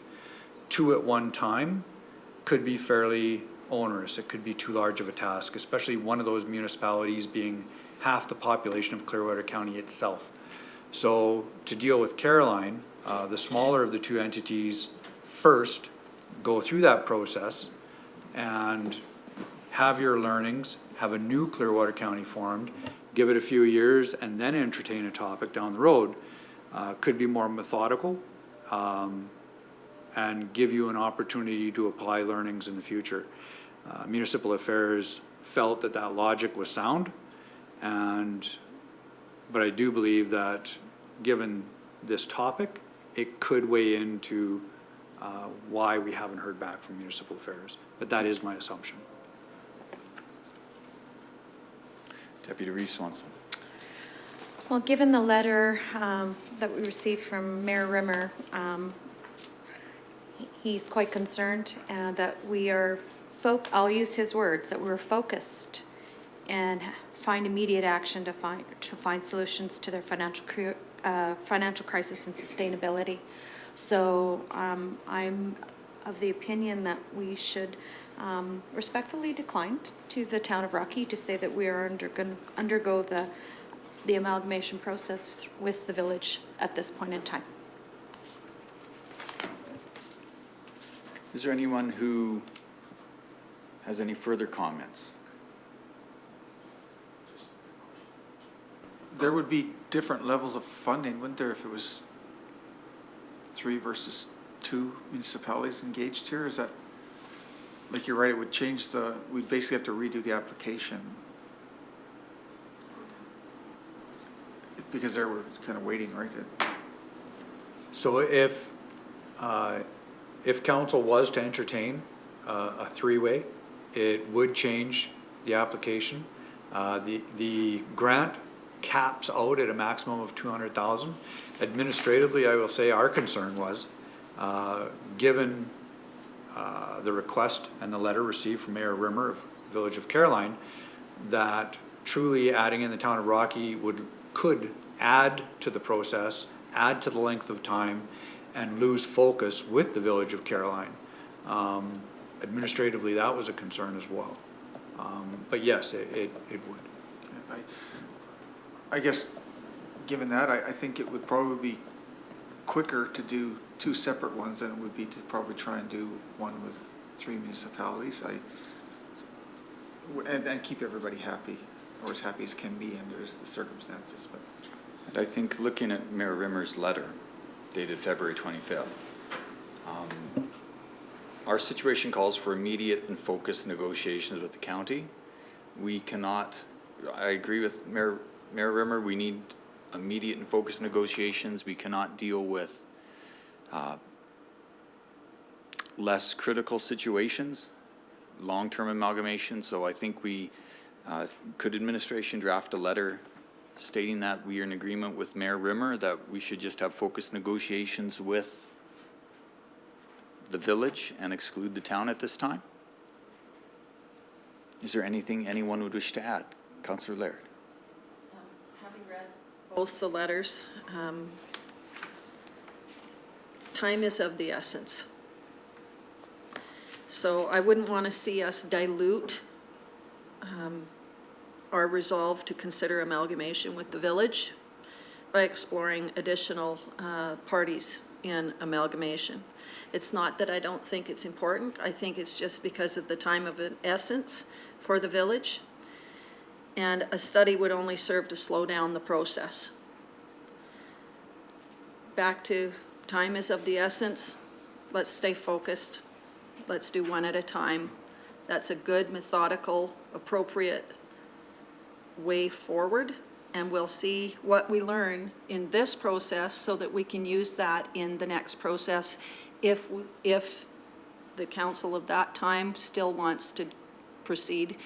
We can have those conversations then. Councillor Lang. Yeah, I agree. I think a three-way process would just slow things down and complicate things. There will probably be a steep learning curve here.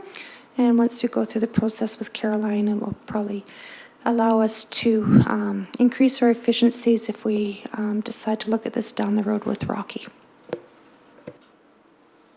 Is that enough direction for administration? Do you need a motion? Yes, please. Could I have someone move?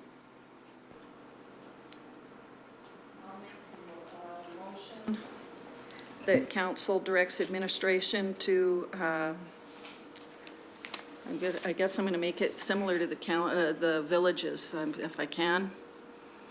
That we do not agree with the Town of Rocky Mountain House's proposal to apply for a full regional amalgamation study and funding as outlined, and that we wish to proceed with the study and amalgamation process with only the village, and that our Reeve will provide a letter with further details to regional partners and copy that to the appropriate CC'd parties that we need to send it to. And hopefully that'll create some expedience. Question on the motion? All in favor? Motion carries. Item 10.1, the CAO report.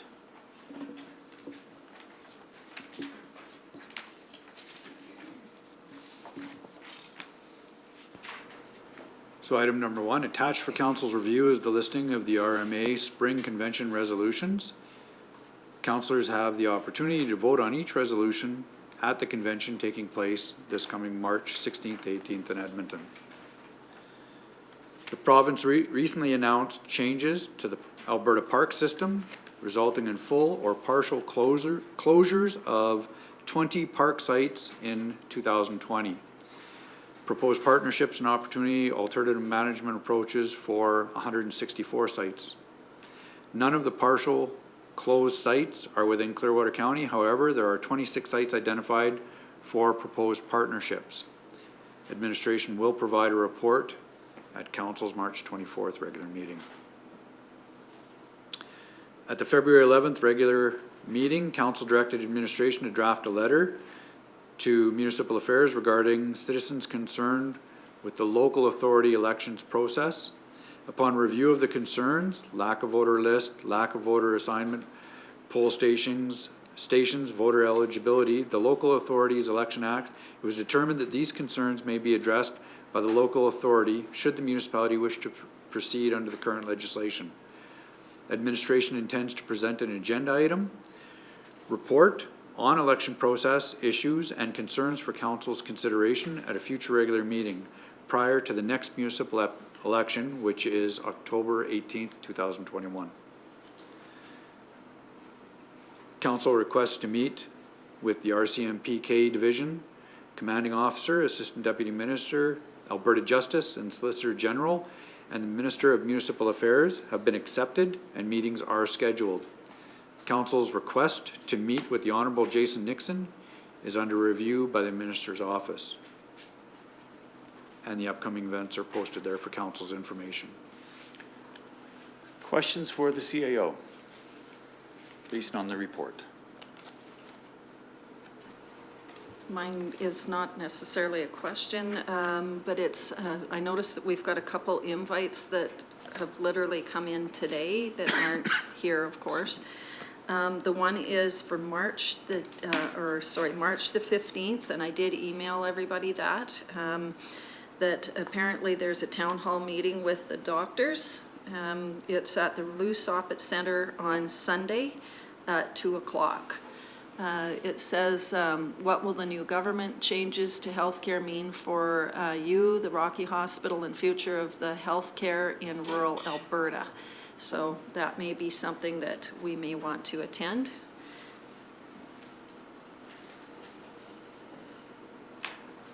And to that end, I would motion that any member of council that wants to attend be allowed to attend. Any discussion on that item?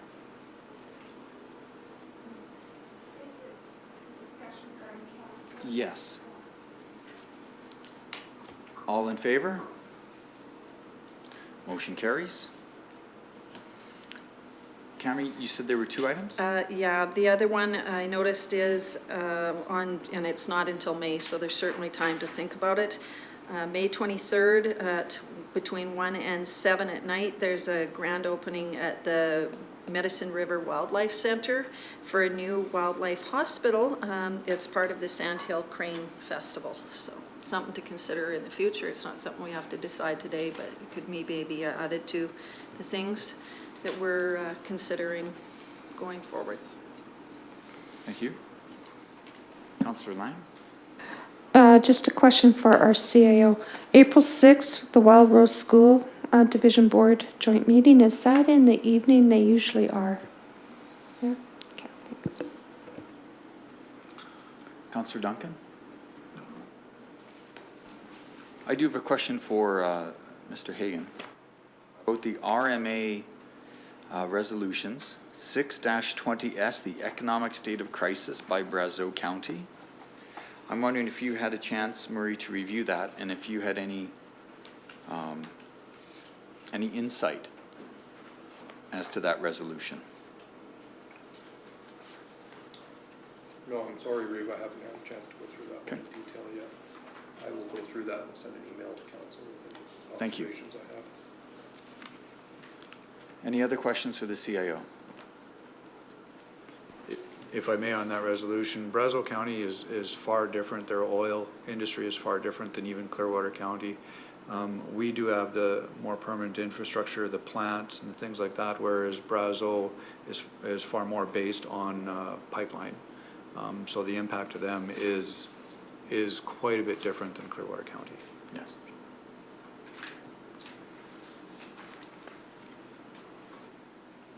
Any further questions? The Public Works report. Any questions for Public Works? Deputy Reeve Swanson. Yes, actually I have two. The first one is more of just an understanding. It's on our winter graveling contracts. I believe just the contractors are paid the time and we own we distribute our own gravel, correct? Yes, that is correct, Okay. Councillor Swanson. And the second question is the renovations that we had started next door as we made the move for Public Works into the other building, Skyline Building. Are the renovations complete? Are they getting there? I'm sorry I couldn't answer that question Okay. for you. I'm not familiar with that. That would be under the purview of Eric Hansen. Oh, okay. Infrastructure. Okay, Ms. sorry. Murray, yeah. Okay. I can provide some information. Okay. The server room is complete with all the air conditioning units in there and the new racks and so forth, and that is working perfectly. Knock on wood. IT has moved into their space over there, and it is working really well, but we're revisiting already to look at making space for the new broadband technologist. Okay. So we'll be potentially renovating the recent renovation. Upstairs, we've built a training room that we've used for a few events already, and it has video conferencing capability up there. So we've gained an extra meeting training room out of it. So that's been very positive as well. So I'd say essentially the renovations are complete there, but we will be tweaking them a little bit further yet. Perfect. Thank you. Questions? Councillor I Lyon? think just one small correction before we accept it. On point 9, Lesville Public Services, the date of the open house was March the 5th as opposed to February the 5th.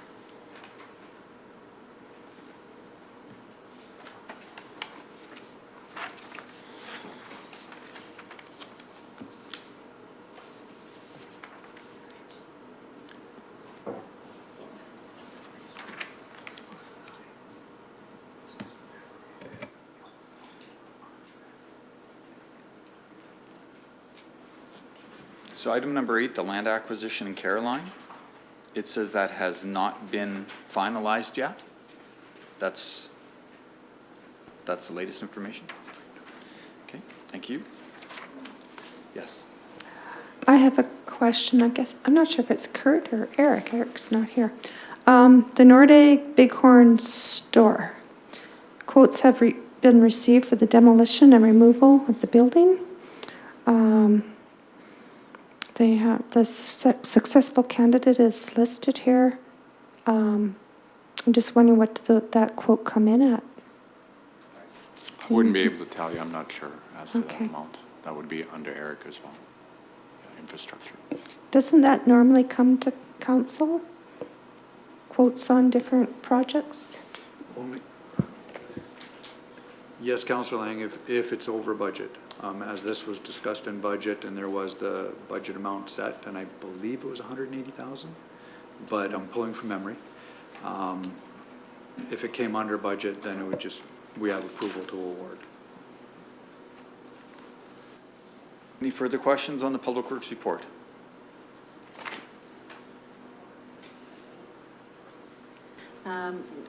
Just nothing on the Public Works report, but I just noticed we have an invite from the Rocky Chamber for March the 19th.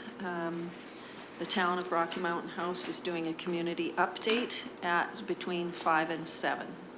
So I don't know if we wanted to add that to your calendar and if we would like a motion to anybody to attend. Trying to keep up to the invites today. Any So further discussion? We have a motion from Councillor Laird. All in favor? Motion carries. So we'll move on to councillor reports. Anything, Councillor Duncan? Sure, a couple items. I did attend the Central Alberta Tourism Alliance. They had, basically, I thought it was a workshop, but it's more of an update on where they're going. And actually, Jerry will be coming to council with a full presentation of that report, so I won't say too much there other than that group is focused on developing trail. This is all around trail development, and their focus is largely in Clearwater County, so with signature trails. So we'll, one being the rail trail and another one being a high country hiking trail.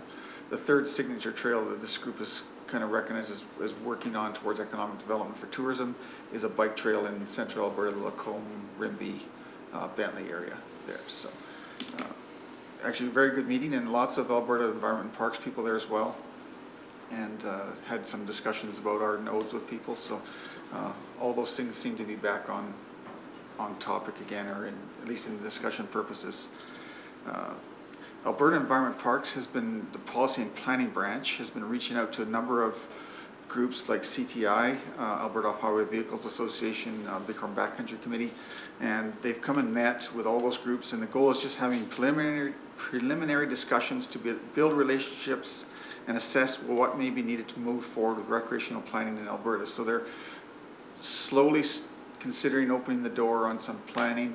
They do say they have no go-ahead yet from their through budget to do any of this planning, but they are taking a look at what we would be interested in talking about if there is some planning going on for recreation in the West Country. So say they're, I guess to be blunt, they're looking at a way to sort of reinvent this without having a bighorn connotation behind it. So I think we'll be doing some more talking in the next year, and whether there's any regional planning or sub-regional planning remains to be seen. The budget I didn't see where it's there. It's not, I don't think, to any great degree, but I think there's probably more opportunity for funding and for development through the tourism side, through Tourism Alberta, as opposed to Alberta Environment Parks. So just something to keep in mind as we move forward this year. Kind of with that in mind, in the Clearwater Trails, we have done a little bit of work in the meadows now. We didn't get finished our trail building there, but we at least got the approvals done and did some trail building. We'll finish it this year. But we did develop a list of red tape reduction points that we'll be submitting to the ministers of Alberta Environment Parks, and red tape reduction just to make that process simpler. And that would also go in towards this talks about sub-regional planning as well. only other one I would comment on slightly would be ASB. I guess kind of business as usual there. We are doing our usual weed notices and potentially with some enforcement in the next year. Council will be seeing an item here in the next month or two about our John Deere tractors. That plan is no longer available for us to turn those tractors over on an annual basis. We'll have to find a different way to fund our tractors in the future. So, but we'll again see that at a future council meeting. And I must apologize. I was happily calving last Friday, and it never crossed my mind about the presentation. My apologies for not making that. I hope we had a turnout there from council last. It was Friday, I believe. Yeah, it's good. Okay, thank you. Very interesting. I don't know if Daryl had anything to add on ASB or not. If there's, I don't think so. I think the Bear Spark program was brought up again, and the importance of that. And I think some mention too of because of restrictions on trade with China, that there may be a shortage of some of the AD&E vitamins for the calving season here. So some of the restrictions as far as movement and the number of places that actually produce that supplement worldwide. selenium too, yeah. Councillor Laird? Nothing to report, thank you. I just have a couple things. Very briefly, I have had a few phone calls. Sorry, Tim, go ahead, but I would have something Oh, more to go. add too. Actually, it's kind of more just an update to council. As council well knows, the scope of the project for the corridor schools has changed. I can verify that it's no longer a modernization of the Condor School, but an all-new building. An umbrella group which involved parent councils and community members met with Wild Rose School Division, where the trustees expressed their thanks for the active role that Clearwater County has spent as far as providing for infrastructure and supports for those schools, and indicated that was a pivotal action that affected the outcome of that project there. So I think we'll be seeing kudos coming from that school division and board of trustees in the near future. So is the school division, do you know, I heard that the plan was to close both Condor and Leslieville this fall and have all the students in David Thompson this September, or is that next September? No, that's the actual plan that I've heard so far. Actually, Leslieville School will be closed, and it'll go through the official closure of schools that have to go. There's a process they go when they close a school. All the elementary age kids will then go through a Condor school, which will be incorporated within the David Thompson site. So that will be K to 12 will be using that David Thompson site until the new schools are ready to be moved into. That's the last I've heard. That's just at the level of parent council, but yeah, that's the latest news I can report anyway. So. Okay, thank you. The motion for the land use bylaw, the first reading for the land use bylaw that we voted on at the last, or on February 11th, I believe, and our upcoming MDV review has already generated a few phone calls. So I think we will have some, we will probably have a good representation of our residents at this public hearing for the land use bylaw, and I think a lot of comments as we're moving forward the MDP review. I'm also, in regards to RMA, we will be meeting with K Division at 10 a.m. Monday. 11? Okay. 11 a.m. on Monday. The Minister of Red Tape Reduction at noon, and this is both at the conference center, not at the ledge. No. The special K meeting is at the conference center, and the meeting with the minister is at the ledge. And how long is the meeting with K Division? 30 minutes or 15? 25. Okay, and then when are we meeting with Municipal Affairs? That would be on Wednesday, and I believe it's at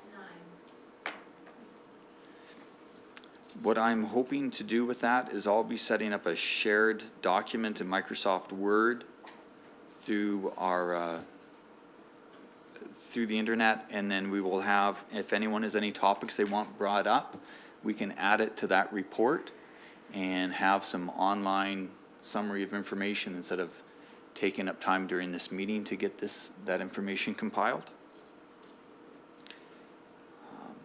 And that's all I have. Deputy Reeve Swanson.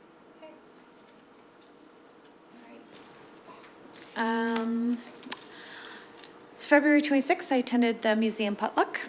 I always like a good potluck. There's lots of good food there, and I got to participate as a front page challenge. I was the one that was asking questions with fellow executive director for the chamber, Michelle Mitheringham. So our guest that we were guessing was our very own Vic Maxwell, and the news article was in regards to the 1967 Voyager trek from here to Montreal. So it was very interesting.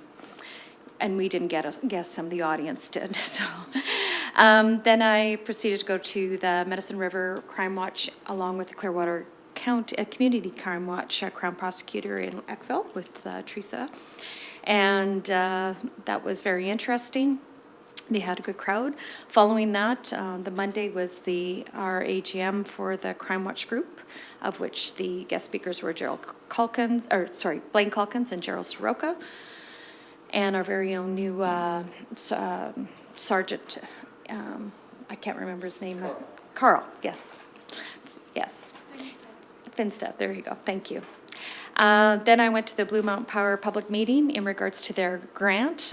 They had their consultants there speaking, and basically it boiled down to that they were more in favor of a solar panel farm is what they were going to be exploring.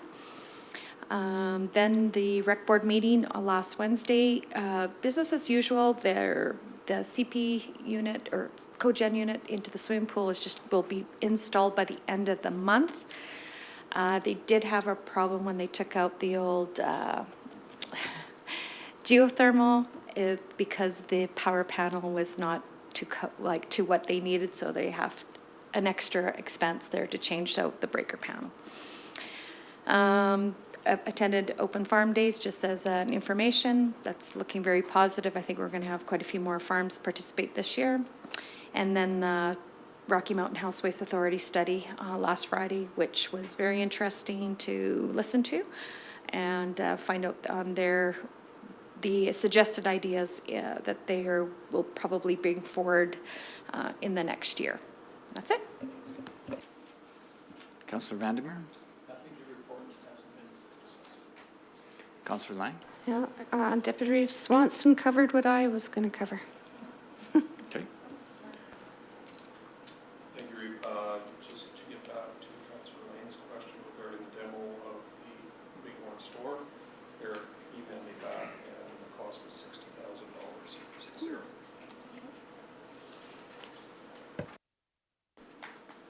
Murray, would you repeat that with your mic on so it's on the live stream? Because it's going to sound like there's a dead spot for anyone watching looking for that. I thought it was. In response to Councillor Lang's question regarding the cost of demolition for the Bighorn store, the total was $60,000. Thank you. So is that with the preservation of the bricks too? Weren't they going to be?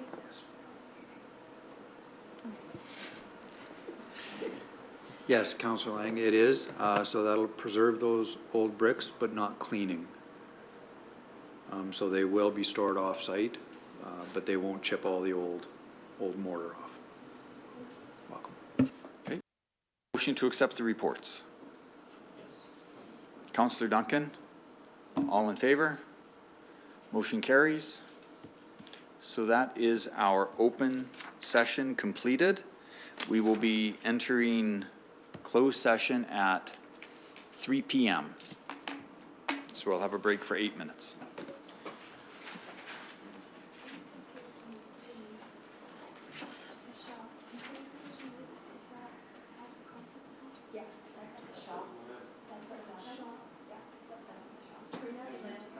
Thank you, you too.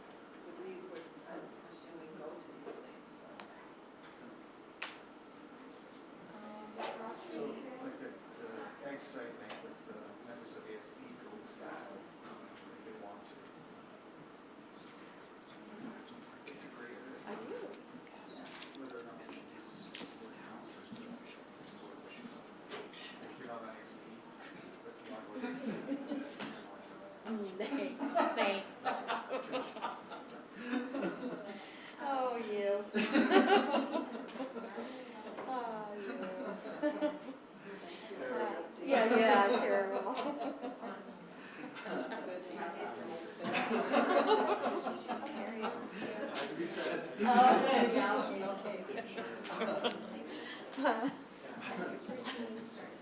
they gonna end up having to take photos and stuff over there? I thought so, because I'm like, holy, this is gonna be trailer town for a while. Haven't Brian answered whether we can salvage it. It sounds like the project is all Crunch. They've time constraints. time constraints. That's, Cold, maybe some stuff out of it. All the stuff. I mean, and of course that criticism.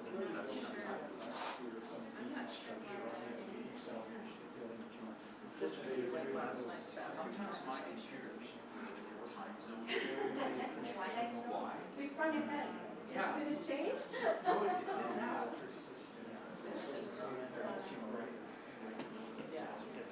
I see we have a new unofficial village counselor. So that must have been, Who he is? must have been the only one to put it by his name stands. This wasn't, He's the young man who is helping out with the did- Rural Crime Watch. Real Crime Watch. Yes, Yeah, that's who it is. great, Hey, great, some new blood. great community member to step forward. Interesting. It'll be an Leadership. interesting time. That's good leadership right there.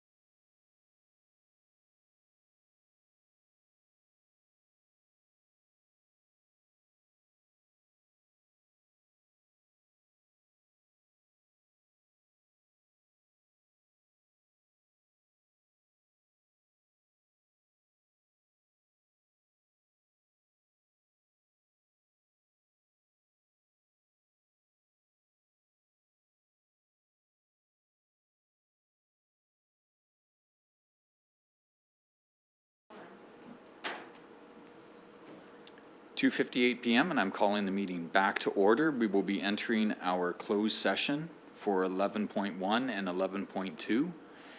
Can I have a motion to enter into our closed session? Councillor Vandermeer, all in favor? Motion carries.